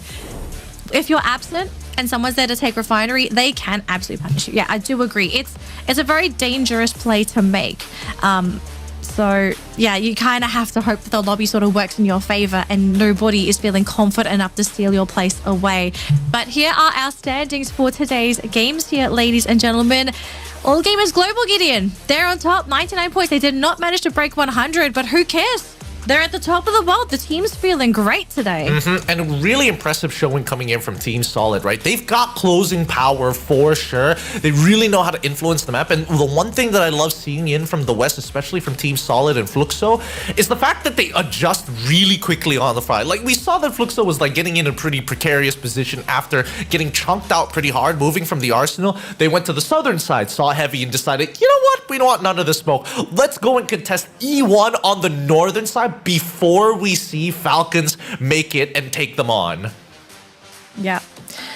Well, this is going to be it for our points today, ladies and gentlemen. We wrapped up our 6 games here for week 2, day 1 of the Battle Royale stage. We are still trying to find our top 12 teams that are going to be making it to our grand final weekend next weekend. But we still have 2 more play days. This was teams in Group A and C. This does mean both groupings have played their first play day. Teams in Group B have not played their matches at all. So if you are rooting for any of those teams and they're looking a little bit low on that leaderboard, don't worry. It's because they haven't been able to play their matches yet. But they will be starting their games tomorrow onwards. So we are going to be seeing a bit of a shift again on that leaderboard. So don't panic. It's not over yet. But do also pay attention to what is happening towards the bottom of the bracket. The race to top 12 is still very much alive, and we have not guaranteed our cut-off point for top 12 yet. We will maybe have a better idea after tomorrow's matches, but the dream is still very much alive for a lot of our teams who may still not be in top 12 yet. You just got to play those games. And I guess at some point you can also say Lady Luck might also have to be on your side. I mean, just looking at the compositions that currently some of these Vietnamese teams have consistently running here is the Nero alongside. And the Steffi is kind of a plus and minus depending on what compositions they're trying to do. But I think that we are seeing that a lot of teams are either, if we're playing Nero, we're going for the A124 alongside it because it's an almost guaranteed way to start taking these fights very safely. Oscar is a no-brainer, but I think that Cassie players have been just eating it right now because of this A124. It has been completely locking them out of the game and reduces their effectiveness in battle. And worse yet, sometimes with the Cryo Mind as well, even if you still have your active ability, that tether kind of gives away your position, allowing players like Lao Ho to get free Cryo Minds off of you so you can't protect yourself with glue walls and you're forced to move out of position.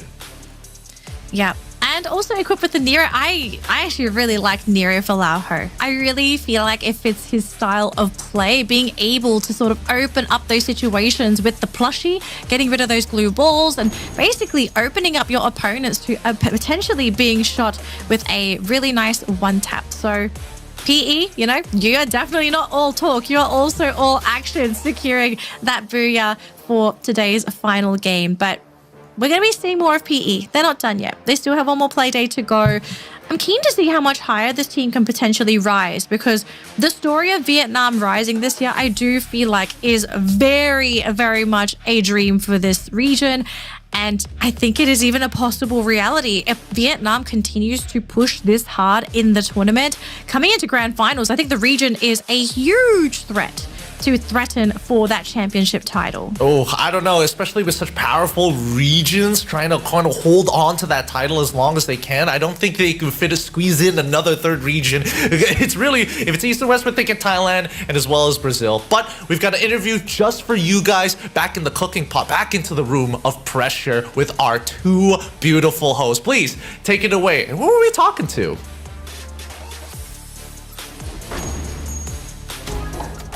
All right.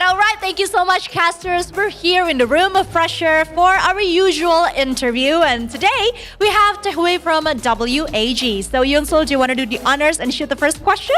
Yes, thank you, Conchita. Okay, so let's jump into the questions immediately. As of now, WEG sits at 13 in the overall standings with 104 points. Yeah. How do you feel about the team's performance so far?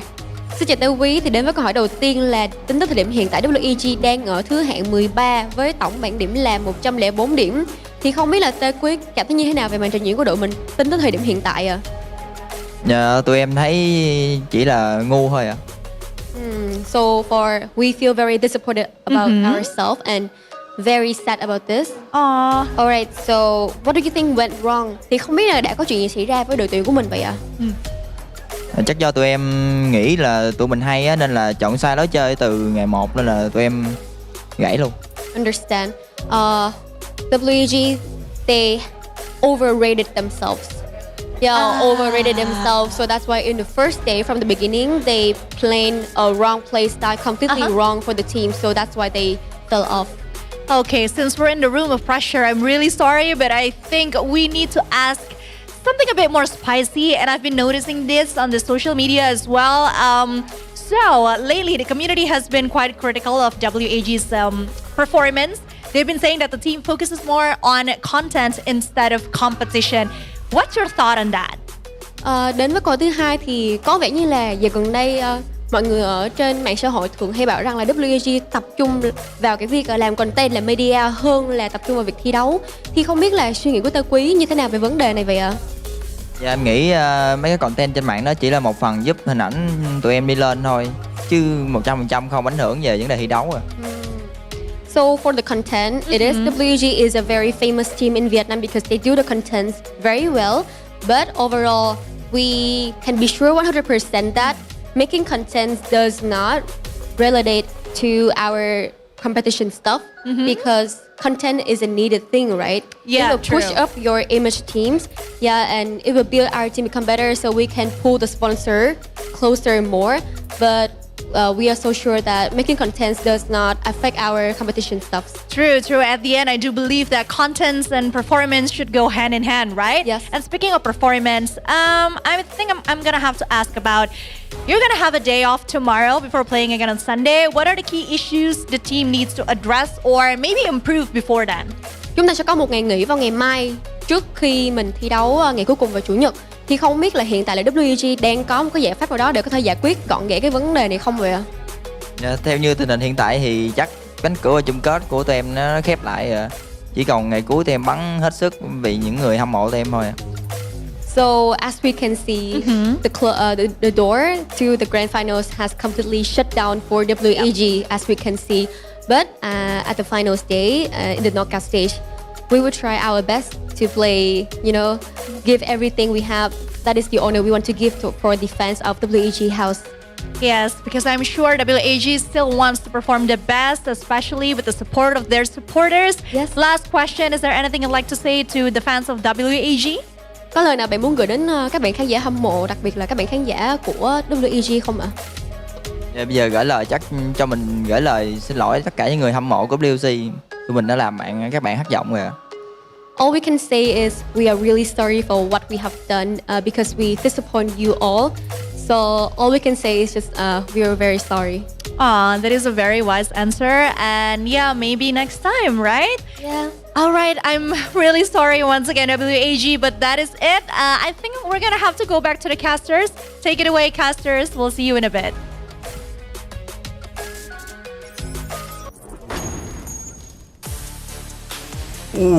Really? Unfortunately, look, this is the reality of competition. Not everyone is going to make it to the very end, and there is only one team that is going to really emerge victorious over everything. So WAG, it's kind of sad to see their tournament end really come to an end, but hopefully as they're still playing their matches, they will learn their lessons for the next season. They'll figure out how to improve. They will find that spark again that's going to guide them into the 2026 season, and maybe we will be seeing their return next year. But we're still going to see another play day at WAG. So don't worry, WAG fans, they are still going to have one more play day, but the odds of them making it to top 12, I mean, they've said it themselves. They don't even think they're going to be able to make it. So, yeah. Again, the nature of competition, it's a harsh and it's a cruel world, but only the best of the best survive. Yeah, no, that's so very true. And at the same time, it probably also affects their performances as well, having to think of so many things outside of the game as they are competing, right? But with that being said, we also have to celebrate, because it is the nature of the competition, the best predator of the day. Give it up for the boy himself, AG Cypher, holding the most amount of eliminations today as well. 22 and 10,000 worth of damage. Keeping in mind that Jonah does beat him in damage, but does not compete when it comes down to raw eliminations. But have you seen Guax's damage? 13k, almost 14. So just the differences in playstyle, right? At the end of the day, it is this secures. It doesn't matter if you get the drop. It doesn't matter if you do the most damage. If you don't lock in those eliminations for your team is missing out. So congratulations to Cypher. He's a very good reason as to why this team is really succeeding, especially in Battle Royale. And we're also seeing essence of him in Clash Squad as well, why he is such a valuable member of the team. But most valuable team of the day, can you guys guess who is going to be winning this title? It is none other than AG Global, who have crushed the day and scored 99 points in total over the competition. 99 points. They did grab one Booyah for the day and ended with 59 eliminations, and across the team, 33,500 damage. I'm glad that they got their poses ready in the room of pressure itself. It's a lot better than when their walkouts during Clash Squad. I mean, they're learning day by day and they're building more and more confidence. You're not seeing them break character in the middle of their poses, and I think for good reason too, because right now their wills are extremely strong. The way that they've been playing overall has been absolutely disgusting. But this is not the only thing that we have to celebrate. These guys are earning a good amount of cash, but only one of them can truly be the most valuable player of the day. Give it up, everybody, to Cypher, elimination leader as well as the MVP. He's going to be bagging himself an extra bit of pocket money here in Jakarta. So, big question. Do you think Cypher is a team player or is he a solo player when it comes to a bonus cash? Ooh, that's a good question, because throughout his career, he's played both roles, and I think him being just a little selfish and finding that balance of in between a team player and a selfish player makes a lot of sense, because he's found the perfect playstyle with Oscar. It shows his individual skill during Clash Squad, but I think more importantly, it's what brings the team all together to relieve all that stress. Yeah. All right, ladies and gentlemen, we have a quick interview lined up for you folks as well. Our team of the day is AG Global. We have an interview lined up. Let's meet them and see what they have to say after such a successful play day.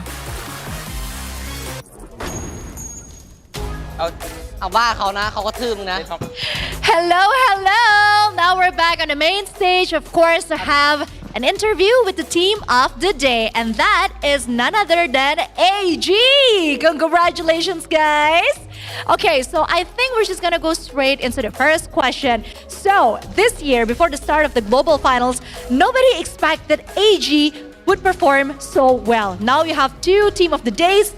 What changed from C-Fall to the global finals? ในการแข่งขัน global final ครั้งเนี้ยคือเราส่วนใหญ่ไม่ได้คาดหวังเลยว่า AG จะเล่นได้ดีขนาดนี้แต่ว่าเราได้ Team of the Day ถึง2ครั้งเพราะอยากรู้ว่าเทียบกับ C4 แล้วเนี่ยมันเกิดการเปลี่ยนแปลงอะไรขึ้นทำไมเราถึงทำได้ขนาดนี้เพราะว่าซ้อมเยอะครับซ้อมห้องพี่เป๊ปครับคะแนนดีทุกวัน Because we practice a lot in our local co-streamer and we did pretty well I did not expect you to answer that so straightforwardly because usually he has a unique answer. But yeah, okay, I accept that. Yunso, do you have anything to ask? Everything pays off. Very clear, right? Congratulations to you, all gamers global.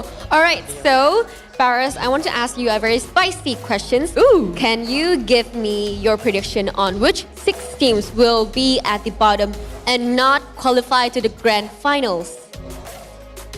คำถามแซ่บๆนิดนึงก็จะถามว่า 6 ทีมไหนที่เราคิดว่าจะไม่เข้าสู่รอบแกรนด์ไฟนอลในการแข่งขันครั้งนี้คะ น่าจะเป็นเคียร์วิชั่นครับ2แล้วก็เรดฮอค3ฮอตช็อตครับ Oh, 6. น่าจะเป็นRQ ครับแล้วก็ยูโวครับ อุ้ย แล้วก็เฮฟวี่ครับ I did not expect this. Okay, Boon, would you like to repeat that in English so that our viewers can fully understand what they're saying, other than just the team names? Okay. The first one is Clear Vision. Oh, okay. The second one, Hot Shot. Yes. And then the third one, Red Hogs. Yeah. And for you, the first one is RQ. Oh, sorry. And EVOS. And the last one is Happy. Kami. How come? Kami heavy. Come on, we're playing in Jakarta. Because I don't know which team I should pick. That's why I pick Happy. Where is the audacity? Oh my God, we need RRQ though. We're playing in Jakarta. Come on. They are too good, you said. Okay. So anyway, we still have one more question. Well, this is not a question, more like a request. Is there anything you guys maybe want to say to the fans of AG as well as the Thailand fans that has been supporting you guys and of course are very proud of your performance today? คำถามสุดท้ายก็คือมีอะไรอยากฝากถึงแฟนๆทีม AG แล้วก็แฟนๆชาวไทยที่กำลังดูอยู่ไหมคะ ฝากแฟนคลับ AG ครับจะทำให้เต็มที่ครับแล้วก็ไปคว้าแชมป์ครับแชมป์ที่ 4 แล้วก็แชมป์แบบใหญ่ครับ To AG fans that we will do our best for the competition. We will try to lift both trophy in Clash Squad and Battle Royale. Ooh, okay. I'm gonna pretend that he did not say something bad about RRQ and congratulations once again.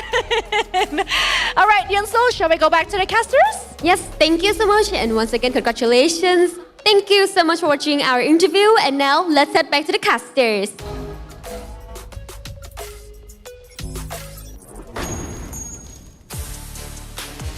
Once again, big shout outs to Kachida as well as Yunsul. And also to the 3 fans, 3 survivors clapping up for AG Global to support them. Because again, long way from home here, still in Southeast Asia. But again, the pressure is so very, very hot. And they look to be dominating in pretty good fashion. Let's see if they can carry this momentum all the way until their 4th play-in day, as well as the grand finals itself.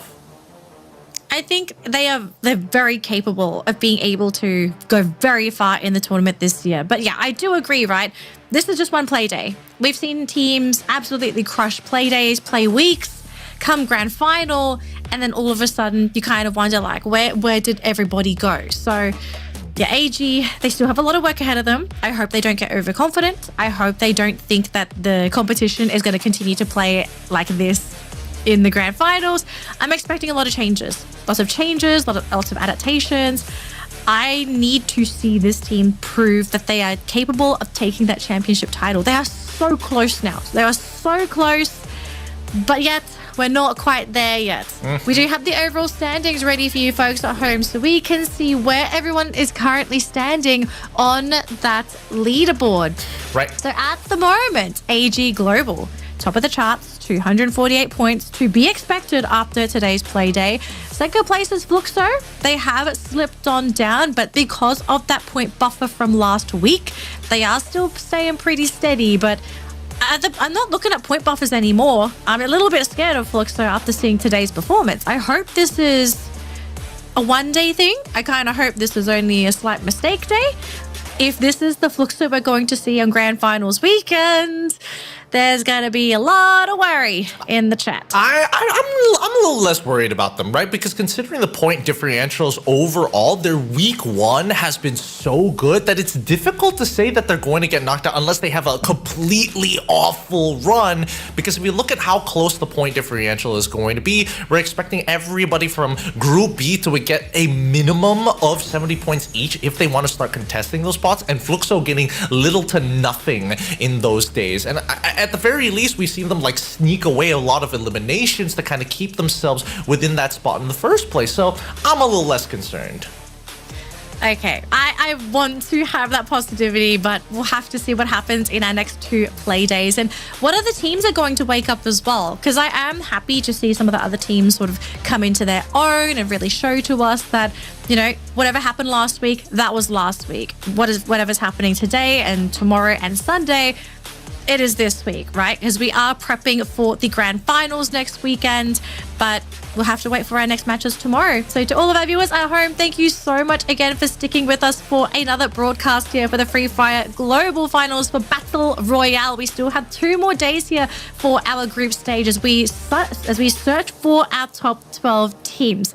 But we are done here for today. My name is Tenali. He is Gideon, and we will see you guys on our next play day tomorrow. Have a great day, survivors.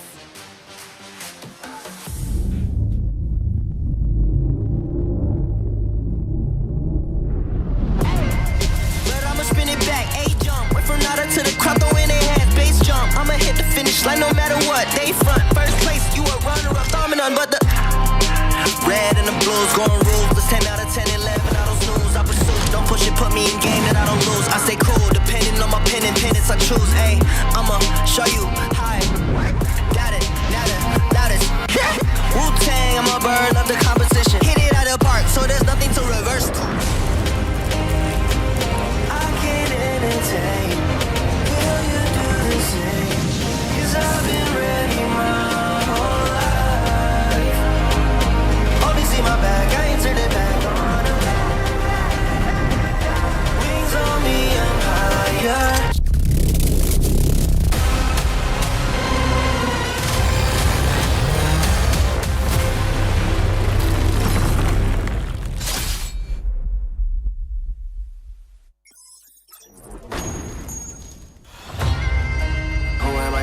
Now, burn bright, I don't burn out. Crushed out, look at me now, huh? I can never go reverse now. But I'ma spin it back, A jump. Went from nada to the crowd throwing their hands, base jump. I'ma hit the finish line no matter what. They front, first place, you a runner-up, dominant, but the red and the blues going ruthless. 10 out of 10, 11, I don't snooze. I pursue, don't push it, put me in game that I don't lose. I stay cool, depending on my pen and pennants I choose. Ayy, I'ma show you high. Got it, loudest. Wu-Tang, I'm a bird, love the competition. Told you only way is up, I don't go reverse. I can't entertain. Will you do the same? Cause I've been ready my whole life. Only see my back, I ain't turn it back on them. Wings on me, I'm higher.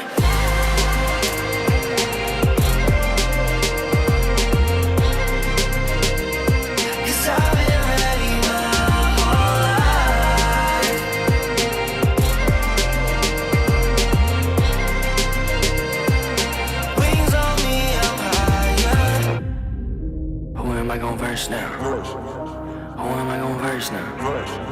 Show me what it's worth now. I pull up in the can't imagine all these people wanna follow, missing in action. Paper planes, I'm a condos, made it from rapping, and I met role models. Thinking I'ma pass all the monogram on my body, the shit shout out to Virgil. Know that I'm gon' beat them like the shit that I put words to. Mama and the internet, 2 things that I just learned through. Hit it out of the park, so there's nothing to reverse to. I can't entertain. Will you do the same? Cause I've been ready my whole life. Only see my back, I ain't turned it back on them. Wings on me, I'm higher.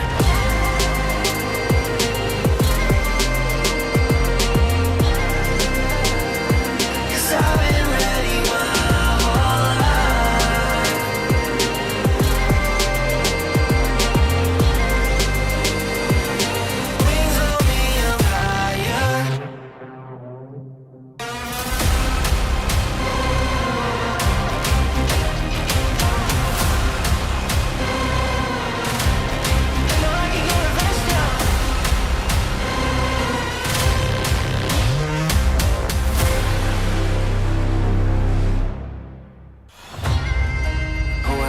verse now. Burn bright, I don't burn out. Crushed out, look at me now, huh? I can never go reverse now. But I'ma spin it back, A-jump. Went from nada to the crowd, throw in their hands, bass jump. I'ma hit the finish line no matter what. They front, first place, you a runner-up, dominant, but the red and the blues going ruthless. 10 out of 10, 11, I don't snooze. I pursue, don't push it, put me in game that I don't lose. I stay cool, depending on my pen and pennants I choose. Ayy, I'ma show you how it. Got it, now the loudest. Wu-Tang, I'm a bird, love the competition. Told you only way is up, I don't go reverse. I can't entertain. Will you do the same? Cause I've been ready my whole life. Only see my back, I ain't turning back on them. Wings on me, I'm higher.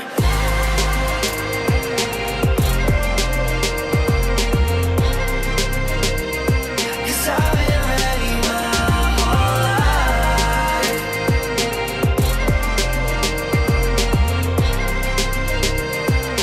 Wings on me, I'm higher. Who am I gon' verse now? Who am I gon' verse now? Show me what it's worth now.